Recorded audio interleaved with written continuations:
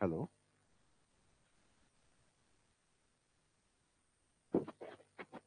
Hello hello ಇಲ್ಲಿ audio system ಏನಿದಿಲ್ಲ ಅಲ್ಲ, just for recording purpose ಅಷ್ಟೇ ಇದೆ.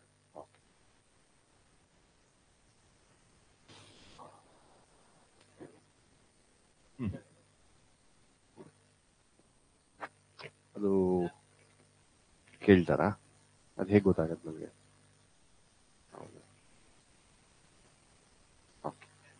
S yes yes. ನಮಸ್ತೆ.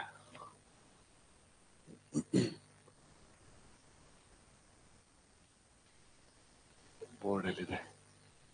ಇದೆ ಅಲ್ವಾ ಸ್ಟಿಕ್ಕು? ನೋಟ್ಗೆ ಹೋಗ್ಬೇಕಲ್ಲ.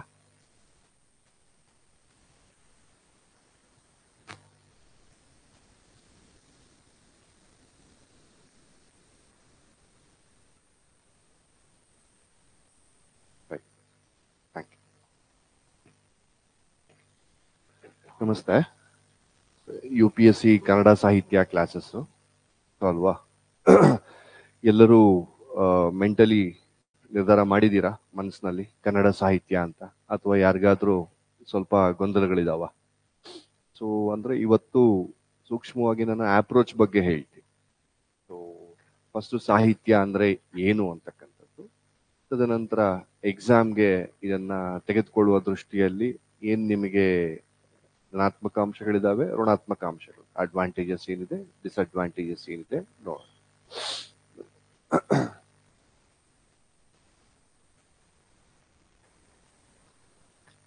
ಅಂಡ್ ಇವತ್ತು ಬುಕ್ ಲಿಸ್ಟ್ ಕೊಡಿ ಅಂತ ಹೇಳಿದ್ದಾರೆ. ಸೊ ಕೆಲವೊಂದು ಸಿಲೆಬಸ್ ಅಕಾರ್ಡಿಂಗ್ ಬುಕ್ ಲಿಸ್ಟ್ ಇವತ್ತು ಕೊಡ್ತೇನೆ. ಅಂಡ್ ಆ ಸಿಲೆಬಸ್ ನ ಹೇಗೆ ಡಿಕೋಡ್ ಮಾಡಬೇಕು ಅನ್ನೋದನ್ನ ನಾಳೆ ಅಥವಾ ನಾಡಿದ್ದ ಕ್ಲಾಸ್ ನಲ್ಲಿ ನಾನು ನಿಮ್ಗೆ ತಿಳಿಸ್ತೇನೆ.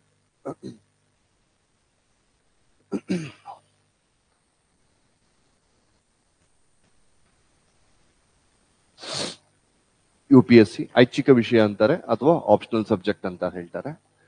ಸೊ ಎಷ್ಟು ಸಬ್ಜೆಕ್ಟ್ ಇಟ್ಟಿದ್ದಾರೆ ಸರ್ ನಿಮ್ಗೆ ಆಪ್ಷನಲ್ ಆಗಿ ತೆಗೆದುಕೊಳ್ಳಬಹುದು? ಐಚ್ಛಿಕ ವಿಷಯ ಎಷ್ಟು ಮೇಡಮ್? 48 ಇಟ್ಟಿದಾರ? ಗೊತ್ತಿಲ್ಲ, ನಿಮ್ಮಿಂದ ಈ ನಾಲೆಡ್ಜ್ ಸಿಕ್ತು ಇವತ್ತು ನನಗೆ. Very nice. 48 ಎಷ್ಟು ಇಟ್ಟಿದ್ದಾರೆ? ಸೊ ಅದ್ರಲ್ಲಿ ಯಾವ್ದಾದ್ರೂ ತೆಗೆದುಕೊಳ್ಳಬಹುದು. ಸೊ ಆ ದೃಷ್ಟಿಯಲ್ಲಿ ಕರ್ನಾಟಕದಲ್ಲಿ ಕಳೆದ ನನಗೆ ಗೊತ್ತಿದ್ದ ಹಾಗೆ 2001ರಿಂದ, ಸೊ ಆಲ್ಮೋಸ್ಟ್ 2001 ಅದಕ್ಕಿಂತಲೂ ಹಿಂದಿನಿಂದ ಕೂಡ ಏನು ಕನ್ನಡ ಸಾಹಿತ್ಯವನ್ನ ಐಚ್ಛಿಕ ವಿಷಯವಾಗಿ ತೆಗೆದುಕೊಳ್ತಾರೆ. ಸೊ ನಿಮ್ಗೆ ಗೊತ್ತಿರಬೇಕು ಬೇಸಿಕ್ ನಾಲೆಡ್ಜ್, 2012ರಿಂದ ಹಿಂದೆ ಎರಡೆರಡು ಐಚ್ಛಿಕ ವಿಷಯಗಳು ಇತ್ತು, ಆಪ್ಷನಲ್ ಸಬ್ಜೆಕ್ಟ್ಸ್ ಎರಡಿತ್ತು. ಸೊ ಆ ನೆಲೆಯಲ್ಲಿ ನಾನು ನೋಡಿದಾಗ ಒಂದ್ ಎಲ್ಲರೂ ಅವ್ರವ್ರು ಇಂಟ್ರೆಸ್ಟೆಡ್ ಆಗಿ ತೆಗೆದುಕೊಳ್ಳೋರು, ಇನ್ನೊಂದು ಎಲ್ಲರದು ಕಾಮನ್ ಆಗಿ ಕನ್ನಡ ಸಾಹಿತ್ಯ ಇರ್ತಾ ಇತ್ತು. ಸೊ ಯಾರು ಬಿಡ್ತಾ ಇರ್ಲಿಲ್ಲ ಕನ್ನಡ ಸಾಹಿತ್ಯವನ್ನ. ತದನಂತರ ಕೇವಲ ಒಂದೇ ಒಂದು ಸಬ್ಜೆಕ್ಟ್ ಇಟ್ಟಿದ್ದಾರೆ ಇವಾಗ ಐಚ್ಛಿಕ ವಿಷಯವಾಗಿ. ಸೊ ಆ ನಂತರ ಕೂಡ ನಾನ್ ನೋಡಿದ ಹಾಗೆ ಕನ್ನಡ ಸಾಹಿತ್ಯ ಪ್ರಮುಖವಾಗಿ ಎಲ್ಲರೂ ತೆಗೆದುಕೊಳ್ಳುವಂತಹ ಏನು ಆಪ್ಷನಲ್ ಸಬ್ಜೆಕ್ಟ್. ಸೊ ಇದಕ್ಕಿಂತ ಹಿಂದೆ ನೀವು ಕೂಡ ರಿಸರ್ಚ್ ಮಾಡಿರ್ತೀರಾ, ಯಾರಿಗೆ ನಿಮ್ಮ ಸೀನಿಯರ್ಸ್ಗೆ ಆಗ್ಲಿ ಯಾವ್ದೊಂದು ತೆಗೆದುಕೊಳ್ಬೇಕು. ನನಗೆ ಗೊತ್ತಿದ್ದಾಗೆ ಸರ್ ಎರಡೇ ಕೇಳಿರ್ತೀರಾ, ಒಂದ್ ಕನ್ನಡ ತಗೊಳ್ಳೋ ಇನ್ನೊಂದು ಆಂಥ್ರೋ ತಗೊಳ್ಳೋ ಅಂತ ಅಲ್ವಾ? ಇನ್ ಕೆಲವರು ಇವಾಗ ಒಂದ್ 3-4 ವರ್ಷದಿಂದ PSIR ಅದು ಕೂಡ ತೆಗೆದುಕೊಳ್ತಾರೆ. ಸರ್ ಯಾವುದೇ ಸಬ್ಜೆಕ್ಟ್ ಬೇರೆ ಯಾವುದೇ ಸಬ್ಜೆಕ್ಟ್ ತೆಗೆದುಕೊಂಡ್ರು ಇಂಗ್ಲಿಷ್ ನಲ್ಲಿ ಬರೀಬೇಕು, ರೈಟ್? ಇಂಗ್ಲಿಷ್ ನಲ್ಲಿ ಬರೀಬೇಕಂದ್ರೆ ಸಾಹಿತ್ಯವನ್ನ ಇಂಗ್ಲಿಷ್ ಲಿಟರೇಚರ್ ತೆಗೆದುಕೊಳ್ಬಹುದು, ಬಟ್ ಭಾಷಾ ಪ್ರೌಢಿಮೆ ಅಂತಕ್ಕಂಥದ್ದು ನಿಮ್ಗೆ ಬೇಕು, ಎಕ್ಸಲೆನ್ಸಿ ಇನ್ ಲ್ಯಾಂಗ್ವೇಜ್. ಸೊ ಕೆಲವೊಂದು ಸಬ್ಜೆಕ್ಟ್ ನಲ್ಲಿ ನಿಮ್ಗೆ ವಿಷಯ ಜ್ಞಾನದ ಅರಿವಿದ್ರೂ ಕೂಡ ಅದನ್ನ ಪ್ರೆಸೆಂಟ್ ಮಾಡೋದ್ರಲ್ಲಿ ಏನು ಫೇಲ್ ಆಗ್ತಾರೆ. ಸೊ ಅಂದ್ರೆ ಲ್ಯಾಂಗ್ವೇಜ್ ಪ್ರೊಫಿಷಿಯನ್ಸಿ, ಆ ಒಂದು ಫ್ಲೂಯೆಂಟ್ ಆಗಿ ಲ್ಯಾಂಗ್ವೇಜ್ ನ ಪ್ರೆಸೆಂಟ್ ಮಾಡುವಂತ ಶಕ್ತಿ ನನಗೆ ಇಲ್ಲ ಅಂತ ಆದ್ರೆ, ಸೊ ಬೇರೆ ಆಪ್ಷನಲ್ ಸಬ್ಜೆಕ್ಟ್ಸ್ ನ ಯೋಚನೆ ಮಾಡಬೇಕು. ಎಸ್ ಸರ್, ನನಗೆ ಬೇರೆದು ನಾನು ಚೆನ್ನಾಗಿ ಮಾಡ್ತೀನಿ ಅಂದ್ರೆ ಮಾತ್ರ ನೀವು ಯೋಚಿಸ್ಲಿಕ್ಕೆ ತಗೊಳ್ಬಹುದು. ತುಂಬಾ ಜನ ಬರ್ತಾರೆ, ಇಂಗ್ಲಿಷ್ ತುಂಬಾ ಅವ್ರಿಗೆ ಮಾತಾಡೋದೇ ಕಷ್ಟ ಇರುತ್ತೆ, ಸೊ ಯಾವ್ದಾವ್ದೋ ಸಬ್ಜೆಕ್ಟ್ ತೆಗೆದುಕೊಳ್ತೀನಿ ಅಂತ ಹೇಳ್ತಾರೆ. ಖಂಡಿತವಾಗ್ಲೂ ಆಗೋದಿಲ್ಲ. ಯಾಕಂದ್ರೆ ಫಸ್ಟ್ ನಿಮ್ಮನ್ನ ನೀವು ಎಕ್ಸ್ಪ್ರೆಸ್ ಮಾಡಬೇಕು ಅಂದ್ರೆ ಏನು ಸರ್? ಲ್ಯಾಂಗ್ವೇಜ್.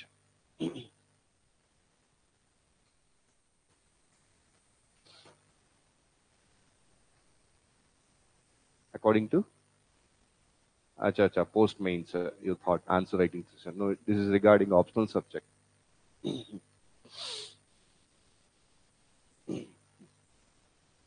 ಇಟ್ನಲ್ಲಿ ಈಗ ಕನ್ನಡ ಸಾಹಿತ್ಯ ಅಂತಕ್ಕಂಥದ್ದು ನಿಮ್ಮ ಮನಸ್ಸಿನಲ್ಲಿ ನೀವು ನಿರ್ಧಾರ ಮಾಡಿದ್ದೆ ಆದ್ರೆ ಸೊ ಏನು ಸರಿ ಇದು ಬಿಡಿ, ಇದ್ರ ಬಗ್ಗೆ ನಾನು ನಿಮ್ಗೆ ಇವಾಗ ಕ್ಲಾರಿಟಿ ಕೊಟ್ಟೆ. ಇಂಗ್ಲಿಷ್ ಚೆನ್ನಾಗಿದ್ರೆ ಮಾತ್ರ ಬೇರೆ ಸಬ್ಜೆಕ್ಟ್ ಬಗ್ಗೆ ಯೋಚನೆ ಮಾಡಿ, ಇಲ್ಲ ಅಂದ್ರೆ ಕನ್ನಡ ಸಾಹಿತ್ಯ ಅಂತಕ್ಕಂಥದ್ದು ಏನಿದೆ ಇಟ್ಸ್ ಎ ಬ್ಯೂಟಿಫುಲ್ ಆಪ್ಷನಲ್, ಒಂದು ಅವಕಾಶ ಮಾಡಿಕೊಟ್ಟಿದ್ದಾರೆ UPSC. ನಿಮ್ಮ ಮಾತೃ ಭಾಷೆಯಲ್ಲೇ ಏನು ನೀವು ಬರೆದು ಪಾಸ್ ಆಗಬಹುದು ಅಂತಕ್ಕಂಥದ್ದು. ಸರಿ, ಇದನ್ನ ಬಿಟ್ಟಿದ್ದೆ ಆದ್ರೆ ನಿಮ್ಗೆ ಉಳ್ಕೊಳ್ಳುವಂತಹದ್ದು ಏನು ಸರ್? ಸಾಹಿತ್ಯ ಅಂತಕ್ಕಂಥ ಲಿಟ್ರೇಚರ್.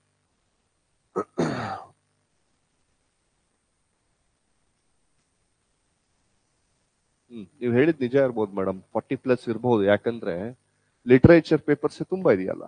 ಅಸ್ಸಾಮೀಸ್ ಲಿಟರೇಚರ್ ತಗೊಳ್ಬಹುದು, ಕಾಶ್ಮೀರಿ ತಗೊಳ್ಬಹುದು, ಹಿಂದಿ ಲಿಟರೇಚರ್, ಸಂಸ್ಕೃತ, ಉರ್ದು, ಮರಾಠಿ, ಎಲ್ಲ ಲ್ಯಾಂಗ್ವೇಜ್ ಅಲ್ಲೂ ನೀವು ತೆಗೆದುಕೊಳ್ತಾ ಹೋಗ್ಬೋದು. ಸರಿ, ಆ ನೆಲೆಯಲ್ಲಿ ನಮಗೂ ಕೂಡ ಎಷ್ಟು ಒಂದು 6 ಕೋಟಿ ಜನಸಂಖ್ಯೆ ಇದೆಯಾ ನಮ್ ಕನ್ನಡ ನಾಡ್ದು. ಸರಿ, ನಮಗೂ ಒಂದು ಆಪ್ಷನಲ್ ಕೊಟ್ಟಿದ್ದಾರೆ, ಏನು ಕನ್ನಡದಲ್ಲಿ ನೀವು ತೆಗೆದುಕೊಂಡು ಬರೀಬಹುದು. ಸರಿ, ತುಂಬಾ ಜನ ಕೇಳ್ತಾರೆ ಏನು ಅಂದ್ರೆ ಸರ್ ನಂದು 125 10th ಸ್ಟ್ಯಾಂಡರ್ಡ್ಗೆ ಎಷ್ಟು 125 ಇದೆಯಾ ಸ್ಕೋರಿಂಗ್ ಇವಾಗ? 124 123 ಇದೆ ನಂದು, 125 ನಾನು ತಗೊಳ್ಬಹುದಾ ಅಂತಕ್ಕಂಥದ್ದು. ಎಸ್, ಲ್ಯಾಂಗ್ವೇಜ್ ನಿಮ್ದು ಏನು ಸ್ಟ್ರಾಂಗ್ ಆಗಿದೆ, ಅತ್ಯುತ್ತಮವಾದ ಒಂದು ಪ್ರಭುತ್ವವನ್ನ ಪಡ್ಕೊಂಡಿದ್ದೀರಾ. ಬಟ್ ಬರೀ ಲ್ಯಾಂಗ್ವೇಜ್ ಇದ್ರೆ ಸಾಕಾ? ಸಾಹಿತ್ಯ ಬೇಕಲ್ವಾ? ನಮಗೆ ಅಲ್ಲಿ ಗ್ರಾಮರು ಅದು ಇದು ಎಲ್ಲ ಹೇಳ್ಕೊಡೋರು. ಸೊ ಹೇಗೋ ಬೈ ಹರ್ಟ್ ಮಾಡೋ ಏನೋ ಮಾಡೋ ಒಂದು ಔಟ್ ಆಫ್ ಔಟ್ ತಗೊಂಡು ಬರ್ತಾ ಇದ್ವಿ. ಬಟ್ ಸಾಹಿತ್ಯ ಅಂದ್ರೆ ಅರ್ಥವೇನು? ಲಿಟ್ರೇಚರ್ ಯಾರಿಗಾದ್ರೂ ಏನಾದ್ರು ಬೇಸಿಕ್ಸ್ ಏನಾದ್ರು ಗೊತ್ತಿದ್ರೆ ಸಾಹಿತ್ಯದ ಬಗ್ಗೆ ಹೇಳಿ. ಯಾಕಂದ್ರೆ ನಾನು ಫಸ್ಟ್ ಸಾಹಿತ್ಯ ಅಂದ್ರೆ ಏನು ಅಂತ ಚರ್ಚೆ ಮಾಡ್ತೇನೆ. ತದನಂತರ ನಾನು ನಿಮ್ಗೆ ಎಕ್ಸಾಮ್ಗೆ ಯಾವ ನಿಟ್ಟಿನಲ್ಲಿ ಪ್ರಿಪೇರ್ ಆಗ್ಬೇಕಿದಕ್ಕೆ ಹೇಳ್ತಾನೆ. ಸಾಹಿತ್ಯ ಅಂದ್ರೆ ಅರ್ಥವಿದೆಯಾ? ನನಗೆ ಕೇವಲ 125 ಔಟ್ ಆಫ್ 125 ಸಿಕ್ಕಿದೆ ಅಂತ ನಿಟ್ಟಿನಲ್ಲಿ ನಾನು ತಗೊಳ್ತೀನಿ ಅನ್ನೋದ್ರಲ್ಲಿ ಅರ್ಥವಿಲ್ಲ. ಏನ್ ಬೇಕು ಸರ್ ಸಾಹಿತ್ಯಕ್ಕೆ? ಸಾಹಿತ್ಯ ಅಂತ ಯಾಕೆ ಕನ್ಸಿಡರ್ ಮಾಡ್ತಾರೆ? ಯಾವುದೋ ಕ್ಲಾಸ್ ನಲ್ಲಿ ಹೇಳಿದ್ದೆ ನಾನು, ಓಲ್ಡ್ ವಿಡಿಯೋಸ್ ನೀವೆಲ್ಲಾದ್ರೂ ನೋಡಿದ್ರೆ ಲಿಟರೇಚರ್ಗೆ ಸಂಬಂಧಿತವಾಗಿ ಅದರ ಬಗ್ಗೆ ಒಂದು ದರ್ಶನವನ್ನ ಅಥವಾ ಒಂದು ಇದನ್ನ ಹಿಂಟನ್ನ ಕೊಟ್ಟಿದ್ದಾನೆ. ನಮ್ಮ ಈ ಒಂದು ಸರ್ವಜ್ಞಂದು ಒಂದು ವಚನವಿದೆ, ಏನು ಸಾಹಿತ್ಯ ಎಲ್ಲರಿಗೂ ಅಲ್ಲ ಅಂತಕ್ಕಂಥದ್ದು ಅದ್ಭುತವಾದ ಒಂದು ವಚನ. ಎಲ್ಲರಿಗೂ ಆಗೋದಿಲ್ಲ. ಯಾಕೆ ಆಗೋದಿಲ್ಲ? ಜ್ಞಾನಪೀಠದ ಬಗ್ಗೆ ಹೇಳಿದ್ದೆ ಅಲ್ವಾ ನಾನು ನಿಮ್ಗೆ, ಎಲ್ಲೋ ಒಂದ್ಸರಿ ನಾನು ಓಲ್ಡ್ ವಿಡಿಯೋಸ್ ಬಿಡಿ ಮತ್ತೆ ಹೇಳ್ತೇನೆ. ಜ್ಞಾನಪೀಠ ಅಲ್ವಾ, ಅವಾರ್ಡ್ ಕೊಡ್ತಾರೆ ಪ್ರತಿ ವರ್ಷ ಭಾರತದಲ್ಲಿ. ಯಾರಿಗೆ ಕೊಡ್ತಾರೆ? ಸಾಹಿತಿಗಳಿಗೆ. ಯಾಕೆ? ಸೈಂಟಿಸ್ಟ್ಗಳದ್ದು ಜ್ಞಾನವಲ್ವಾ? ವಿಜ್ಞಾನಿಗಳದ್ದು ಕೂಡ ಜ್ಞಾನ, ಉಪಾಧ್ಯಾಯರದ್ದು ಜ್ಞಾನವೇ, ಒಬ್ಬ ಇಂಜಿನಿಯರ್ ಅವನದು ಕೂಡ ಜ್ಞಾನವೇ. ಆ ಜ್ಞಾನಕ್ಕೆ ಯಾಕೆ ಕೊಡೋದಿಲ್ಲ? ಆತನನ್ನು ಜ್ಞಾನದ ಪೀಠಾಧಿಪತಿಯಾಗಿ ಕೂರಿಸಬಹುದಲ್ವಾ? ಯಾಕೆ ಕೊಡಲ್ಲ? ಕೇವಲ ಸಾಹಿತಿಗಳಿಗೆ ಅಷ್ಟೇ ಕನ್ಸಿಡರ್ ಮಾಡ್ತಾರೆ. ಹಾಗೆ ನೋಡಕ್ ಹೋದ್ರೆ ನಮ್ ಕಾರಂತರು ಏನ್ ಓದಿದ್ರು? ಹ್ಞೂ ಮೇಡಮ್ 10th PUC ಅನ್ಕೊಳ್ತೀನಿ, ಗೊತ್ತಿಲ್ಲ. 10th ಆರ್ PUC ಇಂಟರ್ಮೀಡಿಯೇಟ್ ಅಷ್ಟೇ. ಅವರಿಗೂ ಜ್ಞಾನಪೀಠ ಸಿಕ್ಕಿದೆ ಅಲ್ವಾ? ಹಾಗೆ ನೋಡಕ್ ಹೋದ್ರೆ PhD ಮಾಡಿದವ್ರಿಗೆ ಕೊಟ್ಟಿಲ್ಲ ಜ್ಞಾನಪೀಠ. 10th ಸ್ಟ್ಯಾಂಡರ್ಡ್ ಅವ್ರು ನೀವು ಹೇಳ್ದಾಗ ಅವ್ರ ಕಾಲೇಜ್ ಡ್ರಾಪ್ ಔಟ್, ಅವ್ರು ಸ್ಕೂಲ್ ಡ್ರಾಪ್ ಔಟ್, ಅವರು ಪಾಪ ಡ್ರಾಪ್ ಔಟ್ ಆಗದಿಕ್ಕೆ ಕಾರಣವಿದೆ. ಸುಮ್ನೆ ಮತ್ತೆ ಅವರಿಲ್ಲ, ಸ್ವಾತಂತ್ರ್ಯ ಹೋರಾಟದ ಚಳುವಳಿಗೆ ಗಾಂಧಿಯ ಏನು ಕರೆಗೆ ನಿಮಿತ್ತವಾಗಿ ಅವರು ಧುಮುಕಿದ್ರು. ಆ ನೆಲೆಯಲ್ಲಿ ಅವರು ಸ್ಯಾಕ್ರಿಫೈಸ್ ಇದೆ, ತ್ಯಾಗವಿದೆ ಅವ್ರ ವಿದ್ಯೆ ಬಿಡೋದ್ರ ಹಿಂದೆ. ಬಟ್ ಸ್ಟಿಲ್ ಅವ್ರಿಗೆ ಯಾಕೆ ಕೊಟ್ಟಿದ್ದಾರೆ ಜ್ಞಾನಪೀಠ? ನಮ್ ಇವ್ರಿಗೆ ಯಾಕೆ ಕೊಟ್ಟಿಲ್ಲ? ಇನ್ಫೋಸಿಸ್ ನಾರಾಯಣ ಮೂರ್ತಿ ಅವರಿಗೆ ಅಥವಾ ಯಾವುದೋ ವಿಜ್ಞಾನಿಗೆ ಯಾಕೆ ಕೊಟ್ಟಿಲ್ಲ? ಸೊ ಇರ್ಲಿ, ಅಲ್ಲಿ ಸಾಹಿತ್ಯ ಅಂತಕ್ಕಂಥ ಅಂದ್ರೆ ಸಾಹಿತಿಗಳಿಗೆ ಮಾತ್ರ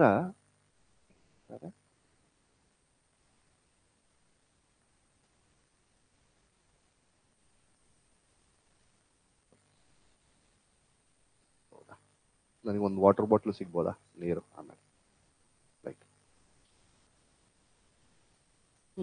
ಬಟ್ 2 ಲೈಟು ಒಂದು ಒಂದೇ ಜನ. ಸಾಹಿತಿಗಳಿಗೆ ಮಾತ್ರ ಜ್ಞಾನಪೀಠವನ್ನ ಕೊಡ್ತಾರೆ. ಅಂದ್ರೆ ಈ ಸಾಹಿತಿಗಳನ್ನ ಜ್ಞಾನವನ್ನ ಮಾತ್ರ ಜ್ಞಾನವಾಗಿ ಕನ್ಸಿಡರ್ ಮಾಡಿದ್ದಾರಾ? ಸೊ ಜ್ಞಾನಗಳಲ್ಲಿ ಹಲವಾರು ವಿಧ. ಏನು ಸರ್? ಭೌತಿಕ ಜ್ಞಾನ ಅಂತ ಹೇಳ್ತೇವೆ. ಏನೋ ಒಂದು ವಿಜ್ಞಾನಿಗಳು ಏನ್ ತೆಗೆದುಕೊಳ್ತಾರೆ, ಅವ್ರು ಏನು ಕಂಡುಹಿಡಿತಾರೆ, ಇವನ್ನೆಲ್ಲ ಭೌತಿಕ ಜ್ಞಾನ.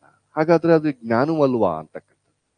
ಸೊ ನಿಜವಾದ ಜ್ಞಾನ ಅಂದ್ರೆ ಈ ಭೌತಿಕ ಜ್ಞಾನ ಅಂದ್ರೆ ಏನು ಒಂದು ಮೆಟೀರಿಯಲ್ಸ್ ಅಂತಕ್ಕಂಥದ್ದು ಹೇಳ್ತೇವೆ, ಏನು ಒಂದು ವಸ್ತು ಜ್ಞಾನ ಅಂತ ಹೇಳ್ತೇವೆ. ಅದರಿಂದ ಮನುಷ್ಯ ಏರ್ತಾ ಹೋಗಬೇಕು ಹಂತ ಹಂತವಾಗಿ, ಅಲ್ವಾ? ಚಿಕ್ಕ ವಯಸ್ಸಿನಲ್ಲಿ ನಮ್ಗೆ ಏನ್ ಬೇಕು ಅನ್ಸುತ್ತೆ ಸರ್? ಚಾಕ್ಲೇಟ್ ಬೇಕು ಅನ್ಸುತ್ತೆ, ಅಥವಾ ಏನೋ ಒಂದು ತಿಂಡಿ ತಿನಿಸು ಬೇಕು ಅಂತ ಅನ್ಸುತ್ತೆ. ಹೋಗ್ತಾ ಹೋಗ್ತಾ ಅದು ಬೇಕು ಅನ್ಸುತ್ತಾ ನಿಮ್ಗೆ? ಇಲ್ಲ. ವಸ್ತುಗಳ ಮೇಲೆ ಏನೋ ಒಂದು ಆಸೆ, ಒಂದು ಫೋನೋ ಅಥವಾ ಒಂದು ಲ್ಯಾಪ್ಟಾಪೋ, ಇದ್ರ ಮೇಲೆ ಆಸೆ ಬಂದೇ ಬರುತ್ತಾ? ಅಲ್ವಾ? ಒಂದು 30-35 ಆಗ್ಲಿ, ಯಾರ ಮೇಲೆ ಆಸೆ ಬರುತ್ತೆ? ಮಕ್ಕಳ ಮೇಲೆ ಆಸೆ ಬರ್ತಾ ಹೋಗುತ್ತೆ, ಅಲ್ವಾ? ಸಹಜ. ನೀವು ಯೋಚನೆ ಮಾಡಿ ಬೇಕಾದ್ರೆ. ಹೀಗೆ ಹೋಗ್ತಾ ಹೋಗ್ತಾ 60 ಆದ್ಮೇಲೆ ಯಾವ್ದ್ರ ಬಗ್ಗೆ ಜ್ಞಾನ ಬರುತ್ತೆ?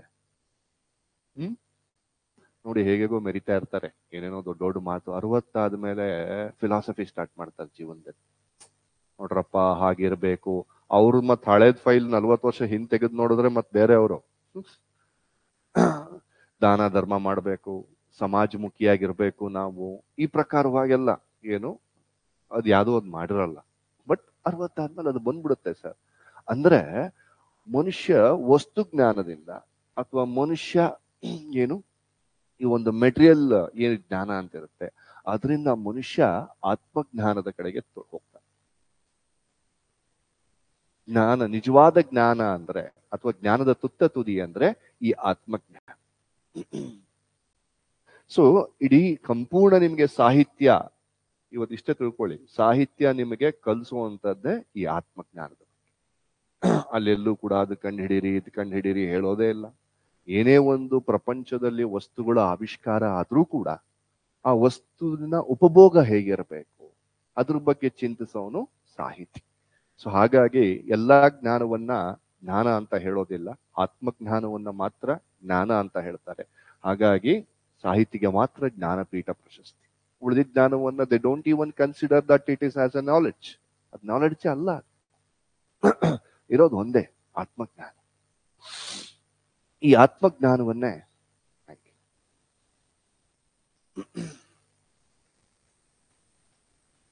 ಉಳಿದಿದ್ದೆಲ್ಲವೂ ಕೂಡ ನಿಮಗೆ ಲೌಕಿಕ ಜ್ಞಾನ. ಲೌಕಿಕ, ಈ ಲೋಕದ ಈ ವಸ್ತುಗಳ ಜ್ಞಾನ. ಎಲ್ಲರೂ ಇಲ್ಲಿಂದಲೇ ಪ್ರಾರಂಭ ಆಗೋದು ಸರ್. ಬಟ್ ಇತ್ತೀಚಿನ ಕಾಲದಲ್ಲಿ ಸ್ವಲ್ಪ ಬೇರೆ ನೆರೇಟಿವ್ ಇದೆ. ಅಂದ್ರೆ ನಿರೂಪಣೆಯೇ ಬೇರೆ ಆಗ್ಬಿಟ್ಟಿದೆ. ಕೆಲವರೆಲ್ಲ ಹುಟ್ಟತಾನೆ ದೇವರಾಗಿರ್ತಾರೆ, ಹುಟ್ಟತಾನೆ ದೇಶಭಕ್ತರಾಗಿರ್ತಾರೆ. ಇನ್ನೂ ಬರ್ತಾ ಇಲ್ಲ ಅವೆಲ್ಲ. ಅಂದ್ರೆ ನಮ್ಗಿನ್ನೂ ಲೌಕಿಕದ ಬಗ್ಗೆನೇ ವ್ಯಾಮೋಹ.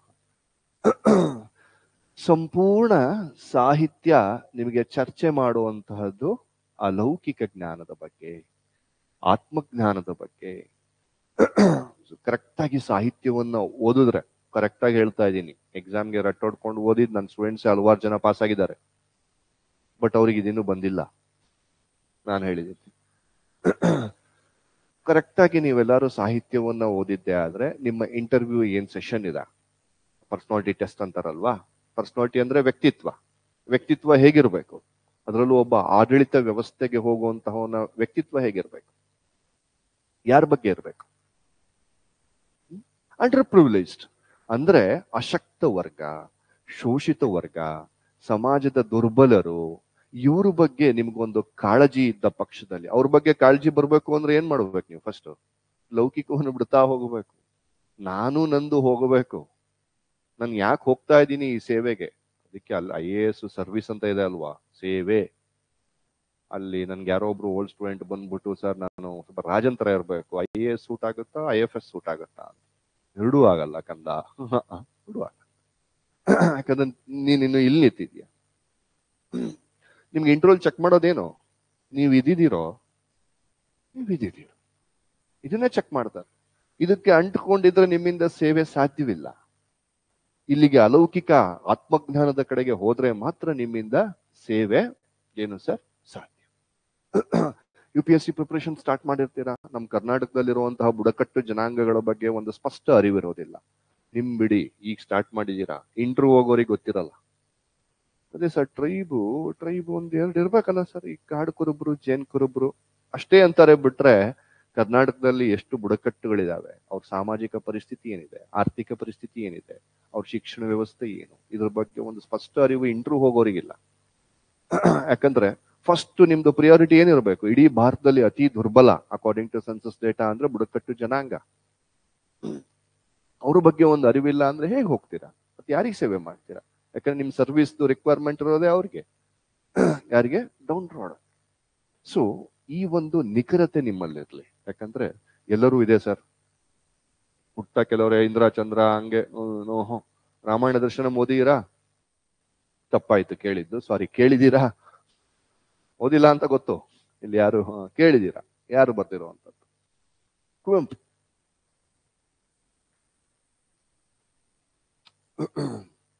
ಬರೀ ರಾಮಾಯಣ ದರ್ಶನಂ ಅಲ್ಲ, ಅದು ಶ್ರೀರಾಮಾಯಣ ದರ್ಶನಂ ಅಂತಕ್ಕಂಥದ್ದಿದೆ ಅಲ್ವಾ? ಅದ್ರ ಬಗ್ಗೆ ಮಾತಾಡ್ತೇನೆ. ಇಷ್ಟು ಚಿಂತೆ ಇರ್ಲಿ.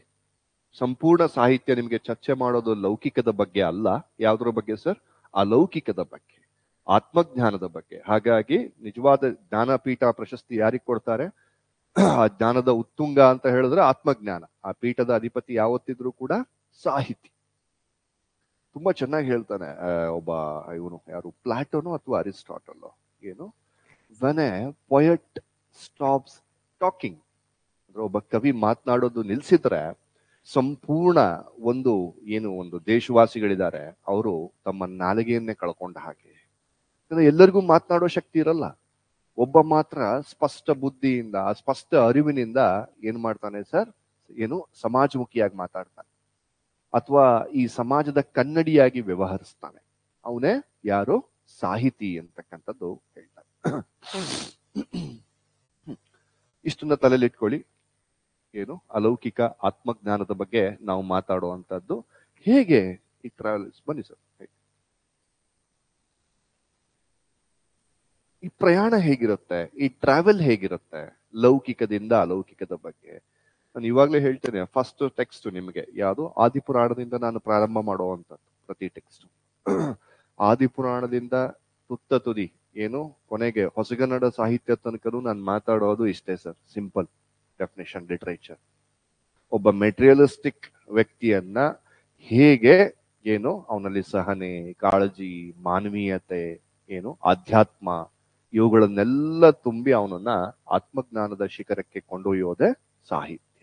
ಯಾಕಂದ್ರೆ ಫಸ್ಟ್ ನಿಮ್ಗೆ ಲಿಟರೇಚರ್ ಅಂದ್ರೆ ಏನು ಅಂತಕ್ಕಂಥದ್ದು ಐಡಿಯಾ ಇರಬೇಕು. ಹಾಗಾಗಿ ಇದು ಎಲ್ಲರಿಗೂ ನಾನು ಇವಾಗ್ಲೇ ಹೇಳ್ತಾ ಇದ್ದೆ, ಸರ್ ನಮ್ಗೆ ಅವೆಲ್ಲ ಬೇಡ ಸರ್, ನಾನು ಓದ್ಬೇಕು, ಪಾಸ್ ಆಗ್ಬೇಕು ಅಂತ ಹೇಳಿದ್ರೆ, ಓದಿ ಪಾಸ್ ಆಗೋ ಜೊತೆಗೆ ನನ್ನ ವ್ಯಕ್ತಿತ್ವ ಸುಧಾರಿಸ್ಬೇಕು. ಎಲ್ಲೋ ಕನ್ನಡಿಯಲ್ಲಿ ನನ್ನ ಪ್ರತಿಬಿಂಬವನ್ನ ನಾನು ನೋಡ್ಕೊಂಡಾಗ, ಫಿಸಿಕಲ್ ಅಲ್ಲ, ಕನ್ನಡಿ ಬೇಡವೇ ಬೇಡ ನಮ್ಮನ್ನ ನಾವು ನೋಡ್ಕೊಳಕ್ಕೆ ಅಲ್ವಾ? ರಾತ್ರಿ ಮಲಗಬೇಕಾದ್ರೆ ನಮ್ಮನ್ನ ನಾವು ಕೇಳ್ಕೊಂಡ್ರೆ ಆಯ್ತು. ಬೆಳಗ್ಗೆಯಿಂದ ಹೇಗಿದ್ಯೋ ಅಂತ ನಮಗ್ ನಾವು ಕೇಳ್ಕೊಂಡ್ರೆ, ಕನ್ಸೆನ್ಸ್ ಸ್ಟ್ರಾಂಗ್ ಇದ್ರೆ, ಆತ್ಮಸಾಕ್ಷಿ ಗಟ್ಟಿಯಾಗಿದ್ರೆ ಅದೇ ಹೇಳ್ಬಿಡುತ್ತೆ ಏನಂತ. 6ರಿಂದ 9ಕ್ಕೆ 3 ಸುಳ್ಳು ಹೇಳಿದ್ಯಾ, ಬೆಳಗ್ಗೆ 9ರಿಂದ 12 ಗಂಟೆಗೆ ಇಬ್ರಿಗೆ ಮೋಸ ಮಾಡಿದ್ಯಾ, ಹೇಳ. 2 ಇಡ್ಲಿ ಸಾಕಿತ್ತು, ಪಕ್ಕದೊಂದು ಕಿತ್ಕೊಂಡು ಇನ್ನೊಂದ್ 2 ಇಡ್ಲಿ ತಿಂದಿದ್ಯಾ? ಇಡ್ಲಿ ಅಂದ್ರೆ ಎಕ್ಸ್ಟ್ರಾ, ಜಾಸ್ತಿ ಬೇಡ, ಅವಶ್ಯಕತೆನೇ ಇಲ್ದ ಹಾಗೆ ನಾವು ತಿಂದಿರ್ತೇವೆ. ಸೊ ಇದೆಲ್ಲ ಗಟ್ಟಿ ಮನಸ್ಸು, ಆತ್ಮಸಾಕ್ಷಿ ಗಟ್ಟಿ ಇದ್ರೆ ಅದ್ ನಮ್ಗೆ ಹೇಳುತ್ತೆ. ಸೊ ಅವಾಗ ಏನ್ ಮಾಡ್ಕೊಳ್ಬೇಕು? ಅಷ್ಟು ಸುಲಭನ ಸರ್ ಅದನ್ನ ಗೆತ್ಕೊಳ್ಳುವಂತದ್ದು? ನಮ್ ವ್ಯಕ್ತಿತ್ವವನ್ನ ಕಾಮ, ಕ್ರೋಧ, ಮದ, ಮತ್ಸರ, ಲೋಭ, ಮೋಹ, ಅರಿಷಡ್ ವರ್ಗಗಳಿದಾವ, ಅದರಿಂದ ಬಾಧಿತ ನಾವು. ಅಷ್ಟು ಸುಲಭನ ಗೆತ್ಕೊಳ್ಳೋದು? ವಿಶ್ವಾಮಿತ್ರ ಗೊತ್ತಲ್ವಾ? ಎಷ್ಟು ವರ್ಷ ಬೇಕಾಯ್ತು ವಿಶ್ವಾಮಿತ್ರನಿಗೆ? ಆರಂಭೆ, ಆಮೇನಕೆ, ಆ ಊರ್ವಶಿ. ನೋಡಿ ಸರ್, ಪ್ಯಾಟ್ರಿಯಾರ್ಕಿಯಲ್ ಹೇಗಿದೀವಿ ನಾವು. ಡಿಸ್ಟರ್ಬ್ ಮಾಡಕ್ ಯಾವಾಗ್ಲೂ ಹೆಣ್ಮಕ್ಳೇ ಬರೋದು ಅಲ್ವಾ? ವಿಶ್ವಾಮಿತ್ರನಿಗೆ ಆತ ಒಬ್ಬ ರಾಜ ಅಲ್ವಾ? He was A king. ಅವನಿಗೆ ಅದರಲ್ಲಿ ಏನು ಸತ್ವವೇ ಕಾಣ್ಲಿಲ್ಲ. ಬಿಡಿ, ಅದಕ್ಕೆ ಇನ್ನೊಂದು ದಿವಸ ಕತೆ ಹೇಳ್ತೇನೆ ಯಾಕೆ ಸತ್ವ ಕಾಣ್ಲಿಲ್ಲ ಅಂತ. ಆತ ಮಹರ್ಷಿ ಆಗ್ಲಿಕ್ಕೆ 50 ಲಕ್ಷ ಕೋಟಿ ವರ್ಷ ಬೇಕಾಯ್ತಂತ. ಎಷ್ಟು? 50 ಲಕ್ಷ ಅಷ್ಟು ಸುಲಭವಲ್ಲ ಈ ಅರಿಷಡ್ ವರ್ಗಗಳನ್ನ ಗೆದ್ಕೊಳ್ಳುವಂಥದ್ದು. ಗಾಂಧೀಜಿಗೆ ಎಷ್ಟು ವರ್ಷ ಬೇಕಾಯ್ತು? ಅವ್ರಿಗೂ ಸಾಕಷ್ಟು ಬೇಕಾಯ್ತು. ಅಕ್ಕ ಮಹಾದೇವಿ, ಅಕ್ಕ ಮಹಾದೇವಿ ಬಗ್ಗೆ ತುಂಬಾ ರಾಂಗ್ ಇಂಟರ್ಪ್ರಿಟೇಷನ್ ಇದೆ. ಆಕೆ ಚನ್ನಮಲ್ಲಿಕಾರ್ಜುನನ ಕಂಡಳು ಅಂತಕ್ಕಂಥದ್ದು ಹೇಳ್ತಾರಲ್ವಾ. ಫಸ್ಟ್ ಆಕೆಗೆ ಒಂದು ಕನ್ಸು ಬೀಳುತ್ತೆ. ಏನ್ ಕನ್ಸು? ಹ್ಮ್ ಹ್ಮ್ ಹೇಳಿ, ಯಾರ ಕನ್ಸು ಕಂಡೆ ಅಂತ ಹೇಳ್ತಾಳೆ? ಈ ರೇಳು ಭುವನಂಗಳಂ ನಡಗಿಸುವ ದಿವ್ಯ ಸ್ವರೂಪವಂ ಕಂಡೆ ಅಂತ ಹೇಳ್ತಾಳು. ಅಂತ ಒಂದು ಸ್ವರೂಪವನ್ನು ನನ್ನ ಕನ್ಸಿನಲ್ಲಿ ಹೊಳೆಯುವ ಕೆಂಜಡೆಗಳು, ಮಣಿಮುಕುಟ ಹೇಳ್ತಾಳೋ ಇಲ್ವೋ ಅವಳು? ಕಂಡೆ ಅಂತ ಹೇಳ್ತಾಳೆ. ಸರಿ, ಅವನನ್ನ ಸಂಧಿಸೋದು ಹೇಗೆ? ಕನ್ಸು ನಿಮ್ಗೂ ಇಲ್ಲಿ ಕೂತ್ಕೊಂಡಾಗ ಎಲ್ಲೋ ಒಂದ್ಸಲಿ UPSC ಮಾಡೋ ಕನ್ಸು ಕಂಡೆ ಅಂತ ಅಲ್ವಾ? ಹೇಗೆ UPSC ಹೇಗ್ ಮಾಡ್ಬೋದು? UPSC ಬೆಳಗ್ಗೆ 9 ಗಂಟೆಗೆ ಎದ್ರೆ ಆಗುತ್ತಾ? ಇಲ್ಲ. ಹಿತಮಿತವಾಗಿ ಊಟ ಮಾಡದೆ ಇಷ್ಟು ಮಾಡಿದ್ರೆ ಆಗುತ್ತಾ? ಆಗೋದಿಲ್ಲ. ಏನು ಸರ್, ಭಿಕ್ಷೆ ಎಲ್ಲೆಲ್ಲಿ ಬೇಡಬೇಕು? ಕಂಡವ್ರ ಹತ್ರ ಎಲ್ಲ ಬೇಡಬೇಕು. ಜ್ಞಾನದ ಭಿಕ್ಷೆ ಹೇಳ್ತಾ ಇದ್ದೀನಿ, ಬೇರೆ ಭಿಕ್ಷೆ ಅಲ್ಲ ಅಲ್ವಾ? ಮಿನಿಮಮ್ ನೀವು ಪಾಸ್ ಆಗೋ ಅಷ್ಟೊತ್ತಿಗೆ 150ರಿಂದ ಎಷ್ಟೋ ಜನ ಸಂಧಿಸಿರ್ತೀರಾ, ಅವ್ರ ಬಗ್ಗೆ ಸಜೆಷನ್ಸ್ ತಗೊಂಡಿರ್ತೀರಾ. ಇಷ್ಟೆಲ್ಲ ಹಾರ್ಡ್ ವರ್ಕ್ ಇದೆ. ಮನೇಲಿ ಮಲ್ಕೊಂಡ್ರೆ ಆಗುತ್ತಾ ಸರ್? ಇಲ್ಲ, ಹೋಗ್ಲೇಬೇಕು. ಹಂತ ಹಂತವಾಗಿ ಅಂದ್ರೆ ತ್ಯಾಗ ಮಾರ್ಗ ಒಂದೇ. ಯಾರಾದ್ರೂ ಭೋಗ ಮಾರ್ಗದಲ್ಲಿ ಹೋಗಿ UPSCಯನ್ನ ಗೆದ್ದಿದ್ರೆ ಹೇಳಿ ಸರ್, ಭೋಗ ಮಾದರಿಯಲ್ಲಿ ಹೋಗಿ ಅಂದ್ರೆ ಆರಾಮಾಗಿರ್ತೇನೆ, UPSC ಮಾಡ್ಕೊಳ್ತೇನೆ. ನೋ, ತ್ಯಾಗ ಮಾದರಿಯಲ್ಲಿ ಹೋಗಿದ್ದಾರೆ. ಸೊ ಅಕ್ಕ ಮಹಾದೇವಿಗೂ ಕೂಡ ಆ ಕನ್ಸು ಕಾಣಿತು. ಏನ್ ಕನ್ಸು ಆಕೆ ಕಂಡಿದ್ದು ಅಂದ್ರೆ ಚನ್ನಮಲ್ಲಿಕಾರ್ಜುನ ಒಂದು ಸಂಕೇತ. ಸೊ ಆಕೆಗೆ ಲೌಕಿಕ ಬಾಧಿಸ್ತು, ಹೇಸಿಗೆ ಹುಟ್ಟು ಬಿಡುತ್ತೆ ಆಕೆ. ಏನ್ ಬದುಕು ನಂದು ಅಂತಕ್ಕಂಥದ್ದು, ಏನು ಸ್ವಾರ್ಥ ಅಂದ್ರ ಅರಿಷಡ್ ವರ್ಗಗಳಿಂದಲೇ ಬಾಧಿತ ದಿನ. ಇದನ್ನ ಹೇಗ್ ಬಿಡೋದು ಅಂತಕ್ಕಂಥದ್ದು ಆಕೆ ನೋಡಿದಾಗ, ಆಕೆ ಹೊರಟಿದ್ದು ಶ್ರೀಶೈಲಕ್ಕೆ ಅಲ್ವಾ? ಎಲ್ಲಿಂದ? ನಮ್ಮ ಉಡುತಡಿ ಶಿವಮೊಗ್ಗದ ಗ್ರಾಮದಿಂದ ಆಕೆ ಹೊರಟಿದ್ದು ಶ್ರೀಶೈಲಕ್ಕೆ.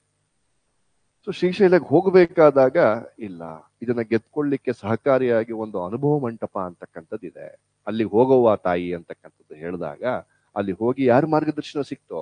ಬಸವಣ್ಣನವ್ರ ಮಾರ್ಗದರ್ಶನ, ಅಲ್ಲಮಪ್ರಭುಗಳ ಮಾರ್ಗದರ್ಶನ, ಇವೆಲ್ಲ ಸಿಕ್ಕಿ ಆಕೆಯ ಲೌಕಿಕ ಆವರಣಗಳನ್ನ ಕಳಚ್ಕೊಳ್ಳಿಕ್ಕೆ ಅವರೆಲ್ಲ ಸಹಾಯ ಮಾಡ್ತಾರೆ.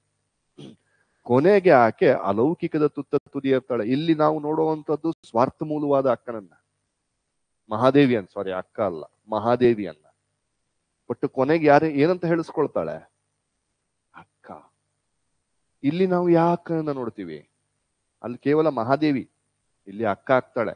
ಅಕ್ಕ ಅಂದ್ರೆ ಅದೇ ನಿಸ್ವಾರ್ಥ, ತ್ಯಾಗ, ಮಾನವೀಯತೆ, ಏನು ಪ್ರೀತಿ, ಸಹಬಾಳ್ವೆ, ಇಂತಹ ಅಲೌಕಿಕ ಮೌಲ್ಯಗಳಿಂದ ಅವಳು ಗಟ್ಟಿ ಆಗ್ಬಿಟ್ಟು ಏನ್ ಮಾಡ್ತಾಳೆ ಸರ್? ಇದಾಗ್ತಾಳೆ. ಸೊ ತನ್ನ ಪ್ರಯಾಣವಿದೆಯಲ್ಲ, ಲೌಕಿಕದಿಂದ ಅಲೌಕಿಕ, ಈ ಪ್ರಯಾಣವನ್ನೇ ಅವಳು ತನ್ನ ವಚನಗಳ ಮೂಲಕ ಹೇಳ್ಕೊಂಡಿದ್ದಾಳೆ. ಅದಕ್ಕೊಂದು ರೂಪಕ ಕೊಟ್ಟಿದ್ದಾಳೆ. ಏನು ರೂಪಕ? Indians are very ಆಬ್ಸೆಸ್ಡ್ with love stories ಅಲ್ವಾ? ಸೊ ಹಾಗಾಗಿ ಅದನ್ನ ಒಂದು ಶೃಂಗಾರ ರೂಪಕದಲ್ಲಿ ತಾನು ಮತ್ತು ಚನ್ನಮಲ್ಲಿಕಾರ್ಜುನ ಹೇಗೆ ಒಂದಾದ್ವಿ. ಚನ್ನಮಲ್ಲಿಕಾರ್ಜುನ ಅಂದ್ರೆ ದೇವರು ಸ್ವಾರ್ಥಿಗೆ ಆಗಿರ್ತಾನ. ದೇವರು ಅಂದ್ರೆ ಎಲ್ಲ ಅಲೌಕಿಕ ಮೌಲ್ಯಗಳ ಸಂಕೇತ. ಸೊ ಅವನನ್ನ ಹೇಗೆ ಸಂಧಿಸಿದೆ ಅಂತಕ್ಕಂಥದ್ದು ಆಕೆ ಹೇಳ್ತಾರೆ. ಸೊ ವಚನಗಳು ತೆಗೆದುಕೊಳ್ಳಿ ಸರ್, ಅಷ್ಟೇ. ಮಹಾಭಾರತ ಇಟ್ಟಿದಾರಲ್ಲ, ಪಂಪ ಭಾರತ, ಯಾರಾದ್ರು ಓದಕ್ಕೆ ಪ್ರಯತ್ನ ಪಟ್ಟಿದ್ದೀರಾ? ಹಳೆಗನ್ನಡದಲ್ಲಿದೆ, ಪ್ರಯತ್ನ ಪಟ್ಟಿದ್ದೀರಾ? ಪ್ರಾರಂಭದಲ್ಲಿ ನೋಡ್ಬೇಕು, ಯಾರು ನಮ್ಮ ಪಂಪನ ದುರ್ಯೋಧನ ಏನ್ ಹೇಳ್ತಾನೆ? ಈ ಸಾವಿನಲ್ಲೂ ಸಾಧ್ಯತೆ ಕಾಣೋರು ಅಂತಕ್ಕಂಥದ್ದು, ಅಥವಾ ಸಾರ್ಥಕತೆ ಕಾಣೋರು ಅಂತ. ಸಾರ್ಥಕತೆ ತಪ್ಪಾಗುತ್ತೆ. ಈ ಎಲೆಕ್ಷನ್ ಟೈಮಲ್ಲಿ ರಾಜಕಾರಣಿಗಳು ಇರ್ತಾರಲ್ಲ, ಹೆಣ ಬಿದ್ರೆ ಏನಾಗುತ್ತೆ, ನಮ್ದೆಲ್ಲಿ ಬೇಳೆ ಬೇಯಿಸ್ಕೊಳ್ಳೋಣ ಅಂತ ಬರ್ತಾರೆ. ಅಷ್ಟು ಕೆಟ್ಟ ಮನುಷ್ಯನಾಗಿರ್ತಾನೆ ಯಾರು? ನಮ್ಮ ಪಂಪನ ದುರ್ಯೋಧನ. ಸ್ವಾರ್ಥ, ಸ್ನೇಹ, let me use it for my benefit, ಅದನ್ನು ಕೂಡ ನನ್ನ ಸ್ವಾರ್ಥಕ್ಕೆ ಉಪಯೋಗಿಸ್ಕೊಳ್ತಾನೆ. ಏನು ಗುರುಗಳು, ಅವರನ್ನು ಉಪಯೋಗಿಸ್ಕೊಳ್ತಾನೆ, ಎಲ್ಲರನ್ನ ಉಪಯೋಗಿಸ್ಕೊಳ್ತಾನೆ. ತಂದೆ ತಾಯಿಗಳು, ಯಾರಲ್ಲೂ ಭ್ರಾತೃತ್ವ ಯಾವ ಪ್ರೀತಿನೂ ಇರಲ್ಲ, ಸ್ವಾರ್ಥ ಮೂಲವಾಗಿ ಏನು ಆತ ಮುನ್ನಡಿತಾನೆ.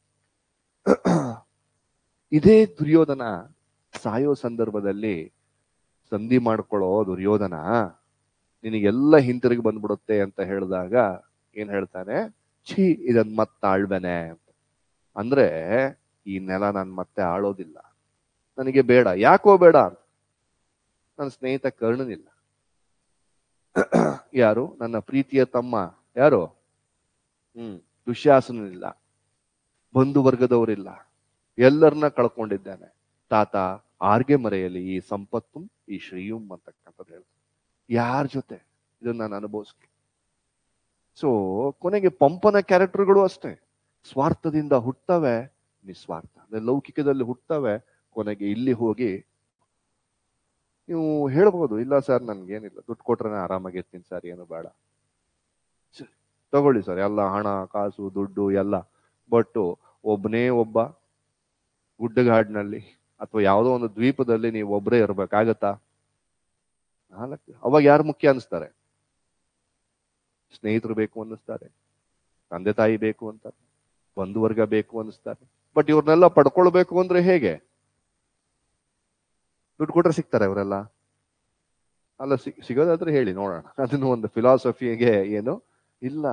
ಒಂದೇ ಒಂದು ಮೂಲ ಇರೋದು ಅದಕ್ಕೆ, ತ್ಯಾಗ, ಸ್ಯಾಕ್ರಿಫೈಸ್ ಅಲ್ವಾ? ಇದರಿಂದ ಮಾತ್ರ ಸಿಗೋದು. ಅಂದ್ರೆ ಮನುಷ್ಯನ ಅಸ್ತಿತ್ವ ಇರೋದೇ ತ್ಯಾಗದ. ಬಟ್ ಇವತ್ತಿನ ಸಮಾಜವನ್ನ ನೋಡಿದ್ರೆ ಇಷ್ಟು ಸ್ವಾರ್ಥ ಮೂಲದಲ್ಲಿ ನಾವು ಹದಗೆಡ್ತಿರೋದ್ರ ಮಧ್ಯೆ ನಮ್ಮ ಅಸ್ತಿತ್ವ ಇರೋದು ತ್ಯಾಗದಲ್ಲಿ ಅಂತಕ್ಕಂಥದ್ದು ಈ ಆತ್ಮಜ್ಞಾನದ ಸಾಹಿತ್ಯ ನಿಮಗೆ ಏನು ಹೇಳ್ಕೊಡುತ್ತೆ. ಪಂಪನು ಅದೇ ಮಾತಾಡ್ತಾನೆ, ಕುಮಾರವ್ಯಾಸನು ಅದೇ ಮಾತಾಡ್ತಾನೆ, ಅಕ್ಕ ಮಹಾದೇವಿ ಶರಣರು ಅದೇ ಮಾತಾಡ್ತಾರೆ, ದಾಸರು ಅದೇ ಮಾತಾಡ್ತಾರೆ. ಸಂಪೂರ್ಣ ಸಾಹಿತ್ಯ ಮಾತಾಡೋದೇ ನಿಮ್ಗೆ ಈ philosophy.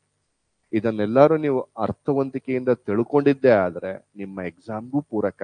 At A same time personality test 275 ಅಂಕ ಇದೆಯಾ UPSC ಅಲ್ಲಿ. ನೀವು ಮಾತಾಡೋದಿಕ್ಕೂ ಬೇರೆ ಆಪ್ಷನಲ್ ತಗೊಂಡಿರೋ ಮಾತಾಡೋದಕ್ಕೂ ಸಾಕಷ್ಟು ವ್ಯತ್ಯಾಸಗಳನ್ನ ಕಾಣ್ತಾರೆ. ಯಾಕಂದ್ರೆ ನಿಮ್ದೆಲ್ಲ ಮೌಲ್ಯಯುತವಾಗಿ ಬರ್ತಾ ಇರ್ತಾವೆ. ಅದ್ರ ಹಿಂದೆ ಒಂದು ಫಿಲಾಸಫಿಕಲ್ ಬ್ಯಾಕಿಂಗ್ ಇರುತ್ತೆ. ಅಂದ್ರೆ ತಾತ್ವಿಕ ಮಾತುಗಳನ್ನ ನೀವು ಆಡ್ತೀರಾ, ಉಳಿದವರು ಆ ಮಾತನ್ನ ಮಾಡ್ಲಿಕ್ಕೆ ಆಗಲ್ಲ. ಒಂದು ಅಡ್ವಾಂಟೇಜ್ ಸಾಹಿತ್ಯ. ತುಂಬಾ ಜನ ನನ್ನ ಓಲ್ಡ್ ಸ್ಟೂಡೆಂಟ್ಸೇ ಇಂಟರ್ವ್ಯೂನಲ್ಲಿ ಫೇಲ್ ಆಗಿದ್ದಾರೆ ಅಂದ್ರೆ ಜಾಸ್ತಿ ಅಂಕಗಳನ್ನ ತೆಗೆದುಕೊಳ್ಳಿಕ್ಕಾಗಿಲ್ಲ. ಅವ್ರು ಏನ್ ಮಾಡಿದ್ದು ಅಂದ್ರೆ ನಾವು ಕೊಟ್ಟಿರೋ ನೋಟ್ಸ್ ಗಳನ್ನೇ ಓದ್ಕೊಂಡಿದ್ದು, ಕ್ಲಾಸ್ ಅಲ್ಲಿ ಅಸೈನ್ಮೆಂಟ್ ಒಂದು ಮಾಡ್ಲಿಲ್ಲ. ಸೊ ಏನೋ ಒಂದು ಮಿನಿಮಮ್ ಸ್ಕೋರ್ ಅಂತ ಬಂತು, 250 ಇಂಟರ್ವ್ಯೂ ಕಾಲ್ ಬಂತು. ಸೊ ಬಟ್ ಆದ್ರೆ ಸಾಹಿತ್ಯವನ್ನ ಮನಸಾರೆ ಅಭ್ಯಸಿಸದ ಕಾರಣ ಇಂಟರ್ವ್ಯೂನಲ್ಲಿ ಅವರು ಹೆಚ್ಚಿನ ಅಂಕಗಳನ್ನ ತೆಗೆದುಕೊಳ್ಳಿಕ್ಕೆ ಆಗ್ಲಿಲ್ಲ. ನಿಜವಾಗ್ಲೂ ಈ ಮನಸಾರೆ ಸಾಹಿತ್ಯವನ್ನ ಓದಿ, ನಾನು ಕೊಡುವಂತ ಅಸೈನ್ಮೆಂಟ್ಸ್ ನ ಡೈಲಿ ಮಾಡ್ಕೊಂಡು ಇವೆಲ್ಲ ಬಂದಿದ್ದೇ ಆದ್ರೆ ಸರ್ 270+ ಅಂಕ. ನಿಮ್ಮ ಭಾಷಾ ಪ್ರಭುತ್ವ, ಕೆಲವರಿಗೆ ಭಾಷೆ ಅದೇನೋ ತುಂಬಾ ಚೆನ್ನಾಗಿರುತ್ತೆ, ಅವ್ರದ್ದು ಎಕ್ಸ್ಪ್ರೆಷನ್, ವೇ ಆಫ್ ಪ್ರೆಸೆಂಟೇಷನ್ ಅದೆಲ್ಲ ಇದ್ರೆ +20 ಅಂಕ. ಇಷ್ಟು ಇವತ್ತಿನ ಸ್ಕೋರಿಗೆ ನಾನು ಮಾತಾಡ್ತಾ ಇದ್ದೆ. ಒಂದೊಂದು ವರ್ಷ ಏನ್ ಮಾಡ್ತಾರೆ, ಮಾಡರೇಷನ್ ಮಾಡೋದಿಲ್ಲ, ಎಲ್ಲರಿಗೂ ಹೆಚ್ಚು ಅಂಕ ಕೊಡ್ತಾರೆ. ಅವಾಗ ಇದೇ ಸ್ಕೋರ್ 330 ಆಗತ್ತೆ. ಸೊ ನಾನು ಇಷ್ಟು ಅಶ್ಯೂರ್ ಮಾಡ್ತಾನೆ, ನಾನು ಇಲ್ಲಿ ತನಕ ಕರ್ಕೊಂಡು ಹೋಗ್ತೇನೆ. ಪ್ಲಸ್ ನಿಮ್ದು ಸ್ಟೈಲು, ಪ್ರೆಸೆಂಟೇಷನ್, ಹ್ಯಾಂಡ್ ರೈಟಿಂಗ್ ಅಷ್ಟು ಮಾನ್ಯ ಆಗೋದಿಲ್ಲ.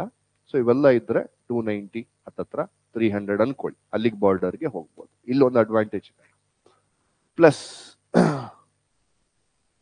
ಇಂಟರ್ವ್ಯೂ 180+, ಉಳಿದವರಿಗೆ 140 150 ಬಂದ್ರೆ ನಿಮ್ಗೆ 30ರಿಂದ 40 ಅಂಕಗಳು ಹೆಚ್ಚಾಗ್ತಾವ. ಅಥವಾ ಇನ್ನೂ ಪ್ರಭುತ್ವವಾಗಿ ಮಾತಾಡಿದ್ರೆ ಸರ್ ಆಲ್ಮೋಸ್ಟ್ ನೀವು 200+ಗೆ ಹೋಗಿ ನಿಂತ್ಕೊಳ್ಬಹುದು.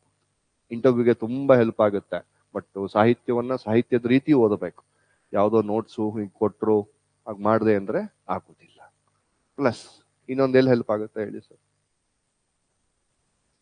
ಎಥಿಕ್ಸ್ ಏನ್ ಬೇಡ ಬಿಡಿ, ಯಾರಿಗೂ ಈ ಕಾಲದಲ್ಲಿ ಇರೋದೇ ಕಷ್ಟ ಆಗಿದೆ. ಅದು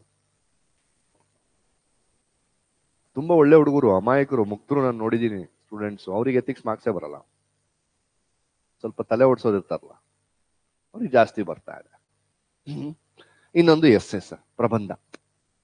ಅಲ್ಲಿ ಏನಾಗಿದೆ, ಇತ್ತೀಚೆಗೆ ನಾನು ನೋಡಿದ ಹಾಗೆ ಕಂಪಲ್ಷನ್ ಮಾಡ್ತಾ ಇದ್ದಾನಲ್ವಾ, ಫಿಲಾಸಫಿಕಲ್ ಎಸ್ಸೇನ ಕೊಡ್ತಾ ಇದ್ದ ಅಂತಾನೆ.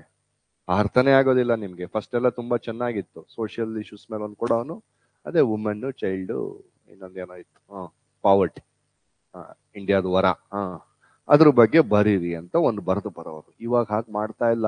Both in section A and section B philosophical ಎಸ್ಸೇನ ಕೊಡ್ತಾ ಇದ್ದಾನೆ.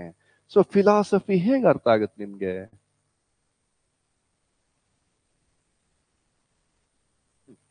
ಈ ಫಿಲಾಸಫಿಯನ್ನ ಅರ್ಥ ಮಾಡ್ಕೊಳ್ಬೇಕಾದ್ರೆ ಸಾಹಿತ್ಯವನ್ನ ಗಟ್ಟಿಯಾಗಿ ನಮ್ಗೆ ಇಟ್ಟಿರೋ ಟೆಕ್ಸ್ಟ್ ನ ನೀವು ಪಾಠವನ್ನ ಮನಸ್ಸಿಟ್ಟು ಕೇಳಿ ಏನು ಫಿಲಾಸಫಿ ಅಂತಕ್ಕಂಥದ್ದು ನಿಮ್ಗೆ ಅರ್ಥವಾಗುತ್ತೆ. ಈಗ ನಾನೇ ಒಂದು ಚಿಕ್ಕ ಫಿಲಾಸಫಿ ಹಾಕೊಟ್ಟೆ, ಲೌಕಿಕದಿಂದ ಇರ್ತೀವಿ ಅಲೌಕಿಕಕ್ಕೆ ಹೋಗ್ತೀವಿ ಅಂತಕ್ಕಂಥದ್ದು.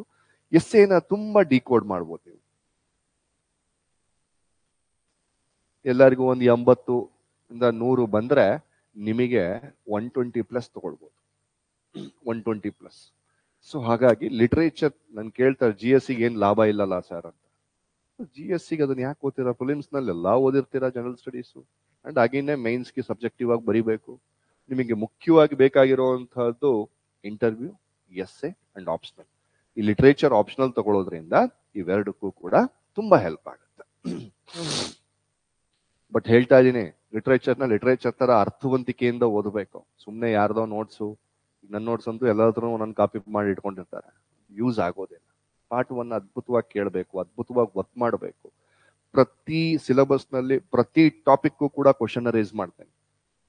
ಪ್ರತಿ ಕ್ವಶನ್ಗೂ ಕೂಡ ಇಂಟ್ರೊಡಕ್ಷನ್ ಹೇಗೆ ಬರಿಬೇಕು, ಡೈಮೆನ್ಷನ್ಸ್ ಹೇಗೆ ಆ ಉತ್ತರಕ್ಕೆ ಮಾಡ್ಕೊಳ್ಬೇಕು, ಕನ್ಕ್ಲೂಷನ್ ಹೇಗೆ ಮಾಡಬೇಕು, ಪ್ರತಿ ಕ್ವಶನ್ಗೂ ಹಾಕೊಡ್ತೇನೆ ನಾನು, ಯಾಕಂದ್ರೆ ಮಾಡ್ಬೇಕಾದಾಗ. ಬಟ್ ನಾಳೆ ಅದನ್ನ ಯಾರು ಮಾಡ್ಕೊಂಬರಲ್ಲ. ಕ್ಲಾಸಿಗೆ ಒಬ್ರು ಇಬ್ರು ಮಾಡ್ಕೊಂಬರ್ತಾರೆ, ಅವ್ರಿಬ್ರಿಗೆ ಒಳ್ಳೆ ಮಾರ್ಕ್ಸ್ ಬರುತ್ತೆ. ಸೊ ತುಂಬಾ ಕ್ವಶನ್ ಯಾರೋ ಕೇಳಿದ್ರಿ ಮೆಸೇಜ್, ಇತ್ತೀಚೆಗೆ ನಮ್ಗೆ 300 ದಾಟಕ್ ಆಗ್ತಾ ಇಲ್ಲ, ಯಾಕೆ? ಲಿಟರೇಚರ್ ತರ ಓದ್ತಾ ಇಲ್ಲ, ಅಭ್ಯಾಸ ಮಾಡ್ತಾ ಇಲ್ಲ. ಪ್ರತಿ ಟಾಪಿಕ್ನು ಓದ್ಬೇಕು. ಪ್ರೈಮರಿ ಸೋರ್ಸ್ ಟೆಕ್ಸ್ಟ್ ಅದನ್ನು ಓದಬೇಕು. ಈಗ ನನ್ ಕೊಟ್ಟಿರೋ ನೋಟ್ಸ್ ಅದು ನನ್ನ ನೋಟ್ಸ್, ನಾನ್ ಮಾಡಿರೋದು, ಅದು ನಿಮಗೆ ಸೆಕೆಂಡರಿ ಆಗತ್ತೆ. ಸೊ ನಾನು ಪ್ರತಿ ಕ್ವಶನ್ ಕ್ಲಾಸ್ ನಲ್ಲಿ ಮಾಡ್ತೀನಿ, ಒರಿಜಿನಲ್ ಟೆಕ್ಸ್ಟ್ ಇಟ್ಕೊಂಡ್ಬಿಟ್ಟು.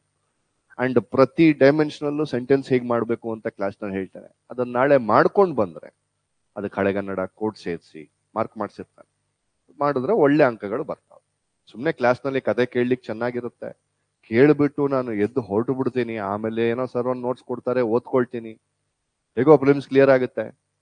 ಮಾಡಿದ್ರೆ ನಿಜವಾಗ್ಲೂ ಅಂಕಗಳು ಬರೋದಿಲ್ಲ. ಹೇಳೋದನ್ನ ತುಂಬಾ ಅಚ್ಚುಕಟ್ಟಾಗಿ ಮಾಡಿ 300 ಸ್ಕೋರ್ ಹತ್ತತ್ರ ಹೋಗೋ ತರ ವ್ಯವಸ್ಥೆಯನ್ನ ನಾನು ಮಾಡ್ತೇನೆ. ಸುಳ್ಳು ಹೇಳಲ್ಲ. 330 350 ಬನ್ನಿ ಏನಿದೆ ಅದನ್ನ ಹೇಳ್ತೇನೆ. ನಾನು ಇಲ್ಲಿ ತನಕ ತಗೊಂಡು ಹೋಗ್ಬೋದು. ಆಮೇಲೆ ನಿಮ್ದು ಲ್ಯಾಂಗ್ವೇಜ್ ಪ್ರೊಫಿಷಿಯನ್ಸಿ ಬೇಕಲ್ವಾ, ಲ್ಯಾಂಗ್ವೇಜ್ ಚೆನ್ನಾಗಿಲ್ಲ ಅಂದ್ರೆ ಕಷ್ಟ ಆಗುತ್ತೆ. ಸೊ ಈ ನಿಟ್ಟಿನಲ್ಲಿ ವರ್ಕ್ ಮಾಡ್ತಾ ಹೋಗಿ. ಸೊ ಇವಾಗ ನಾನು ಮಾತಾಡಿದೆ ಅಲ್ಲಿ ಏನು ಒಂದು ಫಿಲಾಸಫಿಕಲ್ ಬ್ಯಾಕಿಂಗ್ ಕೊಡುತ್ತೆ ನಿಮ್ಗೆ ಎಸ್ಸೆ. ಪ್ರತಿಯೊಂದು ಮಾತನ್ನ ತರ್ಜುಮೆ ಮಾಡಿ ಮಾತಾಡ್ಬೋದು, ನೀವು ತರ್ಕಬದ್ಧವಾಗಿ ಮಾತನಾಡ್ಬೋದು. ನನ್ನ ಕ್ಲಾಸು ಕೇಳಾದ ಮೇಲೆ ನನಗಿರುವಂತ ಫೀಡ್ಬ್ಯಾಕು ಹೇಳ್ತೇನೆ ಸರ್. 3-4 ತಿಂಗಳು ಆದ್ಮೇಲೆ ನನ್ನ ಸ್ನೇಹಿತರೆ ನನ್ನ ಬೇರೆ ತರ ನೋಡ್ತಾರೆ. ಬೇರೆ ತರ ಅಂದ್ರೆ ಸರಿ ಇದ್ದ, ಯಾಕೋ ಹಾಳಾಗ್ಬಿಟ್ನಲ್ಲ, ಈ ತರ ನೋಡ್ತಾರೆ.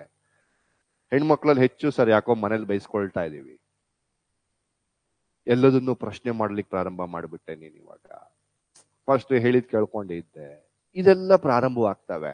ಹಾಗಾಗಿದ್ದ ಪಕ್ಷದಲ್ಲಿ ನೀವು ನಾನು ಸೀರಿಯಸ್ ಆಗಿ ಪಾಠ ಮಾಡಿದೀನಿ ಅಂತ ನೀವು ಕೂಡ ಸೀರಿಯಸ್ ಆಗಿ ಪಾಠವನ್ನ ಕೇಳಿದ್ದೀರಿ ಅಂತ. ಬಟ್ ಅಲ್ಲಿಗೆ ಬಿಟ್ರೆ ಆಗಲ್ಲ, ಆಮೇಲೆ ಪ್ರಾಕ್ಟೀಸ್ ಮಾಡ್ಬೇಕು. ಯಾಕಂದ್ರೆ ಅರ್ಥ ಮಾಡಿಸೋದು ನನ್ನ ಜವಾಬ್ದಾರಿ. ಆಮೇಲೆ ನೀವು ಅದನ್ನ ಬರೆದು ಪ್ರತಿ ಕ್ಲಾಸ್ನಲ್ಲೂ ಅಸೈನ್ಮೆಂಟ್ಸ್ ತೋರಿಸಿ ನಿಮ್ದೇ ಆದಂತಹ ನೋಟ್ಸ್ಗಳನ್ನ ಮಾಡ್ಕೊಂಡು ಹೋದ್ರೆ ತುಂಬಾ ಹೆಲ್ಪ್ ಆಗುತ್ತೆ. ಅಂಡ್ ಡೈರೆಕ್ಟ್ ಆಗಿ ಸ್ಟೂಡೆಂಟ್ ಇದ್ರು, ಅವರಿಗೆ ಫಸ್ಟ್ ಇಂಟರ್ವ್ಯೂ 140 ಬಂತು. ಸೊ ಆಮೇಲೆ ಪ್ರತಿನಿತ್ಯ ಬಂದು ನನ್ನ ಹತ್ರ ಡಿಸ್ಕಸ್ ಮಾಡೋರು. ಎಸ್, ನಾನು ಕನ್ನಡ ಸಾಹಿತ್ಯ ಪಾಠ ಮಾಡೋರು, ನನ್ನ ಹತ್ರ ಯಾಕೆ GSC ಅವ್ರು ಬರ್ಬೇಕು ಅಂತ. ನಾನು ಅವ್ರಿಗೆ ಇಷ್ಟೇ ಹೇಳ್ತಾ ಇದ್ದಿತ್ತು, ನೀವು ಟಾಪಿಕ್ ತಗೊಂಡ್ಬನ್ನಿ, ಅದ್ರ ಬಗ್ಗೆ ಮಾಹಿತಿ ತೆಗೆದುಕೊಂಡು ಬನ್ನಿ. ಫೈನಲ್ ಅದ್ರ ಬಗ್ಗೆ ಹೇಗೆ ಕಾಲ್ ತಗೊಬೇಕು, ಒಂದು ಸ್ಟ್ಯಾಂಡ್ ತಗೊಳ್ಬೇಕು, ಅದನ್ನ ನಾನು ನಿಮ್ಗೆ ಹೇಳ್ಕೊಡ್ತೇನೆ. ನನಗೆ ಹೆಂಗ್ ಗೊತ್ತಾಗತ್ತದು? ನನಗೆ ಹೇಗೆ ಗೊತ್ತಾಗುತ್ತೆ ಸರ್? ಯಾವುದೋ ಒಂದು ಇಶ್ಯೂ, ಇವಾಗ ಏನಿದೆ ಸರ್ ಇಶ್ಯೂ? ಕರ್ನಾಟಕದ ಬಗ್ಗೆ ತುಂಬಾ ಹದಗೆಟ್ಟು ಹೋಗಿದ್ದಾವೆ ಎಲ್ಲವೂ ಕೂಡ. ಯಾವುದೋ ಒಂದು ಇಶ್ಯೂ, ಅದ್ರದ್ದು ಸ್ಟ್ಯಾಂಡ್ ಹೇಗೆ ತಗೊಳ್ಬೇಕು ಅಂತ ಹೇಳಿದಾಗ ಅವರಿಗೆ ನಾನು ಮಾಡ್ತೀನಿ. ಈ ಸಲ ಚೆನ್ನಾಗಿ ಬಂತು ಅವರಿಗೆ, ಹಿ ಗಾಟ್ ಇಂಟು ಸರ್ವಿಸ್. 175 ಏನೋ ಇಂಟರ್ ಕೊಟ್ಟರು, ಓಕೆ, ಡೀಸೆಂಟ್ ಸ್ಕೋರ್. ಅವರು ಒಳಗೆ ಹೋಗಿದ್ದಾರೆ. ಸೊ ನನಗೆ ಯಾರು ಸಹಾಯ ಮಾಡ್ತಾರೆ ಕಾಲ್ ತಗೊಳ್ಳಿಕ್ಕೆ? ಪಂಪ, ಹೋಮರ್, ನಾರಾಯಣಪ್ಪ, ಕುವೆಂಪು, ಕಾರಂತರು, ಇವರು ನನಗೆ ಸಹಾಯ ಮಾಡೋದು. ನನಗೆ ಆರ್ಟ್ ಆಫ್ ಡೈಯಿಂಗ್ ಗುರು ಸಹಾಯ ಮಾಡಲ್ಲ, ನನಗೆ ಒಂದು ದೊಡ್ಡ ಗುರು ಇದಾನಲ್ಲ ಸಹಾಯ ಮಾಡಲ್ಲ. ನನಗೆ ಪಂಪ, ಏನು ಕುಮಾರವ್ಯಾಸ, ನಾರಾಯಣಪ್ಪ, ಯಾರು ನಮ್ಮ ಕುವೆಂಪು, ಕಾರಂತು, ಇವ್ರು ಸಹಾಯ ಮಾಡ್ತಾರೆ. ಅದ್ಭುತವಾದ ಫಿಲಾಸಫಿಯನ್ನ ಕಲಾತ್ಮಕವಾಗಿ ಕಟ್ಕೊಡ್ತಾರೆ. ಇವ್ರನ್ನೆಲ್ಲ ನಂಬೇಡಿ. ಅಲ್ಲ, ನಿಮ್ಗೆ ನಂಬಿಕೆ ಇದ್ರು ನಾನು 3-4 ತಿಂಗಳಲ್ಲಿ ಆ ನಂಬಿಕೆಯನ್ನು ತೆಗೆದು ಹಾಕ್ತೀನಿ ನಾನು. ಯಾಕೆ ಅಂದ್ರೆ ನಾನು ಮತ್ತೆ ಆರೋಪ ಮಾಡೋದಿಲ್ಲ, ತರ್ಕಬದ್ಧವಾಗಿ ತೆಗೆದು ಹಾಕ್ತೇನೆ. ಹೇಳ್ಬೇಕು ಅಂದ್ರೆ ಸರ್, ನಾವಿಲ್ಲಿ ಕೋಚಿಂಗ್ ಒಂದು ಅಂಗಡಿ ಹಾಕೊಂಡಿದೀವಿ, ಅವರು ಒಂದು ಅಂಗಡಿ ಹಾಕೊಂಡಿದ್ದಾರೆ. ನಮಗೂ ಸೇವೆ ಮಾಡೋ ಆಸಕ್ತಿ ಇಲ್ಲ, ಸತ್ಯ ಹೇಳ್ತಾರೆ. ಅವ್ರಿಗೂ ಸೇವೆ ಮಾಡೋ ಆಸಕ್ತಿ ಇಲ್ಲ.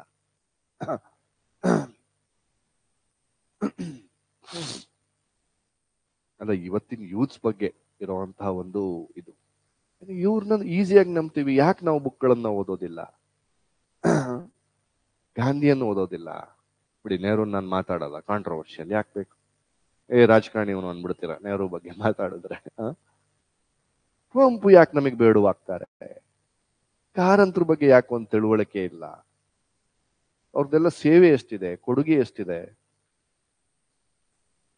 ಅಂತ ಮಹಾನುಭಾವರೆಲ್ಲ ಹುಟ್ಟಿರೋ ಅಂತ ಈ ನಾಡಿನಲ್ಲೇ ಈ ನಾಡಿನ ಪರಿಸ್ಥಿತಿನೇ ಇಷ್ಟಿದೆ. ಯಾಕೆ? ಯಾವ್ಯಾವ ಪಿಕ್ಚರ್ಗಳನ್ನ ಓಡಿಸ್ತೀರಾ ಅಂತ ನಮಗ್ ಗೊತ್ತಿಲ್ವಾ? ದುಡ್ಡು ಕೊಟ್ಟು ನೋಡಿ. ಯಾರು ಸರ್? ರಕ್ತ ಕಾರುವಂತ ಪಿಕ್ಚರ್ಗಳು ಓಡ್ತಾವ ನಮ್ಮ ಈ ನೆಲದಲ್ಲಿ. ಅದೇ A boss, B boss, C boss, ಇಂಥ ಪಿಕ್ಚರ್ಗಳು ಓಡ್ತಾವ. ಮೌಲ್ಯಾಧಾರಿತ ಸಿನಿಮಾಗಳು ಈ ನಾಡಿನಲ್ಲಿ ಓಡ್ತಾ ಇಲ್ಲ. ಸೊ ತಪ್ಪಿಲ್ಲ, ಅವ್ನ್ ಪ್ರೊಡ್ಯೂಸರ್ ದುಡ್ಡು ಹಾಕೋದ್ರಲ್ಲಿ ತಪ್ಪಿಲ್ಲ. ಯಾಕೆ? ಜನ ಏನ್ ಬಯಸ್ತಾರೋ ಅವ್ನ್ ಕೊಡ್ತಾ ಇಲ್ಲ. ಜನ ಬಯಸ್ತಾರೆ ಅಂದ್ರೆ ಅವ್ರದ್ದು ಏನು ಮಾನಸಿಕ ಸ್ಥಿತಿಗತಿ, ಅದು ಇಂಥ ಮಹಾನುಭಾವರು ಹುಟ್ಟಿದ ನಾಡಿನಲ್ಲೇ ಹೀಗಿದೆ. ಸಪೋಸ್ ಇವರು ಹುಟ್ಟಿರ್ಲಿಲ್ಲ ಅನ್ಕೊಳ್ಳಿ, ಈ ನಾಡಿನ ಪರಿಸ್ಥಿತಿ ಏನಾಗ್ಬಿಟ್ಟಿತ್ತು ಅಂತ ನನಗೆ ಅನ್ಸುತ್ತೆ, ಭಯ ಆಗತ್ತೆ. ತುಂಬಾ ಆಮೇಲೆ ಲೈಟರ್ ನೋಟ್ ತಗೊಳ್ತಾ ಇದೀವಿ ಅದನ್ನ.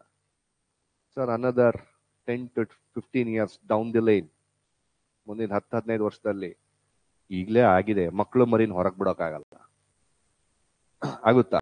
ಬೇಡ, ಸರಿ ಇಲ್ಲ ಪರಿಸ್ಥಿತಿ. ಅಲ್ಲಿ ದೊಂಬಿ ಗಲಾಟೆ ಅಂತೆ, ಇಲ್ಲಿ ಕೋಮು ಗಲಭೆ ಅಂತೆ, ಅಲ್ಲಿ ಏನೋ ಜಾತಿ ಕಲಹ ಅಂತೆ.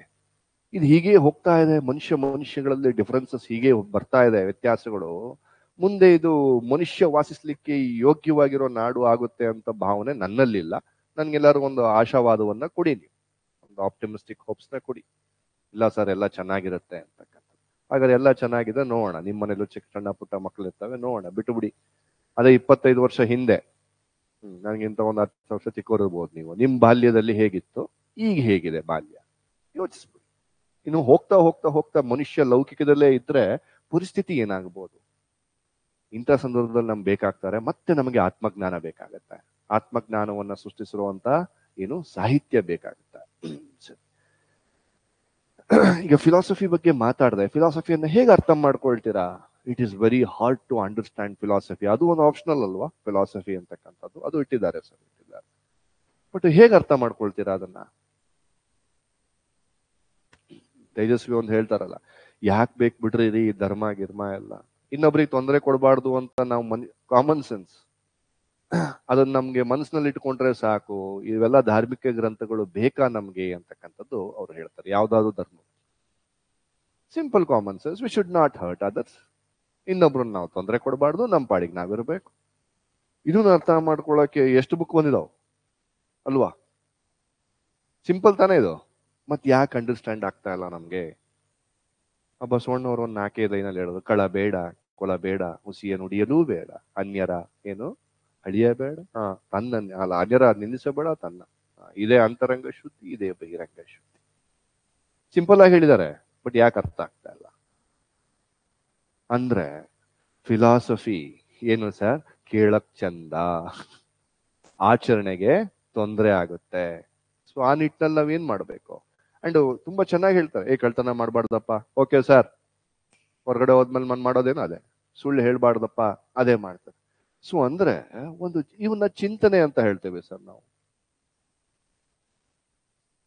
ಇವನ್ನ ಚಿಂತನೆ ಅಥವಾ ತಾತ್ವಿಕತೆ, ತತ್ವ, ಫಿಲಾಸಫಿ, ಚಿಂತನೆ, ಇವೆಲ್ಲವನ್ನು ಹೇಳ್ತೇವೆ ಸರ್. ಮನುಷ್ಯ ಹುಡ್ದಾಗಿಂದಲೂ ಇದು ಅವ್ನ ಕಾಮನ್ ಸೆನ್ಸ್ ಇದೆ, ನಾವು ಇನ್ನೊಬ್ರಿಗೆ ತೊಂದರೆ ಕೊಡಬಾರ್ದು ಅಂತ. ಯಾಕೆ ಮತ್ತೆ ಮತ್ತೆ ಎಡುತ್ತಾ ಇದ್ದಾನೆ ಅಂದ್ರೆ, ಫಿಲಾಸಫಿಯನ್ನ ನೇರವಾಗಿ ಹೇಳ್ಬಿಟ್ರು ದಾರ್ಶನಿಕರು ಅಂತ ಏನು ಫಿಲಾಸಫರ್ಸ್ ಅಂತ ಹೇಳ್ತೇವೆ, ನೇರವಾಗಿ ಹೇಳ್ಬಿಟ್ರು.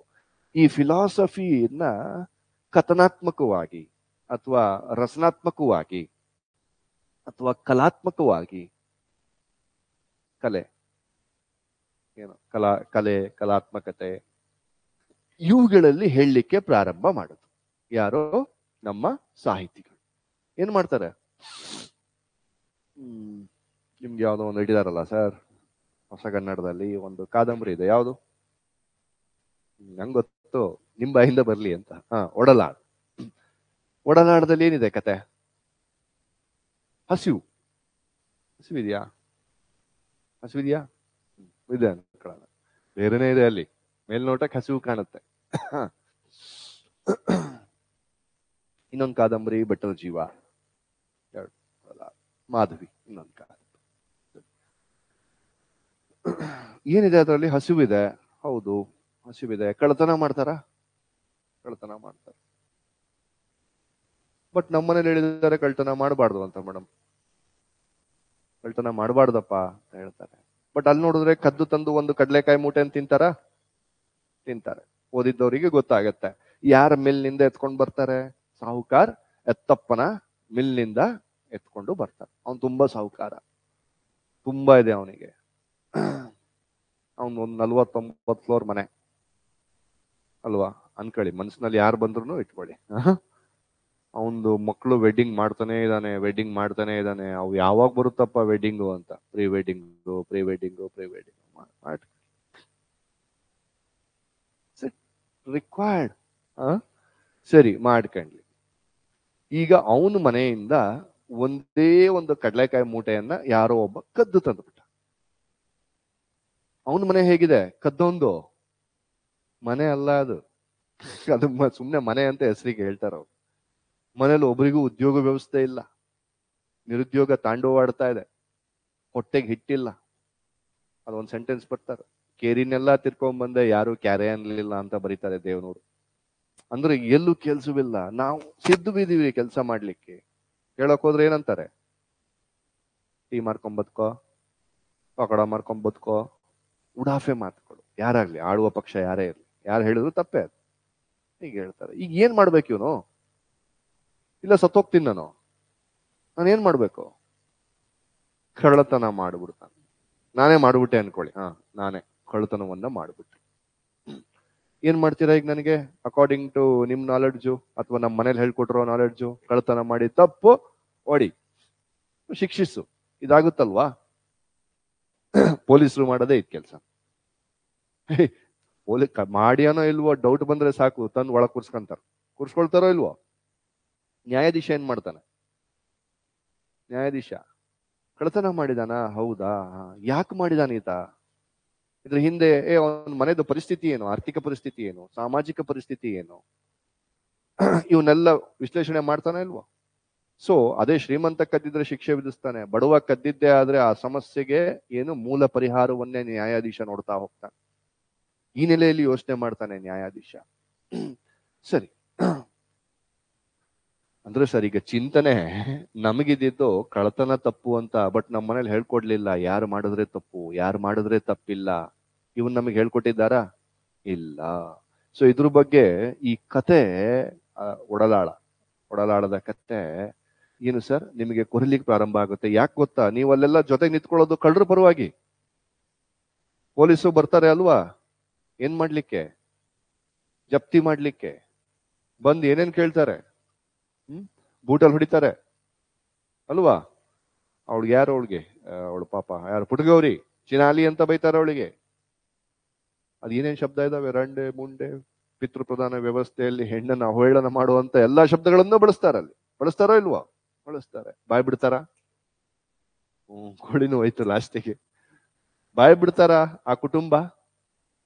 ಇಲ್ಲ ಸ್ವಾಮಿ, ಗೊತ್ತಿಲ್ಲ ಸ್ವಾಮಿ, ಇಲ್ಲ ಸ್ವಾಮಿ. ಬಾಯ್ ಬಿಟ್ರೆ ಸುಳ್ಳು ಹೇಳ್ತಾರೆ ಸರ್. ತಪ್ಪಲ್ವಾ ಸುಳ್ಳು ಹೇಳೋದು? ತಪ್ಪ ಸರಿನಾ? ತಪ್ಪು. ಬಾಯ್ ಬಿಟ್ರೆ ಸುಳ್ಳು ಹೇಳ್ತಾರೆ, ಕಳ್ತನ ಮಾಡ್ತಾರೆ.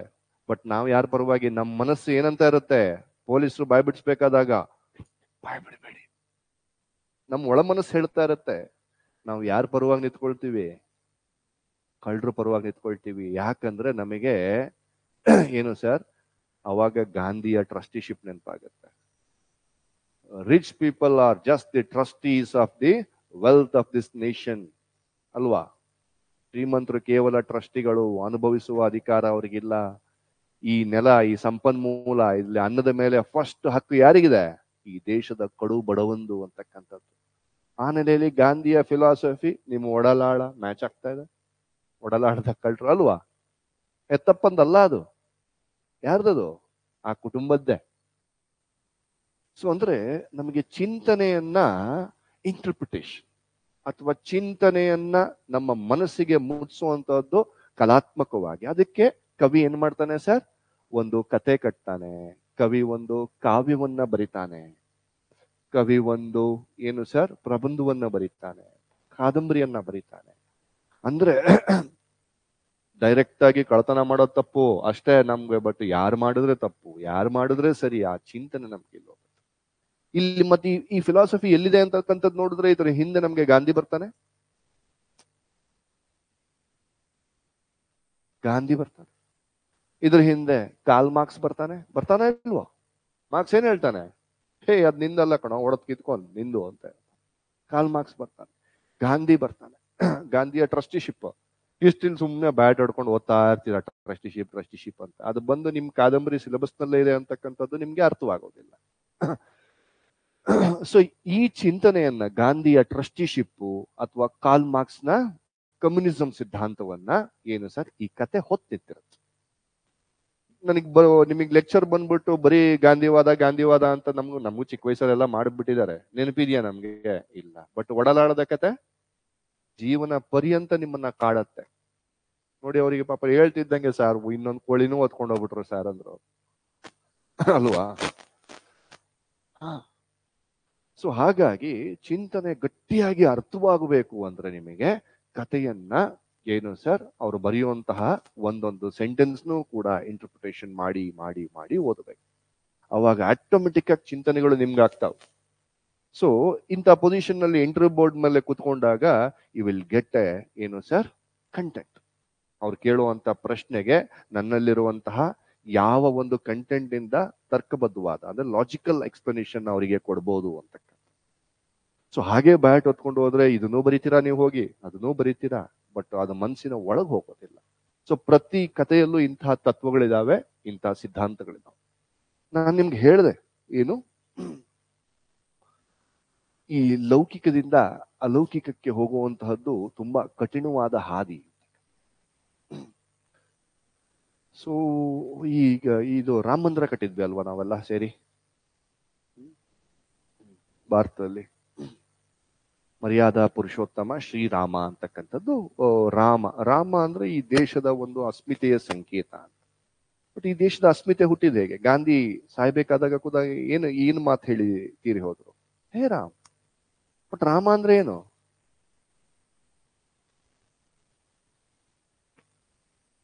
ಅಥವಾ ಒಬ್ಬ ವ್ಯಕ್ತಿಯ ಒಂದು ಸಂಕೇತ. ನಿಮ್ಮಲ್ಲಿ ಏನಿದೆ ನಿಸ್ವಾರ್ಥ, ಶಾಂತಿ, ಪ್ರೇಮ, ಸೌಹಾರ್ದತೆ, ಉತ್ತಮ ಆಡಳಿತ, ಎಲ್ಲದಕ್ಕೂ ಒಬ್ಬ ಸಂಕೇತವಾಗಿ ನಿಲ್ಲುವಂತಹ ವ್ಯಕ್ತಿ. ಆ ವ್ಯಕ್ತಿ ಹುಟ್ಟುತ್ತಾ ಹೇಗಿರ್ತಾನೆ? ಹುಟ್ಟನೆ ಹೀಗಿರಕ್ ಸಾಧ್ಯನಾ? ಹುಟ್ಟ ಏನಾಗ್ಬೇಕು ಸರ್ ಮನೇಲಿ ಯಾವ್ದಾದ್ರು ಮಗು ಚಿಕ್ಕ ವಯಸ್ಸಿಂದ 1 ವರ್ಷನೋ 2 ವರ್ಷನೋ 1 ವರ್ಷದ ಮಗು ಹಿಂಗೆ ಬುಕ್ ತಗೊಂಡು ಕೂತ್ಕೊಂಡ್ರೆ ನಾರ್ಮಲ್ ಅನ್ಸುತ್ತಾ ಅಬ್ನಾರ್ಮಲ್ ಅನ್ಸುತ್ತಾ? ಅಬ್ನಾರ್ಮಲ್.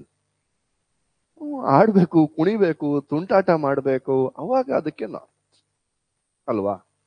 50 ವರ್ಷದವನು ಒಬ್ಬ ಮನುಷ್ಯ ಏನು ಸರ್ ಚಿಕ್ಕ ಮಗು ತರ ಆದ್ರೆ ನಾರ್ಮಲ್ ಅನ್ಸುತ್ತಾ ಅಬ್ನಾರ್ಮಲ್ ಅನ್ಸುತ್ತಾ? ಅಬ್ನಾರ್ಮಲ್. ಸೊ ಹೀಗೆ ಅಂದ್ರೆ ವಯೋಸಹಜವಾಗಿ ಮನುಷ್ಯನ ಪ್ರೌಢಿಮೆ ಏನು ಬೆಳೀತಾ ಹೋಗಬೇಕು. ಸೊ ಕುವೆಂಪು ಅವರು ಶ್ರೀ ರಾಮಾಯಣ ದರ್ಶನಂನಲ್ಲಿ ಏನಾಗತ್ತೆ,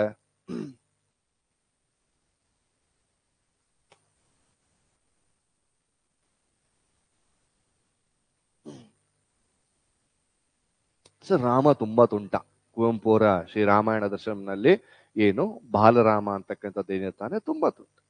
ವಯಸ್ಸಿಗೆ ಸಹಜವಾಗಿ ಎಲ್ಲಾ ಮಕ್ಕಳು ತರ ಹೇಗಿರ್ಬೇಕೋ ಆ ರೀತಿಯಾಗಿ ವರ್ತಿಸ್ತಾ ಇರ್ತಾನೆ ಶ್ರೀರಾಮ. ಬಟ್ ಮರ್ಯಾದಾ ಪುರುಷೋತ್ತಮನಾಗಿ ಅರಳೋದು ಹೇಗೆ ಬದುಕಿನಲ್ಲಿ? ಹಂತ ಹಂತವಾಗಿ. ಯಾರು ತಗೊಂಡಿಲ್ವಾ ಸರ್ ಅಪ್ಪನ ಜೋಬಲ್ಲಿ ಅಮ್ಮನ ಹತ್ರ ₹1 ₹2 ಹೇಳ್ದೆ ಕೇಳದೆ ತಗೊಂಡೋಗಿಲ್ವ? ಎಲ್ಲರೂ ಮಾಡಿರ್ತೀವಿ ಸರ್. ಈಗ ಮಾಡಕ್ಕಾಗತ್ತಾ? ಹಾ, ಈಗ ಮಾಡೋದಿಲ್ಲ. ಸೊ ಅವಾಗ ಮಾಡಾದ ಮೇಲೆ ಏನ್ ಮಾಡ್ಕೊಳ್ತೀವಿ? ತಿದ್ದುಕೊಳ್ತೀವಿ ಹಂತ ಹಂತವಾಗಿ. ಗಾಂಧಿ ಕೂಡ ತಮ್ಮ ಏನು ಏನದು ಸಾರಿ ನಮ್ಮ ಎಕ್ಸ್ಪೆರಿಮೆಂಟಲ್ ವಿತ್ ಟ್ರುತ್, ಸತ್ಯಾನ್ವೇಷಣೆ, ಸಾರಿ ಆತ್ಮಾನ್ವೇಷಣೆ ಅಂತ ಬರ್ತು, ಸತ್ಯಾನ್ವೇಷಣೆ ಅವ್ರದ್ದು ಆತ್ಮಚರಿತ್ರೆ. ಅದ್ರಲ್ಲಿ ಏನ್ ಹೇಳ್ಕೊಂಡಿದ್ದಾರೆ? ತಾವು ಮಾಡಿದಂತಹ ಎಲ್ಲ ತಪ್ಪುಗಳನ್ನು ದಾಖಲಿಸಿದ್ದಾರೆ. ನಾನು ಏನು ಮಾಡಿದೆ? ನಾನು ಹೆಂಡ ಕುಡ್ದಿದ್ದೆ, ಬರ್ದಿಯಾರ ಮರ್ತೋಗಿದೆ. ನಾನು ಹಣವನ್ನ ಕದ್ದಿದ್ದೆ, ಬಟ್ ಇದೆಲ್ಲ ನಾನು ಮಾಡಿದ ತಪ್ಪು. ತದನಂತರ ಹಂತ ಹಂತವಾಗಿ ಅದನ್ನ ತಿತ್ಕೊಂಡೆ. ಗಾಂಧಿ ಏನು ಸರ್ ಎಲ್ಲ ಪಾಸ್ ಆದ್ರು, ಬ್ಯಾರಿಸ್ಟರ್, ಲಂಡನ್ಗೆ ಹೋಗಿ ಮಾಡ್ಕೊಂಡ್ ಬಂದ್ರಲ್ವಾ? ಯಾಕೆ ಮತ್ತೆ ದೇಶ ಸೇವೆ ಮಾಡಕ್ ಇಲ್ಲಿ ಬರ್ಲಿಲ್ಲ? ಗಾಂಧಿ ಏನ್ ಮಾಡಿದ್ರು? ಹಣ ಮಾಡಕ್ ಎಲ್ಲಿಗೆ ಹೋದ್ರು? ಸೌತ್ ಆಫ್ರಿಕಾಗ್ ಹೋದ್ರು. ಮಾಡಿದ್ರು ಇಲ್ವೋ ಹಣನ? ಚೆನ್ನಾಗಿ ಮಾಡಿದ್ರು. ಗಾಂಧಿ ಹೇಗಿದ್ರು ಅವಾಗ ನೋಡಿದೀರಾ? ಸುಟ್ಟು ಬುಟ್ಟು, ವಾಸ್ ವೆರಿ ಪಾಲಿಶ್ಡ್ ಜೆಂಟಲ್ಮನ್ ಅಲ್ವಾ? ಹಾಗೆ ಏನ್ ಅನ್ನಿಸ್ತು ಅವರಿಗೆ? ಫಸ್ಟ್ ಯಾವಾಗ ಟ್ರೈನ್ ನಲ್ಲಿ ದಬ್ಬುದ್ರೋ, ಓಹೋ, ಹಣ ಒಂದಲ್ಲೇ ಅಷ್ಟ ಅಲ್ಲ, ಜಾನ್ ಸೆ ಪ್ಯಾರಿ ಆಜಾದಿ, ಮನುಷ್ಯನಿಗೆ ಸ್ವಾತಂತ್ರ್ಯ ಮುಖ್ಯ, ಇಲ್ಲ ಅಂದ್ರೆ ಎಷ್ಟೇ ಹಣ ಮಾಡಿದ್ರು ಕೂಡ ಏನೋ ಇದರಲ್ಲಿ ಅರ್ಥವಿಲ್ಲ ಅನ್ನಿಸ್ತು. ಕೊನೆಗೆ ಏನ್ ಮಾಡಿದ್ರು ಅವರು? ಟಾಲ್ಸ್ಟಾಯ್ ಫಾರ್ಮ್ ಅಂತಕ್ಕಂಥದ್ದು ಮಾಡ್ತಾರೆ. ಅಲ್ಲಿ ಏನು ನಮ್ಮ ಚ್ಯುತಿಗಳಾಗ್ತಿದ್ವು ಆ ಹಕ್ಕಿನ ಬಗ್ಗೆ ಹೋರಾಡ್ತಾರೆ. ನಂತರ ದಿವಸದಲ್ಲಿ ಭಾರತಕ್ಕೆ ಬರ್ತಾರೆ. ಭಾರತಕ್ಕೆ ಬಂದು ಪರ್ಯಟನೆ ಮಾಡಿದಾಗ ಏನ್ ಅನ್ಸ್ತು? ಯಾವುದೋ ಹೆಣ್ಣು ಮಗಳಿಗೆ ಉಡ್ಲಿಕ್ಕೆ ವಸ್ತ್ರವಿರೋದಿಲ್ಲ. ಸೊ ನನ್ನ ದೇಶವಾಸಿಗಳು ಹೀಗಿರ್ಬೇಕು. ಒಂದ್ಸಲಿ ತಮ್ಮನ್ನ ನೋಡ್ಕೊಳ್ತಾರೆ ಮೇಲಿಂದ ಕೆಳಗೆ, ಅಯ್ಯಪ್ಪ. ಅಲ್ಲಿ ನೋಡ್ತಾರೆ ಏನೂ ಇಲ್ಲ. ಅಂಡ್ ನಾವಿಬ್ರು ಯಾರ ಮಕ್ಕಳು? ಭಾರತ್ ಮಾತಾ. ಸುಮ್ನೆ ಭಾರತ್ ಮಾತೆ ಹೇಳಿದ್ರೆ ಆಗತ್ತಾ ಸರ್? ಭಾರತ್ ಮಾತೆಯ ಮಕ್ಕಳೆಲ್ಲ ಹಾಗೆ ಇದೀವ, ಒಟ್ಟಿಗೆ ಇದೀವ. ಮತ್ತೆ ಏನಕ್ಕೆ ಹೇಳೋದು? ಸುಮ್ನೆ ಅನ್ಸ್ಬಿಡತ್ ಒಂದೊಂದ್ಸಲ. ಅರ್ಥವಿಲ್ಲದ ಮಾತು ಯಾಕಪ್ಪ ಅನ್ಸ್ಬಿಡತ್ತೆ. ನಾನು ಭಾರತ ಮಾತಾ ಕಿ ಜೈ ಅಂತೀನಿ ಅಂದ್ರೆ ಭಾರತ ಮಾತೆಯ ಮಕ್ಕಳನ್ನೆಲ್ಲರೂ ನಾನು ಸಮಾನವಾಗಿ ನೋಡ್ಬೇಕು. ಸಮಾನ ಶಿಕ್ಷಣ, ಸಮಾನ ಅಧಿಕಾರ, ಏನು ಸಮಾನ ಸಂಪನ್ಮೂಲಗಳ ಹಂಚಿಕೆ, ಇದು ಆಗ್ತಾ ಇದೆಯಾ sir? 1% of the population controls, ಗೊತ್ತು ನಿಮಗೆ ಎಷ್ಟು ಅಂತ. 10% ಕಂಟ್ರೋಲ್ 74%. ಅವ್ರಿಷ್ಟೇ ಯಾಕೋ ಭಾರತ್ ಮಾತಾಕಿ ಮಕ್ಕಳು ಅನ್ಸ್ಬಿಡತ್ತ ಒಂದೊಂದ್ಸಲ. ಎಲ್ಲರೂ ಇಲ್ಲ. ಸೊ ಗಾಂಧಿಗನ್ಸಿದ್ದು ಹೀಗೆ. ಅದು ಹೇಗ್ ಸಾಧ್ಯ? ನಾನಲ್ಲಿ ಹೋಗ್ಬಿಟ್ಟು ಭಾರತ್ ಮಾತಾಕಿ ಜೈ ಅಂತೀನಿ, ನನ್ನ ತಂಗಿನೋ ನನ್ನ ಅಕ್ಕನೋ ನನ್ನ ಅಣ್ಣನೋ ತಮ್ಮನೋ ಹೊಟ್ಟೆಗೆ ಹಿಟ್ಟಿಲ್ಲ ಹಾಗಿದ್ದಾರೆ. ಸೊ ಕನ್ಸೈನ್ಸ್, ಆತ್ಮಸಾಕ್ಷಿ ಗಟ್ಟಿ ಆಯ್ತು. ಆ ನೆಲೆ ಹಂತ ಹಂತವಾಗಿ ಬಿಡಿಸ್ಕೊಂಡಿದ್ದಲ್ವ ಆ ಮನುಷ್ಯ. ಎಲ್ಲಿಂದ? ಲೌಕಿಕದಿಂದ. ನಾವು all of a sudden Shriramachandra ಆಗ್ಬೇಕು ಅಂದ್ರೆ ಹೇಗೆ? Over a period of time. ವಿಶ್ವಾಮಿತ್ರನಿಗೆ 50 ಲಕ್ಷ ಕೋಟಿ ವರ್ಷ. ಗಾಂಧಿಗೂ ಅಷ್ಟೇ, ಅಕ್ಕನಿಗೂ ಅಷ್ಟೇ, ಎಲ್ಲ ಮಹಾನುಭಾವರು ಕೂಡ ಲೌಕಿಕದಿಂದ ಅರಳಿದ್ದು. ಬಟ್ ಆದ್ರೆ ಈ ನ್ಯೂ ಇಂಡಿಯಾದಲ್ಲಿ ಮಹಾನುಭಾವರು ಹುಟ್ಟಿಂದಲೇ ಅರಳ್ಬಿಟ್ಟಿದ್ದಾರೆ. ಹುಟ್ಟತಾನೆ ತಾಯಿ ಗರ್ಭದಿಂದ ಬರ್ತಾನೆ ಹಿಂಗ್ ಬರ್ತಾರ. ನಾನು ದೇಶ ಪ್ರೇಮಿ, ನಾನು ಬಡವರ ಜನಗಳಿಗಾಗೆ ಹುಟ್ಟಿರೋದು, ನಾನು ಹುಟ್ಟಿಂದಲೇ ಏನು ದೇಶ ಸೇವೆ ಮಾಡ್ತಾ ಇದ್ದೆ. ಸುಳ್ಳು ನಂಬೇಡಿ. ಅಂದ್ರೆ ಜನಾಭಿಪ್ರಾಯದ ಜೊತೆಗೆ ಹೋದ್ರೆ ನಿಮ್ಮ ಏನು ಬೌದ್ಧಿಕ ಸಾಮರ್ಥ್ಯ ಕುಸಿತಾ ಹೋಗುತ್ತೆ. ಒಂದು ಕ್ರೌಡ್ ಅಥವಾ ಒಂದು ಸಮೂಹ ಹೋಗ್ಬೇಕಾದಾಗ ಅವ್ರು ಒಂದು ಮಾತು ಹೇಳ್ಬೇಕಾಗ ಅದರಿಂದ ಹೊರಗೆ ನಿಂತು ನೋಡ್ಬೇಕು. ಇವ್ರು ಹೇಳೋದು ಎಷ್ಟು ಸರಿ, ಇವ್ರು ಹೇಳೋದು ಎಷ್ಟು ತಪ್ಪು, ಅದನ್ನ ತುಲನಾತ್ಮಕವಾಗಿ ನೋಡಬೇಕು. ಏನು ಚಿಂತನೆಗೆ ಹೊರಗಿಟ್ಟು ನೋಡ್ಬೇಕು. ಆಗಷ್ಟೇ ನಿಮ್ಗೆ ಗೊತ್ತಾಗುತ್ತೆ. ನಾನು ಇದೆಲ್ಲ ಯಾಕೆ ಹೇಳ್ತಾ ಇದ್ದೀನಿ ಅಂದ್ರೆ, ಲಿಟ್ರೇಚರ್ ಅರ್ಥ ಮಾಡ್ಕೊಳ್ತೀನಿ ಅಥವಾ ನಾನು ತೆಗೆದುಕೊಳ್ತೀನಿ ಅಂದ್ರೆ ಈ ನಿಟ್ಟಿನಲ್ಲಿ ಯೋಚನೆ ಮಾಡೋ ಶಕ್ತಿ ಇರ್ಬೇಕು. 4 ಜನ ಜೈ ಅಂದ್ರು ಅಂದ್ರೆ ನೀವು ಜೈ ಅನ್ನೋಗಿಲ್ಲ. ಹಿಂದೆ ಬಂದು ನೀವು ಅದ್ರ ಬಗ್ಗೆ ಯೋಚಿಸ್ಬೇಕು, ಎಷ್ಟು ಸರಿ ಎಷ್ಟು ತಪ್ಪು ಅಂತಕ್ಕಂಥದ್ದು. ಶ್ರೀರಾಮ ರಾಮಾಯಣ ದರ್ಶನದಲ್ಲಿ ಏನಾಗುತ್ತೆ ಸರ್? ರಾಮ ಚಿಕ್ಕ ಮಕ್ಕಳ ತರ ಹಠ ಮಾಡ್ತಾನೆ. ಕುವೆಂಪು ಅವರ ರಾಮಾಯಣ ದರ್ಶನದಲ್ಲಿ ರಾಮ ಕೋದಂಡ ಹಿಡಿಯೋದಿಲ್ಲ. ಕೋದಂಡ ಅಂದ್ರೆ ಗೊತ್ತಲ್ಲ? ಇವತ್ತಿನ ರಾಮನನ್ನ ತುಂಬಾ ನಾವು ಏನು ಸರ್ ಸಿಟ್ಟಿನಿಂದ ತೋರಿಸ್ತಾ ಇದ್ದೀವಿ. ಗೊತ್ತಿಲ್ಲ, ಆ ಜನರೇಷನ್ ಹೆಂಗಾಗುತ್ತೋ ಆ ತರ ದೇವರ ಮುಖಗಳು ಕೂಡ ಚೇಂಜ್ ಆಗ್ತಾ ಹೋಗ್ತಾವ ಅಲ್ವಾ? ಕೋದಂಡ ಹಿಡಿದಿರ್ತಾನೆ ಶ್ರೀರಾಮ. ಬಟ್ ಒಂದ್ಸಲ ಏನಾಗತ್ತೆ, ಈ ವಾಲಿ ಮತ್ತು ಸುಗ್ರೀವ ಗೊತ್ತಲ್ವಾ? ವಾಲಿ ಸುಗ್ರೀವ ಅಲ್ಲ, ಯಾರು ಬಂಧಿಸಿಟ್ಟಿರ್ತಾನೆ? ಸುಗ್ರೀವನನ್ನ ವಾಲಿ ಏನು ಬಂಧಿಸಿಟ್ಟಿರ್ತಾನೆ. ಏನಕ್ಕೆ ಕಾರಣ ಗೊತ್ತು ನಿಮ್ಗೆ? ವಾಲಿ ಆ ರಾಕ್ಷಸನ ಸಂಹಾರಕ್ಕೆ ಹೋದಾಗ ಏನಾಗುತ್ತೆ ಸರ್? ಆ ಬಂಡೆಯನ್ನ ಮುಚ್ಚಿ ಬಂದಿರ್ತಾನೆ. ಯಾಕಂದ್ರೆ ಆ ರಾಕ್ಷಸ ಎಲ್ಲಿ ಹೊರಗೆ ಬಂದು ದೇಶವನ್ನ ಹಾಳು ಮಾಡ್ತಾನೆ ಅಂತ. ಸೊ ಒಂದು ಕೊನೆಗೆ ಬಂದು ವಾಲಿ ಹೊರಗೆ ನೋಡ್ತಾನೆ, ಇಲ್ಲ ತಮ್ಮನೇ ಮುಚ್ಚಿದ್ದು ಅಂದ್ಬಿಡ್ತಾರೆ. What was that actually? Small misunderstanding ಅಲ್ವಾ? ಅಣ್ಣ ತಮ್ಮನ ಮೇಲೆ ಒಂದು ಸಹಜವಾಗಿ ಬರುವಂತ ಭಿನ್ನಾಭಿಪ್ರಾಯ. ಇಲ್ಲಿರೋರು ಹೇಳಿ ಸರ್, ಅಣ್ಣ ತಮ್ಮ ಯಾವತ್ತೂ ಜಗಳ ಆಡಿಲ್ವಾ? ಇದ್ದವರು ಅಕ್ಕ ತಂಗಿ ಯಾವತ್ತೂ ಜಗಳ ಆಡಿಲ್ವಾ? ಬರಲ್ವಾ ಮಿಸ್ಅಂಡರ್ಸ್ಟ್ಯಾಂಡಿಂಗ್ಸ್? ಬಂದೆ, ಎರಡು ವ್ಯಕ್ತಿಗಳು ಇದ್ದಾಗ ಬಂದೆ.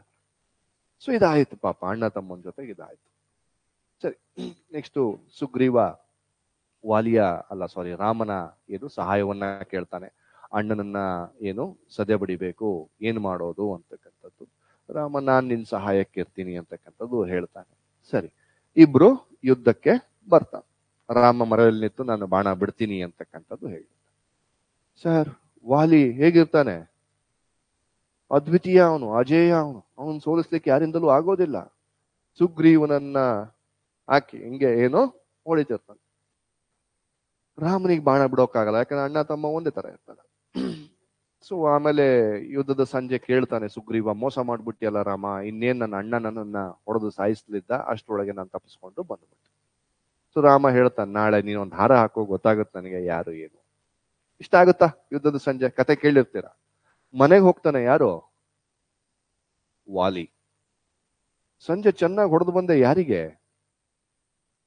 ನಾನ್ ಚಿಕ್ಕ ವಯಸ್ಸಿನಲ್ಲಿ ಸಾಕಿದವನು, ನನ್ನ ತಮ್ಮ. ಅವನಿಗೆ ನಾನು ಊಟ ಮಾಡಿಸಿದ್ದೀನಿ, ನಾನ್ ನೀರಾಟ ಆಡ್ಸಿದ್ದೀನಿ, ನಾನ್ ಚೆಂಡಾಟ ಆಡ್ಸಿದೀನಿ. ಇಂಥವನಿಗೆ ಹೊಡೆದು ತಪ್ಪು ಮಾಡ್ಬಿಟ್ನಲ್ಲ ಅಂತಕ್ಕಂಥದ್ದು ಯಾರ ಮನಸ್ಸಿನಲ್ಲಿ ಬರುತ್ತೆ? ಅಣ್ಣ ವಾಲಿಯ ಮನಸ್ಸಿನಲ್ಲಿ ಬರುತ್ತೆ. ಛೇ, ಹೀಗೆ ಮಾಡ್ಬಾರ್ದು. ಸರಿ, ನಾಳೆ ಅವನು ಬರ್ಲಿ, ಅವನನ್ನ ಮುದ್ದಾಡಿ ಮತ್ತೆ ಅವನಿಗೆ ನನ್ನ ಪ್ರೀತಿಯನ್ನ ಕೊಡ್ತೀನಿ ಅಂತಕ್ಕಂಥ ಟೈಮ್ ಕೊಡ್ಬೇಕಲ್ವಾ ಸರ್ ಯಾರಿಗಾದ್ರು? ಮನಸ್ಥಿತಿ. ಸರಿ, ಮರು ದಿವಸ ಯುದ್ಧ ಪ್ರಾರಂಭವಾಗುತ್ತೆ. ವಾಲಿ ಸುಗ್ರೀವ ಬರ್ತಿದ್ದಂಗೆ ವಾಲಿ ಅವನನ್ನ ಮೇಲ್ ಹಾಕೋದು, ಕೆಳಗಿಟ್ಕೊಳ್ಳೋದು. ಒಂಥರ ಚಿಕ್ಕ ವಯಸ್ಸಿನಲ್ಲಿ ಹೇಗೆ ಆಟ ಆಡ್ಸಿರ್ತಾನೋ ಹಾಗೆ ಆಟ ಆಡ್ಸ್ಲಿಕ್ಕೆ ಪ್ರಾರಂಭ. ಬಟ್ ಅಷ್ಟರೊಳಗೆ ರಾಮನ ಬಾಣ ಬಂದೇ ಬಿಡ್ತು, ವಾಲಿಗೆ ಎದೆಯನ್ನ ಸೀಳ. ಸಣ್ಣ ಮಿಸ್ಅಂಡರ್ಸ್ಟ್ಯಾಂಡಿಂಗ್ ಅಲ್ವಾ? ಕೂತ್ಕೊಂಡು ಯೋಚನೆ ಮಾಡಿ, ಇವಾಗ್ಲೂ ನಾವು ಪಾಕಿಸ್ತಾನ ಅವ್ರ ಜೊತೆಗೆ ಏನ್ ಹೇಳ್ತೀವಿ? ಫಸ್ಟ್ ಡಯಲಾಗು, ಫಸ್ಟ್ ಡಿಬೇಟ್, ಇದೇ ಮಾತಾಡೋದಲ್ವಾ? ಮಾತುಕತೆಯಲ್ಲಿ ಬಗೆಹರಿದು ಹೋಗ್ಬಿಡೋದು. ಅಲ್ಲಿಗೆ ಒಂದು ಅನ್ಯಾಯವಾಗಿ ಒಂದು ಜೀವಿ ಹೋಯ್ತು. ಆ ಜೀವಿಗೆ ಏನಾಗಿತ್ತು? ಪಶ್ಚಾತ್ತಾಪ ಕೂಡ ಆಗಿತ್ತು. ಸರಿ, ವಾಲಿ ಕೇಳ್ತಾನೆ ರಾಮನಿಗೆ, ಏನು ರಾಮ, ಅನ್ಯಾಯ ಮಾಡ್ಬಿಟ್ಟಿಯಲ್ಲೋ ರಾಮ, ಅಣ್ಣ ತಮ್ಮ ಏನೋ ಒಂದು ಸಣ್ಣ ಸಮಸ್ಯೆ ಆಗಿತ್ತು, ಬಗೆಹರಿಸ್ಕೊಳ್ತಿದ್ವಿ, ಹೀಗೆ ಮಾಡ್ಬಿಟ್ಟಿಯಲ್ಲ ರಾಮ. ರಾಮ ಕೇಳ್ತಾನೆ, ಸರಿ ಅದೆಲ್ಲ ಸರಿ, ಸುಗ್ರೀವನ ಹೆಂಡತಿ ತಾರಾದೇವಿಯನ್ನ ನೀನು ಬಂಧನದಲ್ಲಿ ಇಟ್ಬಿಟ್ಟಿದ್ಯಲ್ಲ ನಿನ್ನ. ಸುಗ್ರೀವ ಹೇಳ್ತಾನೆ, ವಾಲಿ, ರಾಮ ನಿನ್ನ ಮನಸ್ಥಿತಿಯನ್ನ ನನಗೆ ಹೇರಬೇಡ. ತಾರಾದೇವಿ ತಾಯಿನಗೆ ಅಂತ, ಆಕೆ ತಾಯಿ ನನಗೆ. ಆಕೆಯನ್ನ ಸಿಂಹಾಸನದಲ್ಲಿ ಇಟ್ಟು ಪೂಜಿಸ್ತಾ ಇದ್ದೀನಿ ನಾನು, ನನ್ನ ಮೇಲೆ ಇಂಥ ಆರೋಪ ಹೊತ್ಸ್ಬಿಟ್ಟಿಯಲ್ಲ. ಅವಾಗ ಒಂದ್ಸಲ ಯಾರು ಹವ್ವಾರು ಹೋಗ್ತಾರೆ? ಶ್ರೀರಾಮ್. ಅಯ್ಯೋ ಭಗವಂತ, ಎಂತ ತಪ್ಪು ಮಾಡ್ಬಿಟ್ಟೆ ನಾನು. ಎಲ್ಲದಕ್ಕೂ ಮೂಲ ಕಾರಣ ಏನು? ನಿಮ್ ಕೈಯಲ್ಲಿ ಒಂದು ರಿವಾಲ್ವರ್ ಕೊಡ್ತೀನಿ ಇವಾಗ, ಏನನ್ಸುತ್ತೆ? ಫಸ್ಟ್ ಹಿಂಗ್ ಮಾಡ್ಬೇಕು ಅನ್ಸುತ್ತೋ ಇಲ್ವೋ? ನನಗಂತೂ ಅನ್ಸುತ್ತೆ. ಇದ್ರೆ ಮಾಡೋಣ. ನಮ್ ಊರ್ ಕಡೆ ಹೋದಾಗ ಕತ್ತಿ ಹಿಡ್ಕೊಳ್ತೀವಿ, ಸುಮ್ನೆ ಹಿಂಗ್ ಪಕ್ಕ ಗಿಡ ಹೆಂಗ್ ಮಾಡೋದು. ಅದೇ ಇಲ್ಲ ಅಂದ್ರೆ ಸುಮ್ನೆ ಇರ್ತಿದ್ವಾ? ಅದು ಇದೆ, ಅವಾಗ ಏನಾಗುತ್ತೆ? ಕಿರಿತಾ ಇರುತ್ತೆ, ಏನಾರು ಮಾಡೋಣ ಅಂತ. ಸೊ ರಾಮನಿಗೆ ಅವತ್ತು ಜ್ಞಾನೋದಯವಾಗತ್ತೆ. ಈ ಕೋದಂಡ ಇದರಿಂದಲೇ ಇದು ತೊಂದರೆ ಆಗಿ, ಈ ಕೋದಂಡವನ್ನ ನಾನು ತ್ಯಜಿಸ್ಬಿಡ್ತೇನೆ, ಇನ್ನು ಯಾವತ್ತೂ ಕೂಡ ನಾನು ಕೋದಂಡವನ್ನ ಹಿಡಿಯೋದಿಲ್ಲ ಅಂದ್ರೆ ಅದು ವೆಪನ್ ಇದೆ ಅಂದ್ರೆ ಏನಾಗುತ್ತೆ? ನನಗೆ ತೊಂದರೆ ಆಗಿ.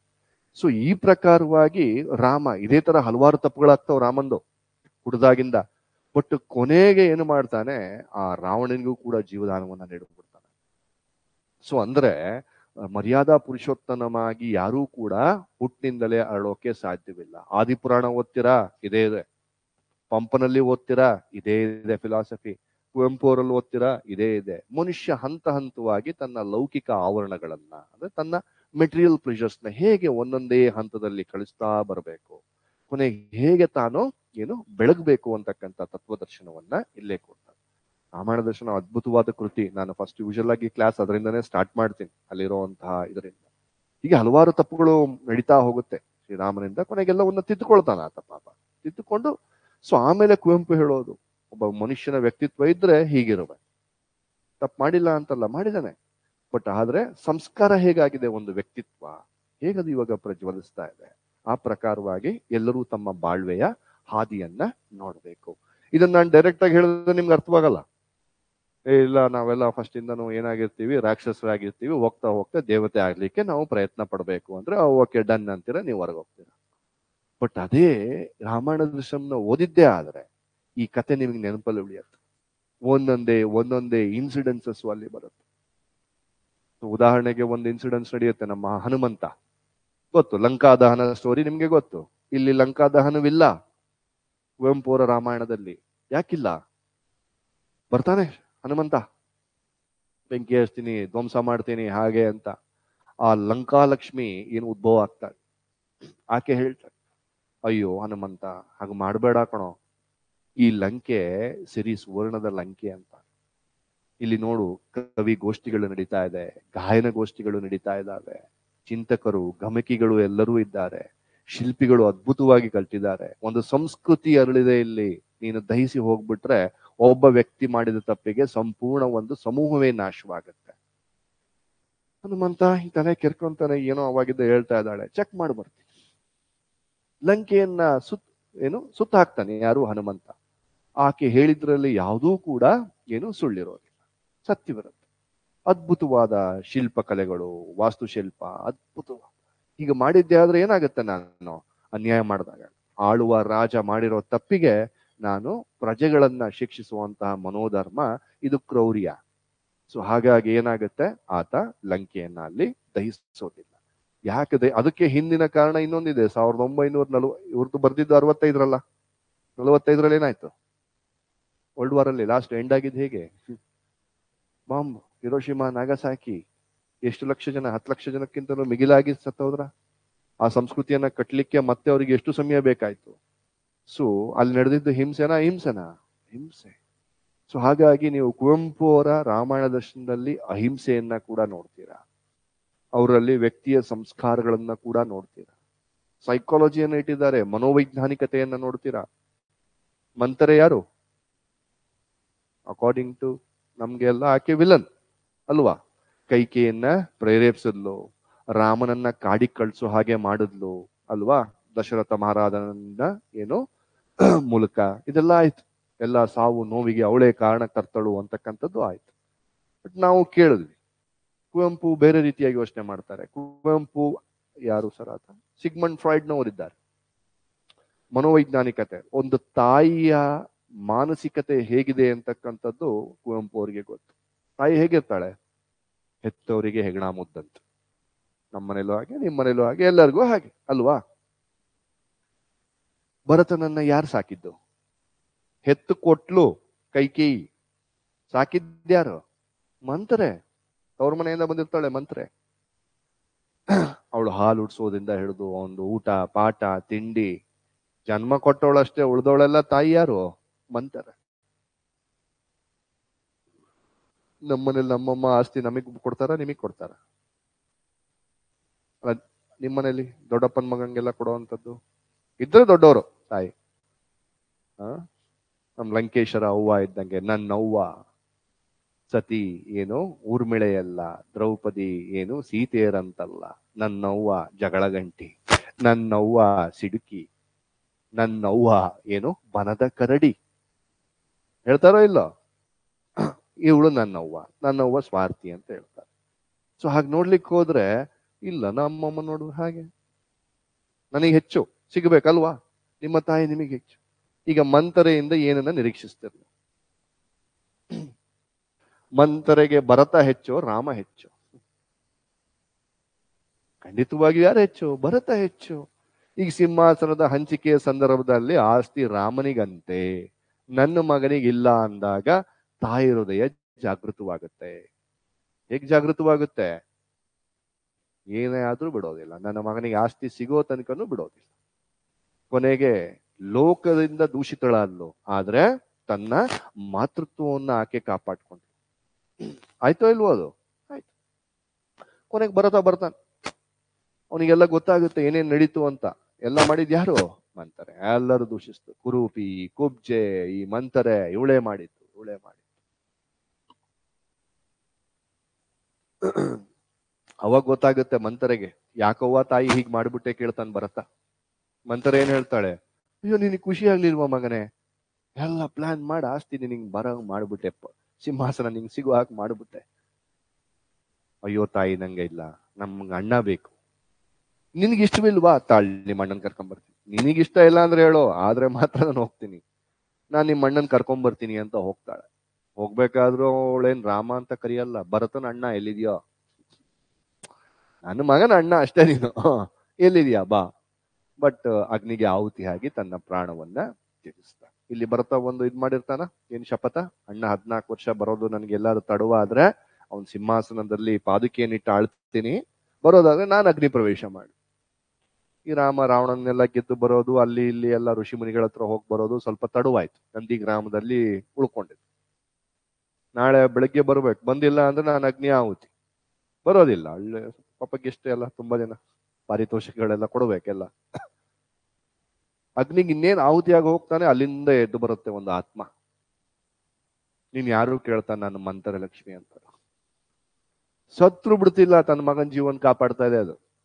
ನೀನ್ ಅಣ್ಣ ಎಲ್ಲೂ ಹೋಗಲ್ಲ, ಬರ್ತಾ ಇದ್ದಾನೆ, ನೀನ್ ಅಗ್ನಿಗೆ ಆಹುತಿ ಆಗಬೇಡ ಅಂದ್ರೆ. ಇದೊಂದು ಏನು ಸರ್, ಇಲ್ಲಿ ಒಂದು ನಿಮ್ಗೆ ಅವಾಸ್ತವಕ ಸಂಗತಿ ಇದೆ, ಬಟ್ ಅದ್ರ ಹಿಂದಿರುವಂತಹ ಏನು ಮನಃಶಾಸ್ತ್ರ ಏನಿದನ್ನ ಅರ್ಥ ಮಾಡ್ಕೊಳ್ಬೇಕು. ಅಂದ್ರೆ ಆ ತಾಯಿಯಲ್ಲಿ ಅಡಗಿರುವಂತಹ ಮಾತೃತ್ವವನ್ನ ಇಲ್ಲಿ ಹೇಗ ಜಾಗೃತವಾಗತ್ತೆ.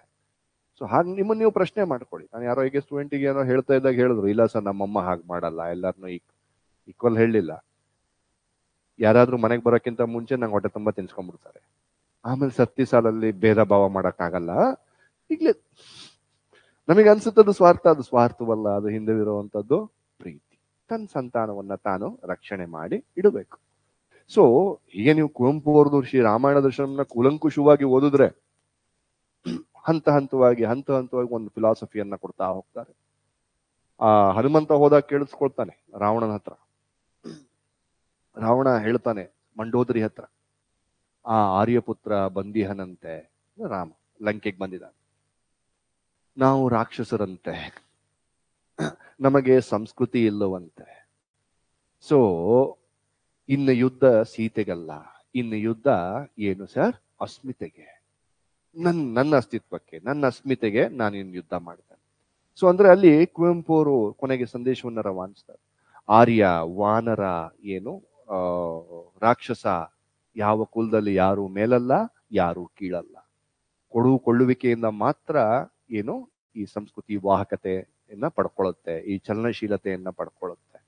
ಸೊ ಅಂದ್ರೆ ಏನು ಒಂದು ಫ್ಯಾಸಿಸಮ್ ಅಂತಕ್ಕಂಥದ್ದೇ, ಅದಕ್ಕೆ ವಿರುದ್ಧವಾಗಿ ತಮ್ಮ ಪ್ರಣಾಳಿಕೆಯನ್ನ ಕುವೆಂಪು ಅಲ್ಲಿ ಕೊಟ್ಬಿಡ್ತಾರೆ. ಪ್ರತಿ ಘಟನೆಯಲ್ಲೂ ಕೂಡ ನಿಮ್ಗೆ ಏನ್ ಸಿಗುತ್ತೆ ಸರ್, ಒಂದು ಚಿಂತನೆ, ಅದಕ್ಕೆ ಒಂದು ಕಥೆಯನ್ನ ಪೋಣಿಸ್ತಾರೆ. ಆ ಮೂಲಕ ಏನು ಸರ್, ಒಂದು ಸಂದೇಶವನ್ನ, ಏನು ಆತ್ಮಜ್ಞಾನವನ್ನ ನಮ್ಗೆ ರವಾನಿಸ್ತಾ ಹೋಗ್ತಾರೆ. ಸೊ ಸಾಹಿತ್ಯವನ್ನ ಅರ್ಥ ಮಾಡ್ಕೊಳ್ಬೇಕಾದ್ರೆ ನಿಮ್ಗೆ ತುಂಬಾ ಚೆನ್ನಾಗಿ ಹೇಳ್ತೀರಿ, ಬೆಟರ್ ಜೀವ ಓದಿನಿ ಸರ್, ಒಡಲಾಳ ಓದಿದೀನಿ, ಅದೋದೀನಿ ಇದೋದೀನಿ. ಬಟ್ ಓದೋದ್ರ ಜೊತೆಗೆ ಸರ್, ಅಂದ್ರೆ ನೀವು ಬರೀ ಕತೆ ಇಟ್ಕೊಳ್ತೀರಾ, ಕತೆ ಹಿಂದೆ ಇರುವಂತ ತತ್ವವನ್ನು ಕೂಡ ಅರ್ಥ ಮಾಡ್ಕೊಳ್ಬೇಕು. ಅಟ್ ದ ಸೇಮ್ ಟೈಮ್ ಪ್ರಸ್ತುತಕ್ಕೆ ಅದು ಹೇಗೆ ಮಾದರಿ. ಅಟ್ ಪ್ರೆಸೆಂಟ್ ಇಂಟರ್ನಲ್ಲಿ ಎಷ್ಟೋ ಸ್ಟೂಡೆಂಟ್ಸ್ ಕೇಳಿದ್ದಾರೆ, how your Pampa is relevant today. ಒಂದು ಕಾವ್ಯಗಳಲ್ಲಿ ಎಲ್ಲರೂ ರಿಲೆವೆಂಟ್, ಯಾಕಂದ್ರೆ ಈ ಆತ್ಮಜ್ಞಾನ ಮನುಷ್ಯನ ಹುಟ್ಟು ಎಲ್ಲಿ ತನಕ ಇದೆಯೋ ಅಲ್ಲಿ ತನಕ ಬೇಕೇ ಬೇಕು. ಇಲ್ಲ ಅಂದ್ರೆ ಏನಾಗ್ತೀವಿ ಸರ್, ಇವೇ ಕಾಮ, ಕ್ರೋಧ, ಮದಮತ್ಸರ, ಲೋಭದಲ್ಲಿ ಇಬ್ಬಾಗು ಆಗ್ತಿವೆ ಹೊರತು ನಾವು ಒಂದ್ಗೂಡ್ಲಿಕ್ಕೆ ಸಾಧ್ಯವಿಲ್ಲ. ಸೊ ಪ್ರತಿ ಕವಿ ಕೂಡ ಕಂಟೆಂಪ್ರರಿಗೆ ಹೇಗೆ ರೆಲೆವೆಂಟ್ ಅಂತಕ್ಕಂಥದ್ದು ಅರ್ಥವಾಗಬೇಕು ಅಂದ್ರೆ ಬರೀ ಕತೆ ಜೊತೆಗೆ ನಾವು ಚಿಂತನೆಯನ್ನು ಅಳವಡಿಸ್ಕೊಳ್ಬೇಕು. ಅಂಡ್ ಉತ್ತರ ಬರಿಬೇಕಾದಾಗ ಹೇಳ್ಕೊಡ್ತೇನೆ, ಅದಕ್ಕೊಂದು ಕ್ಲಾಸ್ ಇಟ್ಟಿದ್ದಾರೆ, ಸ್ಯಾಂಪಲ್ಸ್ ತಗೊಂಡು ನಾನು ಬೇಕಾದ ಕನ್ಸ್ಟ್ರಕ್ಟ್ ಮಾಡಿ ಕೊಡ್ತೇನೆ. ಸೊ ಪ್ರತಿ ನಿಮ್ದು ಪ್ಯಾರಾಗ್ರಾಫ್ನಲ್ಲೂ ಏನಿರ್ಬೇಕು ಸರ್, ಫಸ್ಟ್ ಕತೆ ಇರಬೇಕು. ಏನು ಇವಾಗ ಯಾವುದೋ ಒಂದು ಸೀನ್ ಹೇಳಿದ್ನಲ್ಲ, ಮಂತರ ಕುವೆಂಪುನ ಏನು ಶ್ರೀರಾಮಾಯಣ ದರ್ಶನದಲ್ಲಿ ಮಂತರೆಯ ಕಾರ್ಯವೈಖರಿ ಹಿಂದೆ, ಕತೆ ಫುಲ್ಲು ಬರೆಯೋಕ್ಕಾಗಲ್ಲ ನೀವು, ಅಲ್ಲಿ ಸಂಕ್ಷಿಪ್ತವಾಗಿ ಬರೆಯಬೇಕು. ಕಾರ್ಯವೈಖರಿಯ ಹಿಂದೆ ನಮಗೆ ಏನು ತಿಳಿಯುವುದೇನೆಂದರೆ, ಸಿಗ್ಮಂಡ್ ಫ್ರಾಯ್ಡ್ ಏನು ಮನಃಶಾಸ್ತ್ರದ ಪ್ರಕಾರ ಏನು ಮಾತೃ ಹೃದಯದ ಅಂತಹ ಸತ್ವವನ್ನು ಆಕೆಯ ಸ್ವಾರ್ಥದಲ್ಲಿ ಕಾಣುತ್ತೇವೆ. ಕಂಟೆಂಪ್ರರಿ ಹೇಳ್ಬೇಕಂದ್ರೆ ಫುಲ್ ಸ್ಟಾಪ್. ಲಂಕೇಶರ ಅವ್ವ ಕಾವ್ಯದಲ್ಲಿ ಈ ರೂಪಕವನ್ನು ನಾವು ಕಾಣಬಹುದು. Answer should be balance like this. ನಾನು ಕೆಲವ್ರು ನೋಡ್ತೇನೆ ಬರೀ ಕತೆ ಬರ್ದಿರ್ತಾರೆ, ಓದ್ಲು ಮಂತರ ಹಿಂಗಾಯ್ತು ಹಂಗಾಯ್ತು ಹಿಂಗಾಯ್ತು. ಬಟ್ ಅದ್ರ ಹಿಂದೆ ಇರುವಂತ ತತ್ವ ಏನೋ ಸೈಕಾಲಜಿ, ಅದ್ರ ಇರೋ ತತ್ವ ಏನೋ ಸ್ವಾರ್ಥ. ತಾಯಿಗೆ ಅದು ಸ್ವಾರ್ಥವಲ್ಲ. ಲಂಕೇಶ್ವರ ಅವ್ವ ತುಂಬಾ ಚೆನ್ನಾಗಿ ಹೇಳ್ತಾಳೆ, ಎಲ್ಲಕ್ಕೂ ಏನೋ ಸಂಸಾರದೇ ಸೂತ್ರ ಅಂತಕ್ಕಂಥದ್ದು. ಎಲ್ಲದ್ರ ಹಿಂದೆ ಇರೋದು ನನ್ನ ಸಂಸಾರ ಚೆನ್ನಾಗಿರ್ಬೇಕು. ಹಾಗೆ ನೋಡಕ್ ಹೋದ್ರೆ ಅತಿಯಾದ ಆದರ್ಶ ವೈಭವೀಕರಣ ನಾವು ಕಥೆಯಲ್ಲಿ ನೋಡ್ತೀವಿ ಬಿಟ್ರೆ ವಾಸ್ತವ ಪ್ರಜ್ಞೆಯಲ್ಲಿ ಅದು ಇಲ್ಲ, ರಿಯಾಲಿಟಿಯಲ್ಲಿ. ಸೊ ಈ ಪ್ರಕಾರ ಬ್ಯಾಲೆನ್ಸ್. ನಾನು ಈ ತರ ನಿಮ್ಗೆ ಪ್ರತಿ ಸಿಲೆಬಸ್ ನಲ್ಲಿ ಪ್ರತಿ ಘಟನೆ ಡೈಮೆನ್ಷನ್ಸ್ ಹಾಕೊಡ್ತೀನಲ್ಲ, ಪ್ರತಿಯೊಂದನ್ನು ಹೇಗೆ ಜೋಡಿಸ್ಬೇಕು ಅಂತಕ್ಕಂಥದ್ದು ಹೇಳ್ತಾರೆ. ಕಂಟೆಂಪ್ರರಿ ಪ್ರಸ್ತುತಕ್ಕೆ ಹೇಗೆ ಮಾದರಿ, ಕಥೆಯಲ್ಲಿ ಎಷ್ಟು ಲೈನ್ ತಗೊಳ್ಬೇಕು, ಹಿಂದೆ ತತ್ವವನ್ನ ಎಷ್ಟು ಡಿಸ್ಕಸ್ ಮಾಡಬೇಕು. ಸೊ ಈಗ ಲಿಟರೇಚರ್ ಅಂದ್ರೆ ಏನು ಅಂತ ಒಂದು ಸೂಕ್ಷ್ಮವಾಗಿ ನಿಮ್ಗೆ ಏನು ಅರಿವು ಆಗಿರ್ಬೋದು. ಮಳೆ ಬರ್ತಿದ್ಯಾ?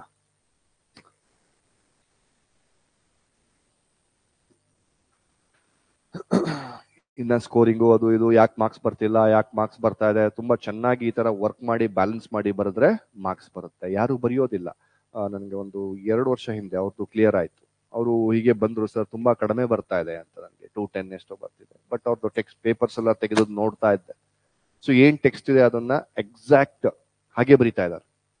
ಅಂದ್ರೆ ಕತೆ ಬರ್ತಾ ಇದೆ, ಟೆಕ್ಸ್ಟ್ ಬರ್ತಿದೆ, ಇದನ್ನ ಅರ್ಥ ಮಾಡ್ಕೊಳ್ಳಿಕ್ಕೆ ಅವರಿಗೆ ಆಗ್ತಾ ಇಲ್ಲ. ಯಾಕೆ ಅಂದ್ರೆ ಸಾಹಿತ್ಯವನ್ನ ಸಾಹಿತ್ಯ ತರ ಓದ್ಲಿಲ್ಲ, ಕಥೆಯಾಗಿ ಓದಿದ್ದಾರೆ, ಬಹಟ್ ಮಾಡ್ಕೊಂಡಿದ್ದಾರೆ, ಚೆನ್ನಾಗಿ ಬರಿತಾ ಇದ್ದಾರೆ. ಈ ಚಿಂತನೆಯನ್ನ ತಿಳಿಸ್ಲಿಲ್ಲ ಅಂದ್ರೆ ಸಾಹಿತ್ಯ ಗೌಣವಾಗ್ಬಿಡುತ್ತೆ, will be very negligible. So ಏನ್ ಮಾಡಬೇಕು, ಇದನ್ನು ಸೇರಿಸಿ ಬರೀಬೇಕು. ಇಲ್ಲ ಅಂದ್ರೆ ನಿಮಗೆ ಭಾವಾರ್ಥ ಅಂತಕ್ಕಂಥದ್ದು, ಸಂದರ್ಭ, ಸ್ವಾರಸ್ಯ ಅಂತ ಪೇಪರ್ 2 ಅಲ್ಲಿ ಫಸ್ಟ್ ಮೇನ್ ಇದೆಯಲ್ಲ, ವಿಚ್ ಇಸ್ ಕಂಪಲ್ಸರಿ, ಅದರಲ್ಲಿ ಎಡುತ್ತೀರ. ಭಾವ, ಆ ಭಾವವನ್ನ ಅರ್ಥ ಮಾಡ್ಕೊಳ್ಬೇಕು. ಬರೀ ಕತೆ ಅರ್ಥ ಮಾಡ್ಕೊಂಡ್ರೆ ಆಗೋದಿಲ್ಲ. ಭಾವ, ಭಾವ ಅಂದ್ರೆ ಭಾವ, you need to feel it. ನಿಮ್ಗೆ ಆ ಪದ್ಯ ಓದ ತಕ್ಷಣ ಅದು ಒಂದು ಅರ್ಥವನ್ನ ಹೊರಹೊಮ್ಸುತ್ತಲ್ಲ, ಅದೇ ಭಾವ. ನೀವು ಬರೀ ಪದ್ಯ ಕತೆ ಬರೆದ್ರೆ ಆಗೋದಿಲ್ಲ, ಭಾವವನ್ನ ಅರ್ಥೈಸ್ಕೊಂಡು ಬರಿಬೇಕು. ನಿಮ್ ಸಾಹಿತ್ಯ ಅರ್ಥ ಮಾಡ್ಕೊಂಡು ಎಡುದ್ರಿ ಅಂದ್ರೆ ಅಲ್ಲಿ 50 ಮಾರ್ಕಿಂದ ಅಲ್ವಾ, 10 ಮಾರ್ಕ್ ಇಂಟು 5 ಪ್ರಶ್ನೆಗಳು, ಟೋಟಲ್ 50. 50ರಲ್ಲಿ 20 ಬರಲ್ಲ, 20 ಅಲ್ಲ 15 ಬರಲ್ಲ. ನಿಮ್ ಬಟ್ ಅದ್ಭುತವಾಗಿ ಭಾವ, ಚಿಂತನಾ ಕ್ರಮ ಅವನ್ನೆಲ್ಲ ಅಳವಡಿಸ್ಕೊಂಡ್ಬಂದ್ರೆ 50ಕ್ಕೆ 40 ಕೊಡ್ತಾನೆ. ಅದು ಒಂದೊಂದರಲ್ಲೂ ನಿಮ್ಗೆ 7-8 ಮಾರ್ಕ್ಸ್ ಬರ್ತಾ ಹೋಗುತ್ತೆ. ಸೊ ಆಲ್ಮೋಸ್ಟ್ ನೀವು ಅಲ್ಲಿ ಸ್ಕೋರ್ ಮಾಡ್ಕೊಂಡ್ಬಿಡ್ಬೋದು. ಅದು ನನ್ನ ಸಿಲೆಬಸ್ ಎಕ್ಸ್ಪ್ಲೈನ್ ಮಾಡ್ಬೇಕಾದಾಗ ನಿಮ್ಗೆ ಹೇಳ್ತೇನೆ. ಮತ್ತೆ ಈ ಸಾಹಿತ್ಯ ಸಂಬಂಧಿತವಾಗಿ ಯಾರು ಡೌಟ್ ಇದೆಯಾ? ಜಸ್ಟ್ ನಾನು ಒಂದು ಕ್ಲಾರಿಟಿ ಕೊಟ್ಟೆ, ಏನು ಲಿಟರೇಚರ್ ಅಂತಕ್ಕಂಥದ್ದು, ಅದನ್ನು ಹೇಗೆ ನೀವು ಅರ್ಥೈಸ್ಬೇಕು, ಇಷ್ಟನ್ನ ಕ್ಲಾರಿಟಿ ಕೊಟ್ಟೆ. ಈ ಶಕ್ತಿ ನನ್ನಲ್ಲಿದೆ ಸರ್, ನನ್ನ ಕತೆ ಅಷ್ಟೇ ಕಾಣೋದಿಲ್ಲ, ಕಥೆಯ ಹಿಂದೆ ಆ ಕವಿಯ ದರ್ಶನವನ್ನು ನನಗೆ ಕಾಣಲು ನನಗೆ ಎಬಿಲಿಟಿ ಇದೆ, ನಾನು ಶಕ್ತನಾಗಿದ್ದೇನೆ ಅಂದ್ರೆ you choose literature as your option. ಇಲ್ಲ ಸರ್ ಯಾರು ಹೇಳಿದ್ರು ಕತೆ ಎಲ್ಲ ಭಾರಿ ಸ್ವೀಟ್ ಆಗಿರುತ್ತಂತೆ, ಸುಮ್ಮನೆ ಹಿಂಗ್ ನೋಡ್ಕೊಂಡೋಗಿ ಬರೆಯೋದಂತೆ ಅಂದ್ರೆ ಬರಲ್ಲ. 220 ದಾಟಲ್ಲ ಸ್ಕೋರ್, ಸತ್ಯ ಹೇಳ್ತಾ ಇದ್ದೆ.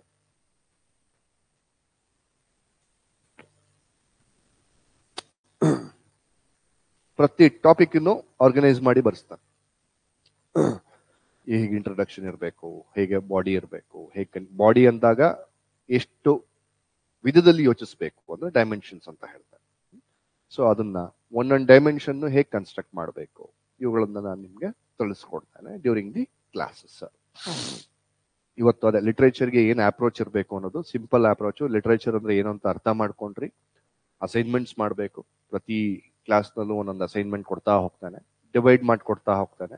ಆಮೇಲೆ ನೀವೆಲ್ಲರೂ ಎಕ್ಸ್ಚೇಂಜ್ ಮಾಡ್ಕೊಂಡ್ರೆ ನಿಮಗೆ ಎಲ್ಲರದ್ದು ನೋಟ್ಸ್ ನಿಮ್ದೇ ರೆಡಿ ಆಗ್ತಾ ಹೋಗುತ್ತೆ. ನೆಕ್ಸ್ಟ್ ಡೇ ಕರೆಕ್ಷನ್ಸ್ ಮಾಡ್ತಾ ಕೊಡ್ತಾ ಹೋಗ್ತಾನೆ.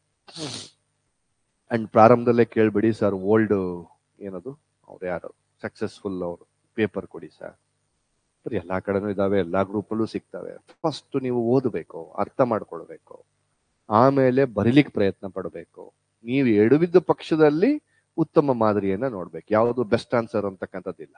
ಏನು ಅಂದ್ರೆ ಒಂದೊಂದು ಉತ್ತರವನ್ನು ಮತ್ತೆ ಮತ್ತೆ ಮತ್ತೆ ನೀವು ಏನು ಮೌಲ್ಯವರ್ಧನೆ ಏನಂತ ಹೇಳ್ತೀವಿ, ವ್ಯಾಲ್ಯೂ ಅಡಿಷನ್ ಮಾಡ್ಕೊಂಡು ಹೋಗ್ಬಹುದು.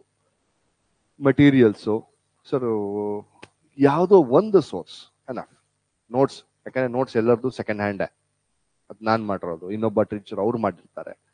ಸೊ ನೀವೇನ್ ಮಾಡಬೇಕು, ಕ್ಲಾಸ್ ನಲ್ಲಿ ವರ್ಕ್ ಮಾಡಿಸ್ತಾರೆ. Primary source your text book, ಅದನ್ನ ಬಳಸ್ಕೊಂಡು ನೀವು ಉತ್ತರವನ್ನ ತೆಗೆಯೋದನ್ನ ಕಲಿಬೇಕು. ಲೆಬೋರಿಯಸ್, ಬಟ್ 4 ತಿಂಗಳು ನೀವು ನನ್ನ ಕ್ಲಾಸ್ ನಲ್ಲಿ ಇನ್ವಾಲ್ವ್ ಆದ್ರೆ 4 ತಿಂಗಳಲ್ಲಿ ನೀವು ಚೆನ್ನಾಗಿ ಅದನ್ನ ಮಾಡ್ಕೊಳ್ಳಿ. ಹಾಗಾಗಿ ಮೆಟೀರಿಯಲ್ಸ್ ನ ಪ್ರಾರಂಭದಲ್ಲಿ ರಿಸ್ಟ್ರಿಕ್ಟ್ ಮಾಡ್ಕೊಳ್ಳಿ.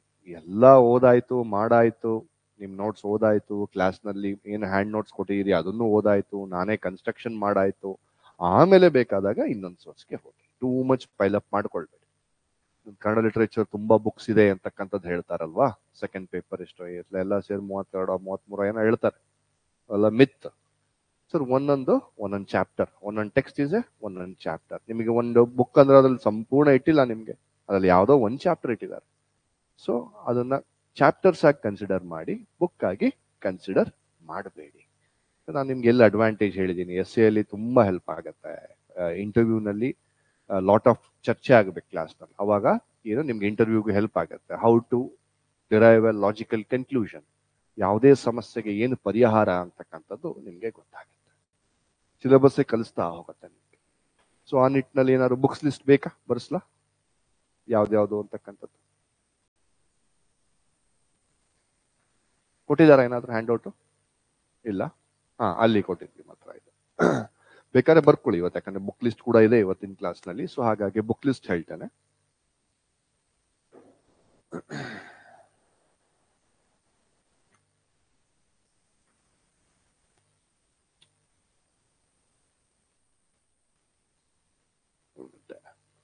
ಪೇಪರ್ 1 ನಾನು ಪ್ರಾರಂಭ ಮಾಡೋದು ಪೇಪರ್ 1 ಇಂದ. ಫಸ್ಟ್ ಚಾಪ್ಟರು ಕನ್ನಡ ಸಾಹಿತ್ಯ ಚರಿತ್ರೆ.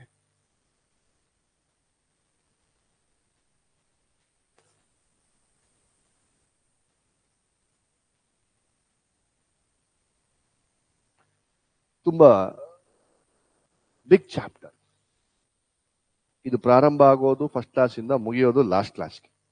ಏನು ಅಲ್ಲಿ ತನಕ ಸಾಹಿತ್ಯ ಚರಿತ್ರೆ ಸಾಕ್ತಾ ಹೋಗುತ್ತೆ. ಸಾಹಿತ್ಯ ಚರಿತ್ರೆ ಅಂತ ಹೇಳಿದಾಗ ನಮಗೆ ಪ್ರಾಚೀನ ಅಥವಾ ಹಳಗನ್ನಡ ಸಾಹಿತ್ಯ ಚರಿತ್ರೆ ಅಲ್ವಾ?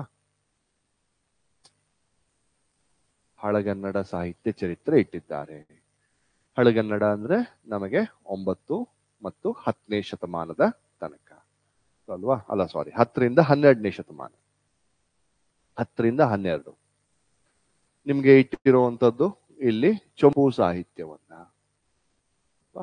ಚಂಪು ಸಾಹಿತ್ಯದಲ್ಲಿ ನಿಮ್ಗೆ ಸಿಲೆಬಸ್ಗೆ ಇಟ್ಟಿರುವಂತಹದ್ದು ಪಂಪನ ಆದಿಪುರಾಣ ಇಟ್ಟಿದ್ದಾರೆ ಮತ್ತು ಆತನ ವಿಕ್ರಮಾರ್ಜುನ ವಿಜಯ ಇಟ್ಟಿದ್ದಾರೆ. ಆದಿಪುರಾಣ ವಿಕ್ರಮ ಮತ್ತು ನಾಗಚಂದ್ರನ ರಾಮಚಂದ್ರ ಪುರಾಣ.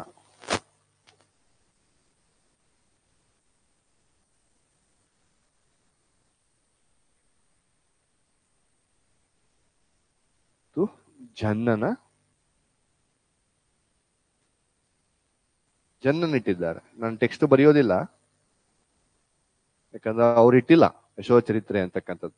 ಜನ್ನ ಏನು ಸರ್, ನಾಗಚಂದ್ರ ಮಲ್ಲಿನಾಥ ಪುರಾಣನೂ ಬರೆದಿದ್ದಾನೆ, ಈ ಜನ್ನ ಅನಂತನಾಥ ಪುರಾಣನೂ ಬರೆದಿದ್ದಾನೆ. ಸೊ ಜನ್ನ ಅಂತ ತಗೊಳ್ಳಿ.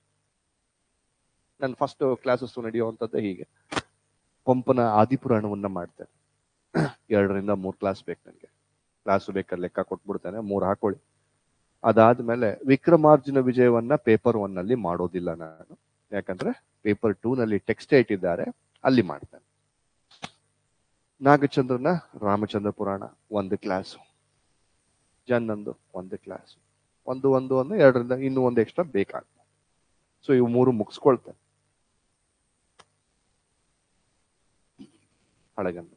ಹಳಗನ್ನಡ ಆದ್ಮೇಲೆ ನೆಕ್ಸ್ಟ್ ಸಾಹಿತ್ಯ ಚರಿತ್ರೆಯಲ್ಲಿ ನಡುಗನ್ನಡ. 12 ರಿಂದ 16ನೇ ಶತಮಾನ ಅಂತ ಹೇಳ್ತೇವೆ. ಸ್ಥೂಲವಾಗಿ ಡಿವೈಡ್ ಮಾಡಿದ್ರೆ ಅಲ್ಲಿಗೆ ಬರುತ್ತೆ.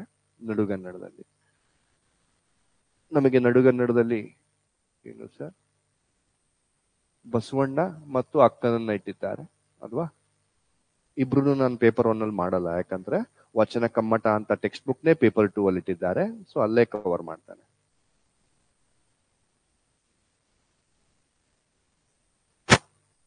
ಹರಿಹರನ್ ಇಟ್ಟಿದ್ದಾರಾ? ಹರಿಹರನ ಅಳಿಯ ಯಾರು? ರಾಘವಾಂಕ.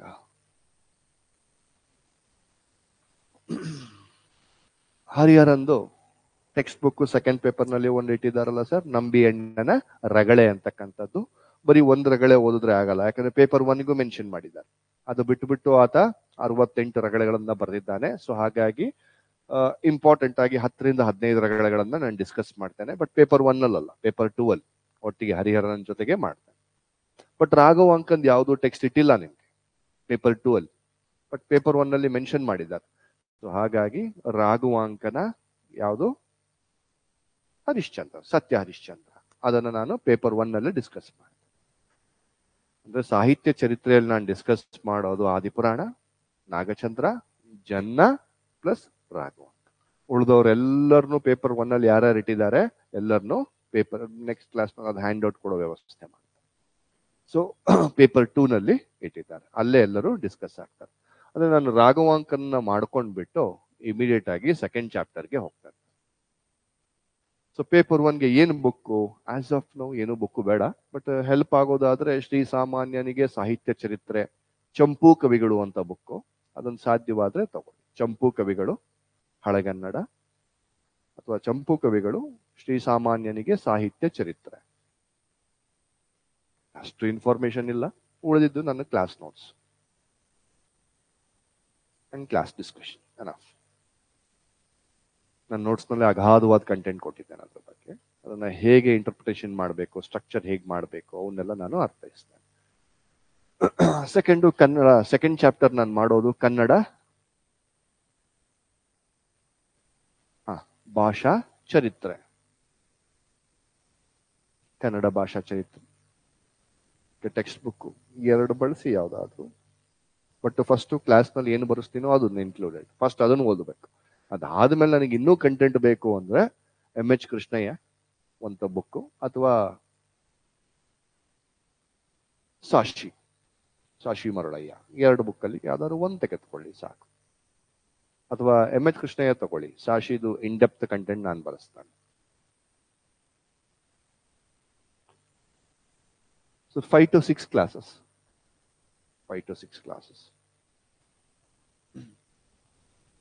ನೆಕ್ಸ್ಟ್ ಕಾವ್ಯ ಮೀಮಾಂಸೆ.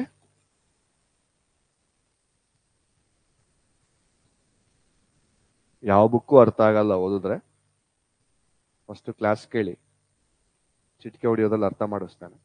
ಆಮೇಲೆ ಬೇಕು ಅಂದ್ರೆ ಭಾರತೀಯ ಕಾವ್ಯ ಮೀಮಾಂಸೆ, ತೀನಂ ಶ್ರೀಕಂಠಯ್ಯ, ತೀನಂ ಶ್ರೀ. ಅಷ್ಟು ಸುಲಭ ಅಲ್ಲ ಅದನ್ನು ಈ ಚಾಪ್ಟರ್ ಅರ್ಥ ಮಾಡ್ಕೊಳ್ಳೋದು, ಬಟ್ ತುಂಬಾ ಈಸಿ. ವಿತ್ ಎಕ್ಸಾಂಪಲ್ಸ್ ಅರ್ಥೈಸ್ಬೇಕು, ಮಾಡ್ತಾನೆ. 6 classes ಮೀಮಾಂಸೆ.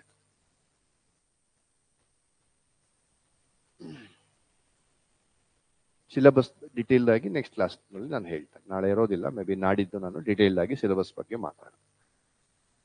ಮೀಮಾಂಸೆ ಮತ್ತು ವಿಮರ್ಶೆ ಒಂದೇ ಚಾಪ್ಟರ್, ಬಟ್ 2 ಚಾಪ್ಟರ್ ಆಗಿ ಡಿವೈಡ್ ಮಾಡಿ ಮಾಡ್ತಾ ಇದ್ದೀನಿ. ಸಾಹಿತ್ಯ ವಿಮರ್ಶೆ ಅಗೈನ್ 6 classes ಸಾಹಿತ್ಯ ವಿಮರ್ಶೆ. ಡಾಕ್ಟರ್ CN ರಾಮಚಂದ್ರನ್ ಪ್ಲಸ್ ನಾನು ಮತ್ತೆ ಹ್ಯಾಂಡ್ ಔಟ್ಸ್ ಕೊಡ್ತೇನೆ ಬೇರೆ ಬುಕ್ ಇಂದ. ಡಾಕ್ಟರ್ CN ರಾಮಚಂದ್ರನ್ ಸಾಹಿತ್ಯ ವಿಮರ್ಶೆ ಬುಕ್. ಬಟ್ ಹಾಗೆ ಓದಿದ್ರೆ ಅರ್ಥ ಆಗಲ್ಲ, ಕ್ಲಾಸ್ ಕೇಳಾದ್ಮೇಲೆ ನೀವು ಓದಿದ್ರೆ ಸುಲಭವಾಗಿ ಅರ್ಥ ಆಗುತ್ತೆ. Doctor CN Ramachandra. ಪೇಪರ್ 1 ಮುಗೀತಿಲ್ಲಿ, ಕ್ಲೋಸ್. ಮತ್ತೆ ಬರ್ತೀನಿ ಪೇಪರ್ 1ಗೆ. ನಂದು ಬ್ಯಾಕ್ ಅಂಡ್ ಫೋರ್ತ್ ಟೆಕ್ನಿಕ್, ಹೋಗ್ತೀನಿ ಅಲ್ಲಿಗೆ ಹೋಗ್ತೀನಿ ಮತ್ತೆ ವಾಪಸ್ ಬರ್ತೇನೆ. ಸೊ ಇಲ್ಲಿಗೆ 4 ಚಾಪ್ಟರ್ ಆಯ್ತಾ, 3-4 ಚಾಪ್ಟರ್ ಆಗಿದೆ. ಹೀಗಾಗಿ ಇನ್ನು ಇದಿಷ್ಟು ಮುಗಿಸ್ಬಿಟ್ಟು ನಾನು ಪೇಪರ್ 2 ಹೋಗ್ತೀನಿ.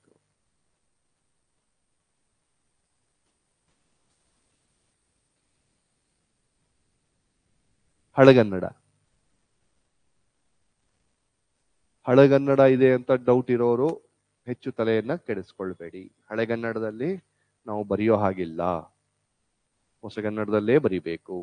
ಇಲ್ಲ ಅಂದ್ರೆ ಅವನಿಗೂ ಅರ್ಥ ಆಗೋಲ್ಲ, ಅವ್ಯಾಲ್ಯೂಯೇಟರ್ಗೆ ಹೇಳ್ತೇನೆ ಎಷ್ಟು ಬರ್ಸ್ಬೇಕು ಅಂತ. ಕೆಲವರಿಗೆ ತುಂಬಾ ಅದೊಂದು ನೋಷನ್ ಇದೆ, ಹಳೆಗನ್ನಡ ಇದೆ ಸರ್, ಹೇಗೆ ಮ್ಯಾನೇಜ್ ಮಾಡೋದು ಅಂತಕ್ಕಂಥದ್ದು ಅದು ತಲೆಯಿಂದ ತೆಗೆದುಹಾಕಿ. ಅಂಡ್ ಇನ್ನೊಂದು ಗ್ರಾಮರ್ ಕೂಡ ಇಲ್ಲ, ವ್ಯಾಕರಣ ಇಲ್ಲ ನಮ್ಗೆ.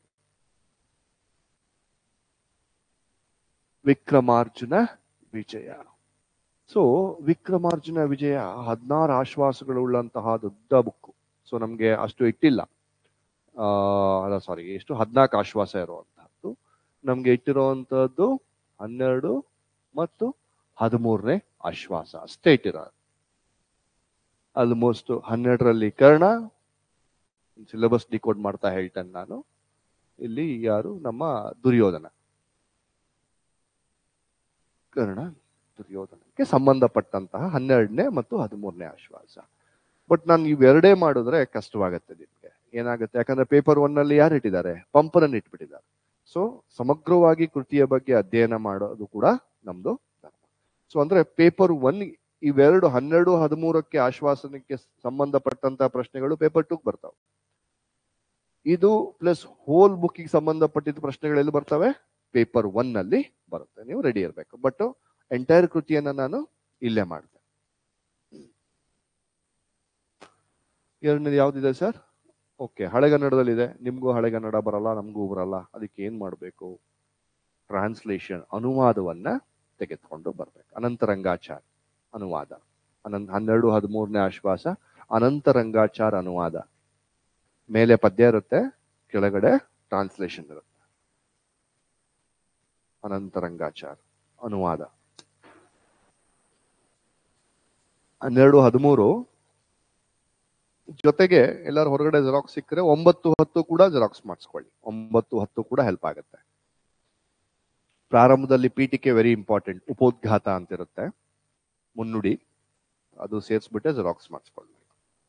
ಇಲ್ಲ ಎಂಟೈರ್ ಬುಕ್ ತಗೊಳ್ತೀನಿ ಸರ್, ಕಲೆಕ್ಷನ್ ಇರಲಿ ನನಗೆ ಅಂದ್ರೆ it's well and fine. But exam work ಮಾಡ್ಕೊಳ್ಳಿಕ್ಕೆ, ನೋಟ್ಸ್ ಮಾಡ್ಕೊಳ್ಳಿಕ್ಕೆ xerox is fine, photo copy.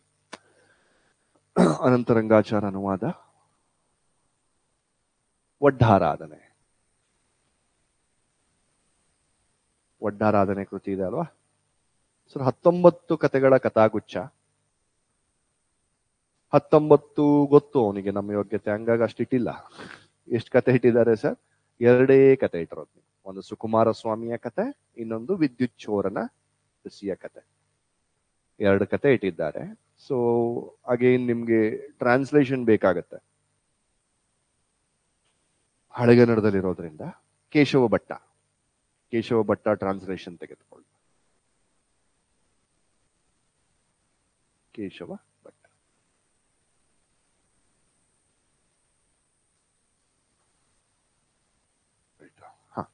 ಈಗ ಹಳೆಗನ್ನಡವನ್ನು ಉತ್ತರದಲ್ಲಿ ಹೇಗೆ ಬಳಸಬೇಕು? ಟ್ರಾನ್ಸ್ಲೇಷನ್ ಓದಿದ್ರೆ ಮತ್ತೆ ಗೊತ್ತಾಗಲ್ಲ. ಅಲ್ಲಿ ಏನಿದೆ ಅಂದ್ರೆ ಯಥಾವತ್ ಅನುವಾದವಿದೆ, ಬಟ್ ಭಾವಾನುವಾದ ಇರೋದಿಲ್ಲ. ಭಾವ ಏನಿದೆ ಅಂತಕ್ಕಂಥದ್ದು ಹೇಳೋದಿಲ್ಲ. ಪ್ರತಿ ಪದ್ಯದವನ್ನು ನಾವು ಮಿನಿಮಮ್ 4 ರಿಂದ 5 ಡೈಮೆನ್ಷನ್ ನಲ್ಲಿ ಚರ್ಚೆ ಮಾಡಬೇಕು. ಒಂದು ಪದ್ಯ ಕೊಟ್ಟಿದ್ದಾನೆ ಅಂದ್ರೆ ಏನು, ಅದಕ್ಕೆ ಅದರಲ್ಲಿ ಕವಿ ಏನೇನ್ ಸತ್ಯಗಳನ್ನ ಒಳಗಿಟ್ಟಿದ್ದಾನೆ ಅನ್ನೋದನ್ನ ನಾವು ಒಡೆದು ನೋಡ್ಬೇಕು. ಅದನ್ನ ನನ್ನ ಕ್ಲಾಸಲ್ಲಿ ಮಾಡಿಸ್ತಾನೆ. ಹಳೆಗನ್ನಡ ಓದಬಹುದು. ಹಳೆಗನ್ನಡ ಓದೋದನ್ನ ಕ್ಲಾಸ್ ನಲ್ಲಿ ನಾನು ಹೇಳ್ಕೊಡ್ತೇನೆ. ಬಟ್ ನಿಮ್ಗೆ ಅದು ಅಷ್ಟು ಹೆಲ್ಪ್ ಆಗೋದಿಲ್ಲ. ಬಟ್ ಏನು ಅಂದ್ರೆ ಓದೋ ಶಕ್ತಿಯನ್ನ ಸಂಪಾದಿಸಬೇಕು. ನಮ್ಗೆ ಎಕ್ಸಾಮ್ ನಲ್ಲಿ ಹೊಸಗನ್ನಡದಲ್ಲೇ ಬರೆಯುವಂತಹದ್ದು. ಮಿಡ್ಲಲ್ಲಿ ಒಂದು ಕೋಟ್ ಮಾಡ್ಬೇಕು ನಾವು. ಏನು ಆ ಪದ್ಯದಲ್ಲಿ ಒಂದು ಸಾಲುಗಳನ್ನು, 2 ಸಾಲುಗಳನ್ನು, ಅದನ್ನ ನಾನು ಬರೆಸ್ತಾ ಹೋಗ್ತೇನೆ. ಯಾವ್ಯಾವ ಉತ್ತರಕ್ಕೆ ಯಾವ್ದಾವ್ದು ಕೋಟ್ ಮಾಡ್ಬೇಕು. ಒಂದು ಚಿಕ್ಕದು ಒಂದು ಡೈರಿ ಇಟ್ಕೊಳ್ಳಿ, ಪಾಕೆಟ್ ಡೈರಿ ಟೈಪ್. ಈಗ ಸೇ ಫಾರ್ ಎಕ್ಸಾಂಪಲ್ ಯಾವ್ದು ವಿಕ್ರಮಾರ್ಜುನ ವಿಜಯದಲ್ಲಿ ನಾನು ಯಾವ್ದಾವ್ದನ್ನ ಬಹೆಟ್ ಮಾಡ್ಬೇಕು ಹಳೆಗನ್ನಡ, ಅದನ್ನ ಬರ್ದಿಟ್ಕೊಂಡ್ರೆ ಅವಾಗವಾಗ ನೋಡ್ತಾ ಇದ್ರೆ ಅದು ಹ್ಯಾಂಡಿಯಾಗಿ ಬರುತ್ತೆ. ಸೇಮ್ ಒಡ್ಡಾರಾಧನೆಯಲ್ಲೂ ಕೂಡ ಹಾಗೆ. ಸೊ ಇವೆರಡಕ್ಕೆ. ನೆಕ್ಸ್ಟ್ ನಡುಗನ್ನಡ.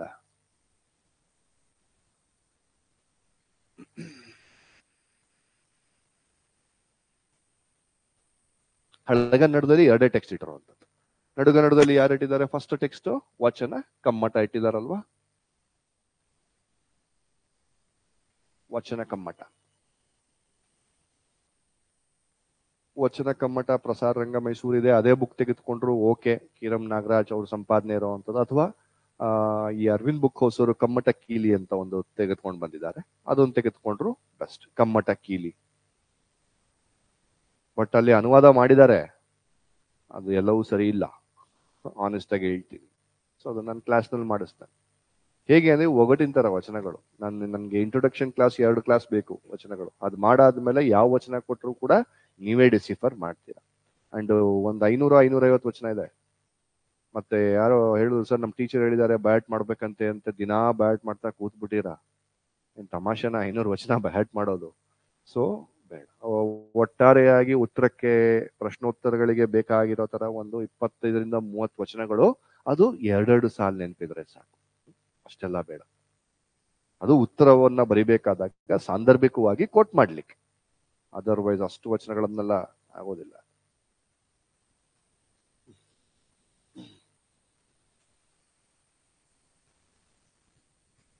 ಸೊ ಭಾವಾರ್ಥ ಅಂತಕ್ಕಂಥದ್ದು ಒಂದು ಸೆಕೆಂಡ್ ಪೇಪರ್ ನಲ್ಲಿ ಫಸ್ಟ್ ಮೇನ್ ಅಲ್ವಾ, ಸಂದರ್ಭ, ಸ್ವಾರಸ್ಯ, ಶಾರ್ಟ್ ಫಾರ್ಮ್ ಅಲ್ಲಿ ಭಾವಾರ್ಥ ಅಂತ ಹೇಳ್ತೇವೆ ನಾವು.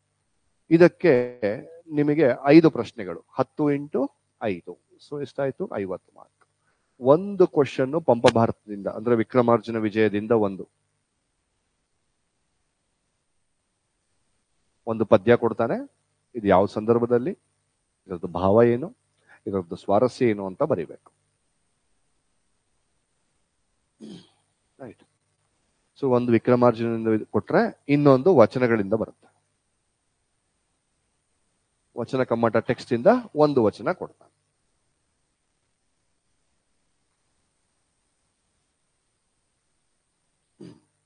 ಸರಿನಾ? ಎರಡನೇದು ನಂಬಿ ಅಣ್ಣನ ರಗಳೆ. ನಂಬಿ ಅಣ್ಣನ ರಗಳೆ. ರಗಳೆ ಅಂದ್ರೆ ಒಂದು ಛಂದಸ್ಸು, ಹರಿಹರ ಉಪಯೋಗ ಮಾಡಿದ್ದಾನೆ ಹೆಚ್ಚು. ಇದು ಹರಿಹರಂದೇ ಕೃತಿ. ಸೊ ನಾನು ಏನ್ ಮಾಡ್ತೀನಿ, ಈ ಕೃತಿಗೆ ಹೋಗ್ಲಿಕ್ಕಿಂತ ಮುಂಚಿತವಾಗಿ ಪೇಪರ್ 1 ನಲ್ಲಿ ನಡುಗನ್ನಡದಲ್ಲಿ ಹರಿಹರನ್ನ ಮೆನ್ಷನ್ ಮಾಡಿದಾರ. ಆ ನಿಟ್ಟಿನಲ್ಲಿ ಒಂದು 10-15 ರಗಳೆಗಳನ್ನ ನಿಮ್ಗೆ ಪಾಠ ಮಾಡಿಕೊಂಡು ಅದ್ರ ಬಗ್ಗೆ ಒಂದು ಐಡಿಯಾ ಸಿಕ್ಕಾದ್ಮೇಲೆ ನಾನು ಈ ಟೆಕ್ಸ್ಟ್ ನ ನಿಮ್ಗೆ ಓಪನ್ ಮಾಡಿಸ್, ಅಂದ್ರೆ ಪೇಪರ್ 1 ಪೇಪರ್ 2 ಬೋತ್ ಇಲ್ಲೇ ಕವರ್ ಆಗ್ತಾ ಹೋಗುತ್ತೆ. ಇದು ಕೂಡ ಟ್ರಾನ್ಸ್ಲೇಷನ್ ಬೇಕಾಗುತ್ತೆ ನಿಮ್ಗೆ. ಒರಿಜಿನಲ್ ಟೆಕ್ಸ್ಟ್ ತೆಗೆದುಕೊಳ್ಳಿ, ಪ್ಲಸ್ ಟ್ರಾನ್ಸ್ಲೇಷನ್ ವಸಿಷ್ಠ ಅಂತ ಸಿಗತ್ತೆ. ನಂದೇ ಕಾಪಿಗೆ ಜೆರಾಕ್ಸ್ ಅಂಗಡಿಗಳಲ್ಲಿ ಕೊಟ್ಟಿರ್ತೇನೆ ನಾನು, ಎಲ್ಲೋದ್ರೂ ಅದೇ ಇದೆ ಬುಕ್ ನಾನು ನೋಡಿದಾಗ. Vasishtha translation plus original book ಇಟ್ಕೊಳ್ಳಿ, ಎರಡೂ ಬೇಕಾಗುತ್ತೆ.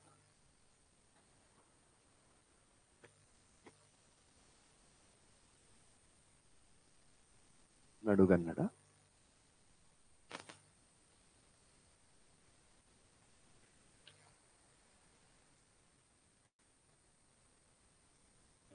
ಕುಮಾರವ್ಯಾಸ ಭಾರತ ಅಥವಾ ಕರ್ನಾಟಕ ಭಾರತ ಕಥಾಮಂಜರಿ ಅಂತ ಹೇಳ್ತೇವೆ. ಟ್ರಾನ್ಸ್ಲೇಷನ್ ಅಷ್ಟು ಯೂಸ್ ಆಗೋಲ್ಲ, ಬಟ್ ಇಟ್ಟಿರೋದು ಒಂದೇ ಒಂದು ಪರ್ವ, ಕರ್ಣ ಪರ್ವ ಮಾತ್ರ ಇಟ್ಟಿದ್ದಾರೆ. ಅದಿಷ್ಟು ಜೆರಾಕ್ಸ್ ತಗೊಂಡ್ರು ಸಾಕು. ಒರಿಜಿನಲ್ ಟೆಕ್ಸ್ಟ್ ಸಿಗ್ತಾ ಇಲ್ಲ, please please please, original text ಸಿಗ್ತಾ ಇಲ್ಲ, ಜೆರಾಕ್ಸ್ ಸಿಗುತ್ತಾ? ಒರಿಜಿನಲ್ ಟೆಕ್ಸ್ಟ್ ನನ್ನ ಹತ್ರ ಇದೆ, ಬರೀ ಅದು ಎಷ್ಟೋ 35-40 ವರ್ಷ ಹಳೇದು, ಬರೀ 32 ರೂಪಾಯಿ ಅಷ್ಟೇ ಇದೆ ಅದಕ್ಕೆ. ಈಗ ಸಿಗೋದಿಲ್ಲ ಅದು, ಜೆರಾಕ್ಸ್ ತಗೊಳ್ಳಿ. ಕರ್ಣಪರ್ವ ಟ್ರಾನ್ಸ್ಲೇಷನ್ ಬೇಕು ಅಂದ್ರೆ ಆರಾಮಿತ್ರ. ನಿಮಗೆ ಬೇಕು ಸರ್ ಇಟ್ಕೊಳ್ತೀನಿ ನಾನು ಅದ್ರದ್ದು ಟ್ರಾನ್ಸ್ಲೇಷನ್ ಅಂದ್ರೆ ಆರಾಮಿತ್ರ, ಮಿತ್ರ. ಪೀಠಿಕೆ ಬೇಕೇ ಬೇಕು. ಪೀಠಿಕೆ ಒರಿಜಿನಲ್ ಟೆಕ್ಸ್ಟ್ ಇದೆ, ಅದನ್ನ ನಮ್ಮ ಕುವೆಂಪು ಅವರು ಬರೆದಿದ್ದಾರೆ, ತೋರಣ ನಾಂದಿ ಅಂತ. ಆ ಪೀಠಿಕೆ ಬೇಕು ನಿಮ್ಗೆ, ತೋರಣ ನಾಂದಿ.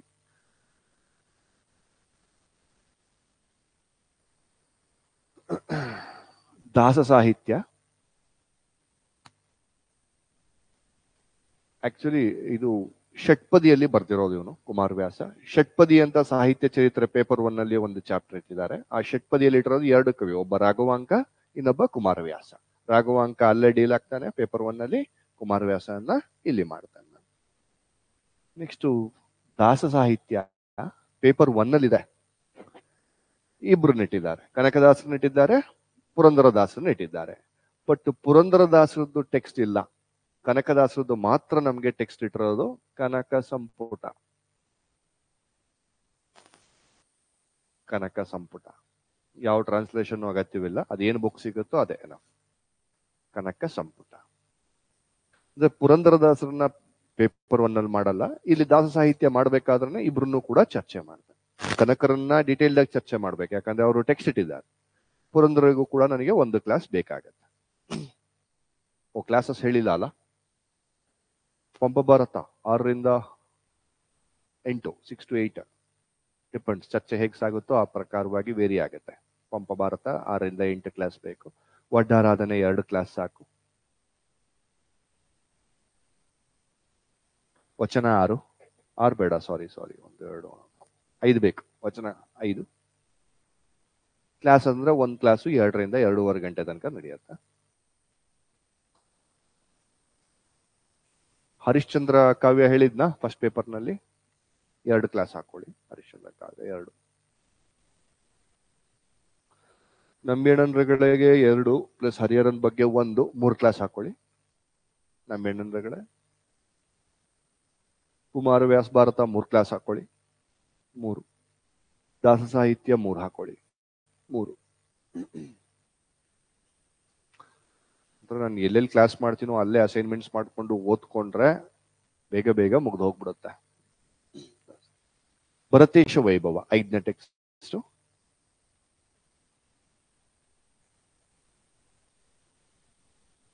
ಭರತೇಶ ವೈಭವ ಸಾಂಗತ್ಯ ಪೇಪರ್ 1 ನಲ್ಲಿ ಸಾಂಗತ್ಯ ಅಂತ ಇಟ್ಬಿಟ್ಟು ರತ್ನಾಕರ ವರ್ಣಿ ಕವಿನ ಇಟ್ಟಿದ್ದಾರೆ. ಅವನದು ಟೆಕ್ಸ್ಟ್ ಸೆಕೆಂಡ್ ಪೇಪರ್ ನಲ್ಲಿ ಇಟ್ಟಿದ್ದಾರೆ. ರತ್ನಾಕರ ವರ್ಣಿ ಕವಿ ಅವನದೇ ಟೆಕ್ಸ್ಟ್ ನ ಸೆಕೆಂಡ್ ಪೇಪರ್ಗೆ ಇಟ್ಟಿದ್ದಾರೆ. ಇದನ್ನ ಮಾಡ್ತಾ ಪೇಪರ್ 1ಗೂ ಆಯ್ತು, ಪೇಪರ್ 2ಗೂ ಆಯ್ತು. ಸೊ ಒರಿಜಿನಲ್ ಟೆಕ್ಸ್ಟು ಬೇಕು, ಟ್ರಾನ್ಸ್ಲೇಷನ್ ಕೂಡ ಬೇಕು. ಟ್ರಾನ್ಸ್ಲೇಷನ್ ವಸಿಷ್ಠ, ಒರಿಜಿನಲ್ ಟೆಕ್ಸ್ಟ್ ತಾಸು ಶಾಮರಾಯರು. ರಾಂಗ್ ಗೈಡ್ ಮಾಡ್ತಾರೆ ಬುಕ್ ಹೌಸ್ ಅಲ್ಲಿ. ಅದು 1ರಿಂದ 80 ಸಂಧಿ ಇಟ್ಟಿದ್ದಾರೆ. ಅವ್ರು ನಿಮಗೆ 1ರಿಂದ 4 ಸಂಧಿ ಕೊಡ್ತಾರೆ. ಕಂಪ್ಲೀಟ್ ಬುಕ್ ಅಂತಾನೆ ಕೇಳಿ, 1ರಿಂದ 80 ಸಂಧಿ ಇರ್ಬೇಕಾದ್ರೆ original book plus translation Vasishtha. Translation ನಾನೇ ಕೊಟ್ಟಿದ್ದೀನಿ ಎಲ್ಲಾ ಬುಕ್ ಹೌಸ್ ಎತ್ಕೊಳ್ಳಿ, ಬೇಕೇ ಬೇಕಾದ್ರೆ. ಹುಷಾರು, 10 ಮಾರ್ಕ್ಸ್ ಯಾಕೆ ತಲೆ ಕೆಡಿಸ್ಕೊಳ್ಳೋದು ಅಂತ ಕುತ್ಕೊಂಡ್ರೆ 10 ಮಾರ್ಕ್ಸ್ ಅಲ್ಲಿ ಏನೇನೋ ಆಗುತ್ತೆ ಸರ್. ಯಾರಿಗೂ ಹೇಳಿದ್ದೆ, ಇಂಡಿಯನ್ ಪೊಲೀಸ್ ಸರ್ವಿಸ್ ಇಂದ ಇಂಡಿಯನ್ ಪೋಸ್ಟಲ್ ಸರ್ವಿಸ್ ಆಗುತ್ತೆ. 2 UPSCನೇ, ಎಲ್ಲೂ ಹೇಳ್ಕೊಂಡು ಓಡಾಡಂಗಿಲ್ಲ. ಪಕ್ಕದ ಮನೆಯವ್ರಿಗೆ ಹೊಟ್ಟೆವ್ರಿ ಇದ್ದೇ ಇರುತ್ತಾ, ಪೋಸ್ಟ್ ಮಾಸ್ಟರ್ ಅಂತೆ ಹೇಳ್ತಾರೆ. ಪಾಪ ದೊಡ್ಡ ಆಫೀಸರು, ಒಂದು ಇಡೀ ಇದನ್ನ ಡಿಸ್ಟಿಕ್ ಹೆಡ್ ಮಾಡ್ತಾರೆ ಅವರು. ಲೋಕ ಸಮಾಜ ಸರಿ ಇಲ್ಲ, ಅದಕ್ಕೆ 10 ಮಾರ್ಕ್ಸ್ ನಲ್ಲೇ ವೇರಿ ಆಗೋದು. ಅಷ್ಟೆಲ್ಲ ಕಷ್ಟಪಟ್ಬಿಟ್ಟು ಪೋಸ್ಟ್ ಮಾಸ್ಟರ್ ಅನ್ಸ್ಕೊಂಡ್ಬಿಟ್ನಲ್ಲ ಅಂತ. ಇದಂತ ಅಲ್ಲ, ಎಸ್ ಎ ಆಗ್ಲಿ ಎಲ್ಲೇ ಆಗ್ಲಿ UPSC ಸೀರಿಯಸ್ ಆಗಿ ನಾನು ಕನ್ಸು ಕಾಣ್ತಾ ಇದ್ದೀನಿ ಅಂದ್ರೆ ಏನೂ ಹೆಚ್ಚು ಕಡಿಮೆ ಆಗಿರೋ ತರ ನೋಡ್ಕೊಳ್ಳಿ. ನನ್ಗೆಲ್ಲೂ ಏನೂ ತೊಂದರೆ ಆಗಿರೋ ತರ ಅಷ್ಟೇ ಎಫರ್ಟ್ಸ್. ಎಲ್ಲೂ ಕೂಡ ನಾನು ನಿದ್ರೆಗೆ ಜಾರೋ ಅಂತ ಪ್ರಸಂಗವೇ ಬರಬಾರ್ದು. ಆ ಪ್ರಕಾರವಿದ್ರೆ ಮಾತ್ರ UPSC. ಇಲ್ಲ ಅಂದ್ರೆ ಅಷ್ಟೆಲ್ಲ ಸೀರಿಯಸ್ ಯಾಕೆ ಸರ್, ನಾವು ಆರಾಮಾಗಿ ಕ್ಯಾಶುವಲ್ ಆಗಿ ಬರ್ಕೊಳ್ತೀನಿ, ಬೇರೆ ಏನೋ ಮಾಡ್ಕೊಳ್ತೀನಿ ಅಂದ್ರೆ ಈಗಲೇ ಚೇಂಜ್ ಯುವರ್ ಡ್ರೀಮ್ಸ್. ಈಗ ತುಂಬಾ ಜನ ಭರತೇಶ್ ವೈಭವ ತರಿಸ್ತೀನಿ 2 ಓಪನ್ ಮಾಡಿ ಅಂತ ಹೇಳ್ತೀನಿ. ಪ್ರತಿಯೊಂದನ್ನು ಬೇರೆ ಬೇರೆ ಕ್ಲಾಸ್ ಮಾಡೋದ್ರಲ್ಲಿ ನಂಗೆ ಈ ಸಲ ಮೈನ್ಸ್ ಇದೆ, ಡಿಮಾಂಡ್ ಇಷ್ಟೇ ಸರ್. ಭರತೇಶ ವೈಭವ, ನಂಬಿಯಣ್ಣನಗಳೇ, ವಿಕ್ರಮಾರ್ಜುನ ವಿಜಯ ಒಂದು ಕ್ರ್ಯಾಶ್ ಕೋರ್ಸ್ ಮಾಡ್ಕೊಡಿ ಸರ್. ಅದು ಗ್ರಿಪ್ಪೇ ಸಿಗ್ತಾ ಇಲ್ಲ ಸರ್. ಕ್ಲಾಸ್ ಮಕ್ಕಳಲ್ಲಿ ನಂಗೆ ತೊಂದರೆ ಇಲ್ಲ, ಬೇರೆ ಏನೋ ಅಲ್ಲಿ ಇಲ್ಲಿ ಹೋಗಿ ಬಂದವ್ರಿಗೆ ತೊಂದರೆ ಇದು ಕಾಣ್ತಾ ಇದೆ. ನಾನು ಹೇಳ್ತಾ ಇದ್ದೆ ಮಾಡ್ಕೊಡ್ತೀನಿ, ನೋಡ್ತೀನಿ, ಸಮಯ ಒದಗ್ ಬಂದ್ರೆ ಮಾಡ್ಕೊಡ್ತೀನಿ. ಯಾಕಂದ್ರೆ ಸ್ವಲ್ಪ ನೆಗ್ಲೆಕ್ಟ್ ಮಾಡೋದನ್ನು ಅವ್ರಿಗೆ ಗೊತ್ತಾಗಿದೆ 10 ಮಾರ್ಕ್ಸ್ ಬೆಲೆ ಎಷ್ಟು ಅಂತಕ್ಕಂಥದ್ದು, ಏನೇನು ವೇರಿಯೇಷನ್ ಆಗುತ್ತೆ. ಇಲ್ಲಿ ಸಿಂಪಲ್ ಭರತೇಶ ವೈಭವದಲ್ಲಿ 1,1,500 ಪದ್ಯ ಇದೆ. ನಿಮಗೆ ಕೇಳೋದು ಒಂದೇ ಪದ್ಯ ಭಾವಾರ್ಥಕ್ಕೆ ಅಲ್ವಾ? ಹೆಂಗ್ ಸರ್ ಐಡೆಂಟಿಫೈ ಮಾಡೋದು? Easy, very easy. ಏನು ಅಂದ್ರೆ ಕಾನ್ಸೆಪ್ಟ್ಸ್ ತಿಳ್ಕೊಬೇಕಷ್ಟೆ. ಸೊ ಇಲ್ಲಿ ಭಾವಾರ್ಥಕ್ಕೆ ಸರ್ ವಚನ ಕಮ್ಮಟದಿಂದ 1 ಬರುತ್ತೆ. ನಂಬಿಯಣ್ಣನಗಳಿಂದ ಕೊಡ್ತಾ ಇರ್ಲಿಲ್ಲ, ಈ ಕಳೆದ 5ರಿಂದ 6 ವರ್ಷದಿಂದ ಇದರಿಂದನೂ 1 ಪದ್ಯ ಕೊಡ್ತಾ ಇದ್ದಾರೆ. ಅದರ್ವೈಸ್ ಕುಮಾರ ವ್ಯಾಸ ಭಾರತದಿಂದ 1 ಪದ್ಯ, ದಾಸ ಸಾಹಿತ್ಯದಿಂದ 1, ಭರತೇಶ ವೈಭವದಿಂದ 1. ಅಂದ್ರೆ ನಡುಗನ್ನಡದಲ್ಲಿ 6 ಟೆಕ್ಸ್ಟ್ ಅಲ್ಲಿ 6 ಇದೆಯಾ 5 ಇದೆಯಾ 5 ಟೆಕ್ಸ್ಟ್ ಅಲ್ಲಿ 4ರಿಂದ ಕೊಡ್ತಾನೆ. ಹಳೆಗನ್ನಡದಲ್ಲಿ Pampa Bharata must. So second main first ಏನೊಂದು ಭಾವಾರ್ಥ ಅಂತಕ್ಕಂಥ ಸಂದರ್ಭ ಸ್ವಾರಸ್ಯ ಇದೆ, ಇವಿಷ್ಟು ಟೆಕ್ಸ್ಟ್ ನಲ್ಲಿ. ಭರತೇಶ ವೈಭವ 2 ಟೆಕ್ಸ್ಟ್ ಇಟ್ಕೊಳ್ತೀನಿ ನಾನು. ಗದ್ಯನೂ ಅರ್ಥ ಮಾಡಿಸ್ಬೇಕು ನಿಮ್ಗೆ, ಪದ್ಯನೂ ಅರ್ಥ ಮಾಡಿಸ್ಬೇಕು. ಕ್ವಶನ್ ಆನ್ಸರು ನೀವು ಫೇಲ್ಯೂರ್ ಆಗಬಾರ್ದು, ಪದ್ಯ ಭಾವಾರ್ಥ ಕೊಟ್ಟಾಗ್ಲೂ ನೀವು ಫೇಲ್ಯೂರ್ ಆಗಬಾರ್ದು. ಹಾಗಾಗಿ ಸ್ವಲ್ಪ ಇಂಡೆಪ್ತ್ ಮಾಡ್ತೇನೆ. ಸೊ ನನಗೆ ಭರತೇಶ ವೈಭವ 4 ಕ್ಲಾಸ್ ಹಾಕೊಳ್ಳಿ ಸರ್, 4 ಕ್ಲಾಸ್ ಬೇಕು. ವಸಿಷ್ಠ ಟ್ರಾನ್ಸ್ಲೇಷನ್. ಕವಿ ಹೆಸರು ಗೊತ್ತಲ್ಲ, ರತ್ನಾಕರ ವರ್ಡಿ. ಸೊ ಅಂದ್ರೆ ಪೇಪರ್ 1 ಸಾಹಿತ್ಯ ಚರಿತ್ರೆಯಲ್ಲಿ ಅವನು ನಮೂದ್ ಮಾಡಿದ್ದಾನೆ ಕವಿಗಳನ್ನ. ಸಿಲೆಬಸ್ ತೆಗೆದು ನೋಡಿದ್ರೆ ಗೊತ್ತಾಗತ್ತೆ. ನಿಮ್ಮ ಹತ್ರ ಇದ್ರೆ, ನಿಮ್ಮ ಹತ್ರ ಇದೆ ಅಲ್ಲ, ಎಲ್ಲ ಇಸ್ಕೊಂಡಿದ್ರಿ, ಅವ್ರ ಹತ್ರ ಒಂದು ಫೋಟೋ ಹೊಡ್ಕೊಂಡ್ಬಿಡಿ. ಅದ್ರಲ್ಲಿ ಕ್ಲಾರಿಟಿಯಾಗಿ ನಾನೇ ಡಿವೈಡ್ ಮಾಡ್ಕೊಟ್ಟಿದ್ದೀನಿ ಏನು ಇದನ್ನ ಸಿಲೆಬಸ್. ಪೇಪರ್ 1 ನಲ್ಲಿ ಸಾಹಿತ್ಯ ಚರಿತ್ರೆ ಇಟ್ಸ್ ಅ ಬಿಗ್ ಥಿಂಗ್. ಇಲ್ಲಿ ತನಕ ನಡೆಯುತ್ತೆ ನಿಮ್ ಸಾಹಿತ್ಯ ಚರಿತ್ರೆ, ನಡೀತಾನೆ ಇರುತ್ತೆ ಪ್ಯಾರಲಲ್ ಆಗಿ. ಬಟ್ ನಾನು ಪೇಪರ್ 1 ನಲ್ಲಿ 3 ಜನ ಕವಿಗಳನ್ನ ಕವರ್ ಮಾಡ್ತೀನಿ. ಯಾಕಂದ್ರೆ ಅವ್ರದ್ದು ಟೆಕ್ಸ್ಟ್ ಇಲ್ಲಿಲ್ಲ. ನಾಗಚಂದ್ರ, ಪುರಂದರದಾಸ ಮತ್ತು ನಮ್ಮ ರಾಘವಾಂಕ್. ಅವರು ಟೆಕ್ಸ್ಟ್ ಇಲ್ಲದೆ ಇರೋ ಕಾರಣಕ್ಕೆ ಈ 4 ಜನ ಕವಿಗಳನ್ನ ಮಾತ್ರ ಪೇಪರ್ 1 ನಲ್ಲಿ ಮುಟ್ತೇನೆ. ಉಳಿದವ್ರದ್ದು ಎನಿವೇ ಅವ್ರ ಟೆಕ್ಸ್ಟ್ ಇರೋದ್ರಿಂದ ಇಲ್ಲೇ ಅವ್ರನ್ನ ಟಚ್ ಮಾಡಿ. ಸೊ ಅಲ್ಲಿಗೆ ಸಾಹಿತ್ಯ ಚರಿತ್ರೆಯಲ್ಲಿ ಹಳಗನ್ನಡ ಮತ್ತು ನಡುಗನ್ನಡ ಇಲ್ಲಿಗೆ ಮುಗ್ದಂಗಾಯ್ತು. ಈಗ ಹೊಸಗನ್ನಡ. ಹೊಸಗನ್ನಡ ಕೂಡ ಸಾಹಿತ್ಯ ಚರಿತ್ರೆನೇ. ಅಗೇನ್ ಪೇಪರ್ 1 ಹೋಗ್ಬೇಕು ನಾವು ಇವಾಗ. ಇಲ್ಲಿಗೆ ನಾನು ಸೆಕೆಂಡ್ ಪೇಪರ್ ಇಂದ ಅಗೇನ್ ಎಲ್ಲಿಗೆ ಹೋಗ್ತೀನಿ ಸರ್? ಪೇಪರ್ 1ಗೆ ಹೋಗ್ತೀನಿ.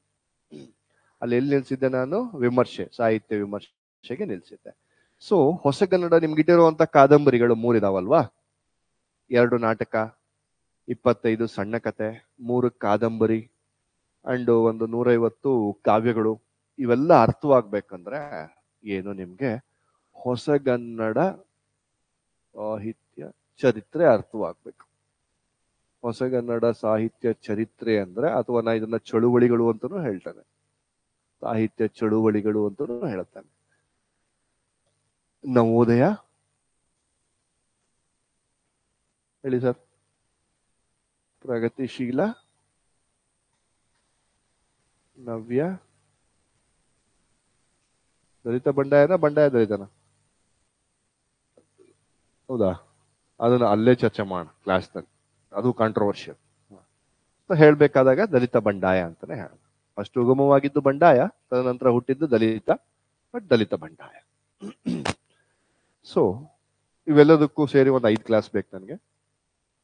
ಇದು ಪೇಪರ್ 1 ಸಿಲೆಬಸ್. ಇದು ಹೊಸಗನ್ನಡ ಸಾಹಿತ್ಯ ಚರಿತ್ರೆಯ ಸಿಲೆಬಸ್. 5 ಕ್ಲಾಸಸ್ ಹಾಕೊಳ್ಳಿ.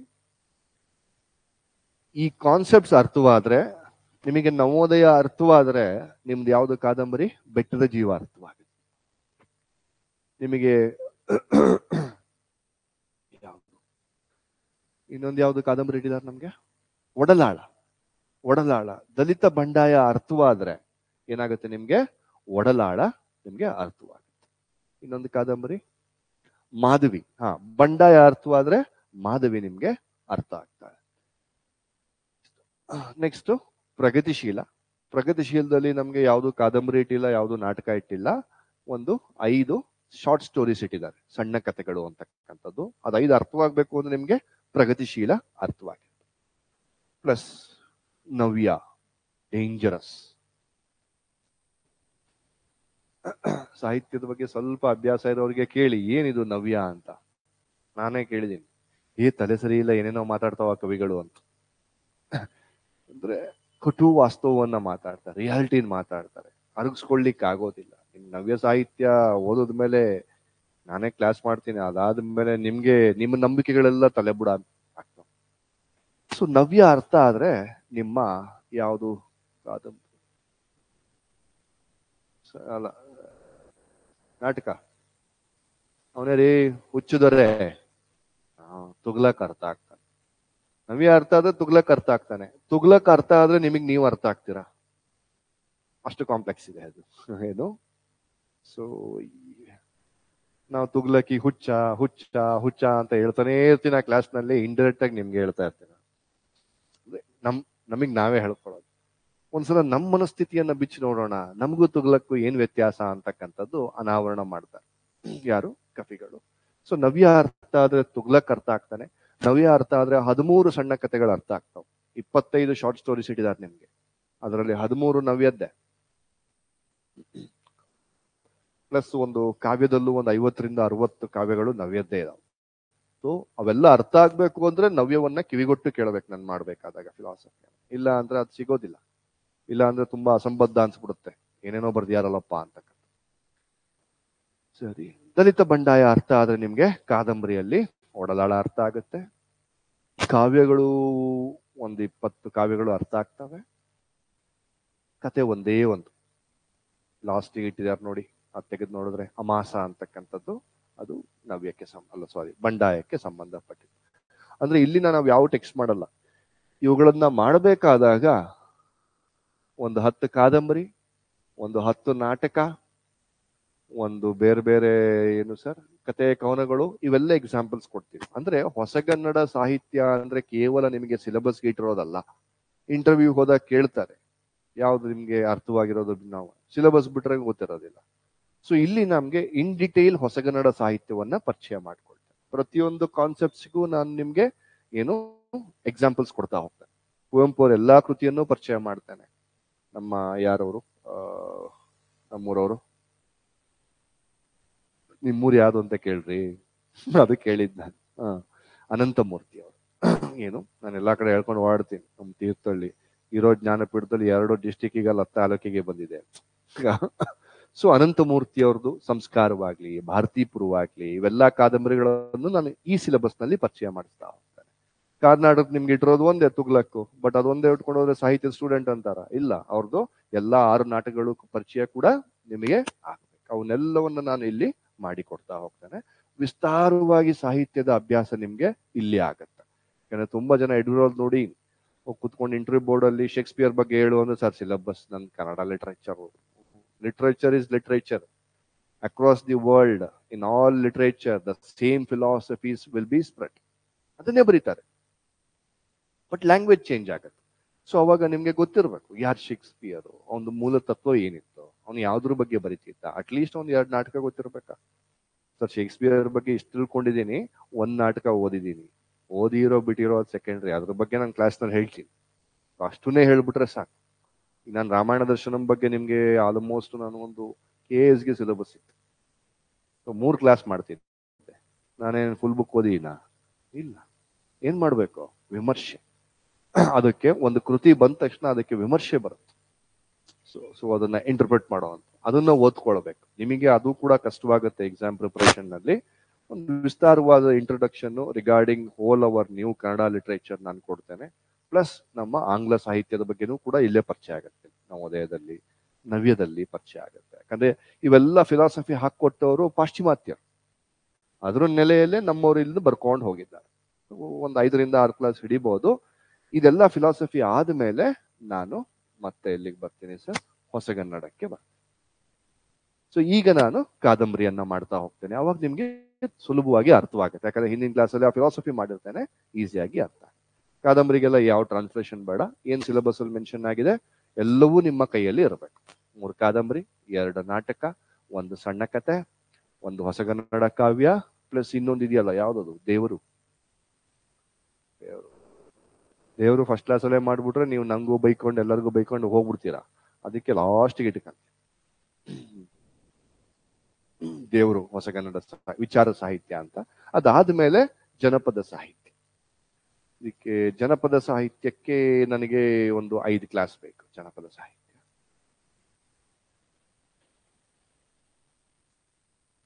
Very easy. ಜನಪದ ಸಾಹಿತ್ಯ ಅಂಡ್ ಸ್ಕೋರಿಂಗ್ ಕೂಡ ಸ್ವಲ್ಪ ಬಹಟ್ ಮಾಡ್ಬೇಕಾಗುತ್ತೆ. ಏನ್ ಬಹಟ್ ಮಾಡಬೇಕು ಜನಪದ ಸಾಹಿತ್ಯದಲ್ಲಿ? ಒಂದು 25 ಒಗಟು ಬಹಟ್ ಮಾಡಬೇಕು, ಒಂದು 25 ಗಾದೆ ಬಹಟ್ ಮಾಡಬೇಕು, ಒಂದು 15 ಹಾಡುಗಳು 2 ಸಾಲು ಬಹಟ್ ಮಾಡಬೇಕು. ಹಾಡುಗಳು ತುಂಬಾ ಈಸಿ, ಎಲ್ಲರೂ ಹೇಳ್ಕೊಂಡಿರ್ತೀವಲ್ವಾ? ಎದ್ದೊಂದು ಗಳಿಗೆಯಲ್ಲಿ ಯಾರ್ಯಾರ ನೆನೆಯಲಿ, ಕೇಳಿಲ್ವಾ? ಎಳ್ಳು ಜೀರಿಗೆ ಬೆಳೆಯ ಏನೋ ಭೂಮಿ ತಾಯ ಒಂದು ಗಳಿಗೆ ನೆನೆದೇನ. ತುಂಬಾ ಚೆನ್ನಾಗಿದೆ ಜನಪದ.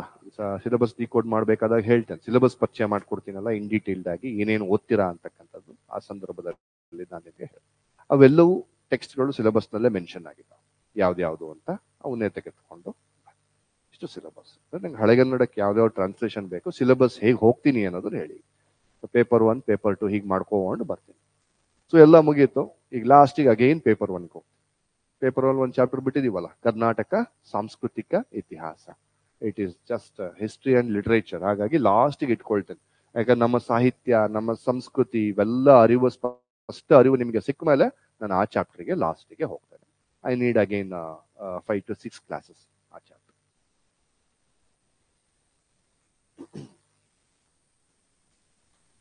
ಅಂದ್ರೆ ಒಟ್ಟಾರೆ ಪೇಪರ್ 1 ಒಟ್ಟಾರೆ ಪೇಪರ್ 2 ಮಾಡೋದಿಲ್ಲ, ಅದು ಲಿಂಕ್ ಇಟ್ಕೊಂಡೇ ಮಾಡುವಂಥದ್ದು. ಯಾಕಂದ್ರೆ ಪೇಪರ್ 1 ಅಲ್ಲಿ ಓದಿರುವಂತ ಎಲ್ಲಾ ಫಿಲಾಸಫೀಸ್ ಅಪ್ಲಿಕೇಶನ್ ಪಾರ್ಟೇ ಪೇಪರ್ 2. ಸೊ ಈ ನಿಟ್ಟಿನಲ್ಲಿ ಮಾಡಿ. ಸಂಬಂಧಿತವಾಗಿ ಯಾರು ಡೌಟ್ ಇದೆಯಾ? ಸಿಲೆಬಸ್ ಅಪ್ರೋಚ್ ಹೇಳಿದೀನಿ, ಏನ್ ಲಿಟ್ರೇಚರು, ನಿಮ್ ಯೋಚನಾ ಗತಿ ಹೇಗಿರ್ಬೇಕು ಅಂಡ್ ಇದರಿಂದ ಹೇಗೆ ನಿಮ್ಗೆ ಪರ್ಸನಾಲಿಟಿಗೆ ಪೂರಕವಾಗಿ ಇದು ವರ್ತಿಸುತ್ತೆ ಅದೆಲ್ಲವನ್ನು ನನ್ನಲ್ಲಿ ಹೇಳಿದ್ದೆ. ಪೇಪರ್ 2 ಬಿಡಿ, ಟೆಕ್ಸ್ಟ್ಗಳಿದಾವೆ, ಒಂದೊಂದನ್ನೇ ಇಂಟರ್ಪ್ರಿಟೇಷನ್ ಮಾಡ್ಕೊಂಡು ಹೋಗೋಣ. ಮತ್ತೆ ಯಾರು ಡೌಟ್ ಇದೆಯಾ ಇದು ಸಂಬಂಧಿತವಾಗಿ?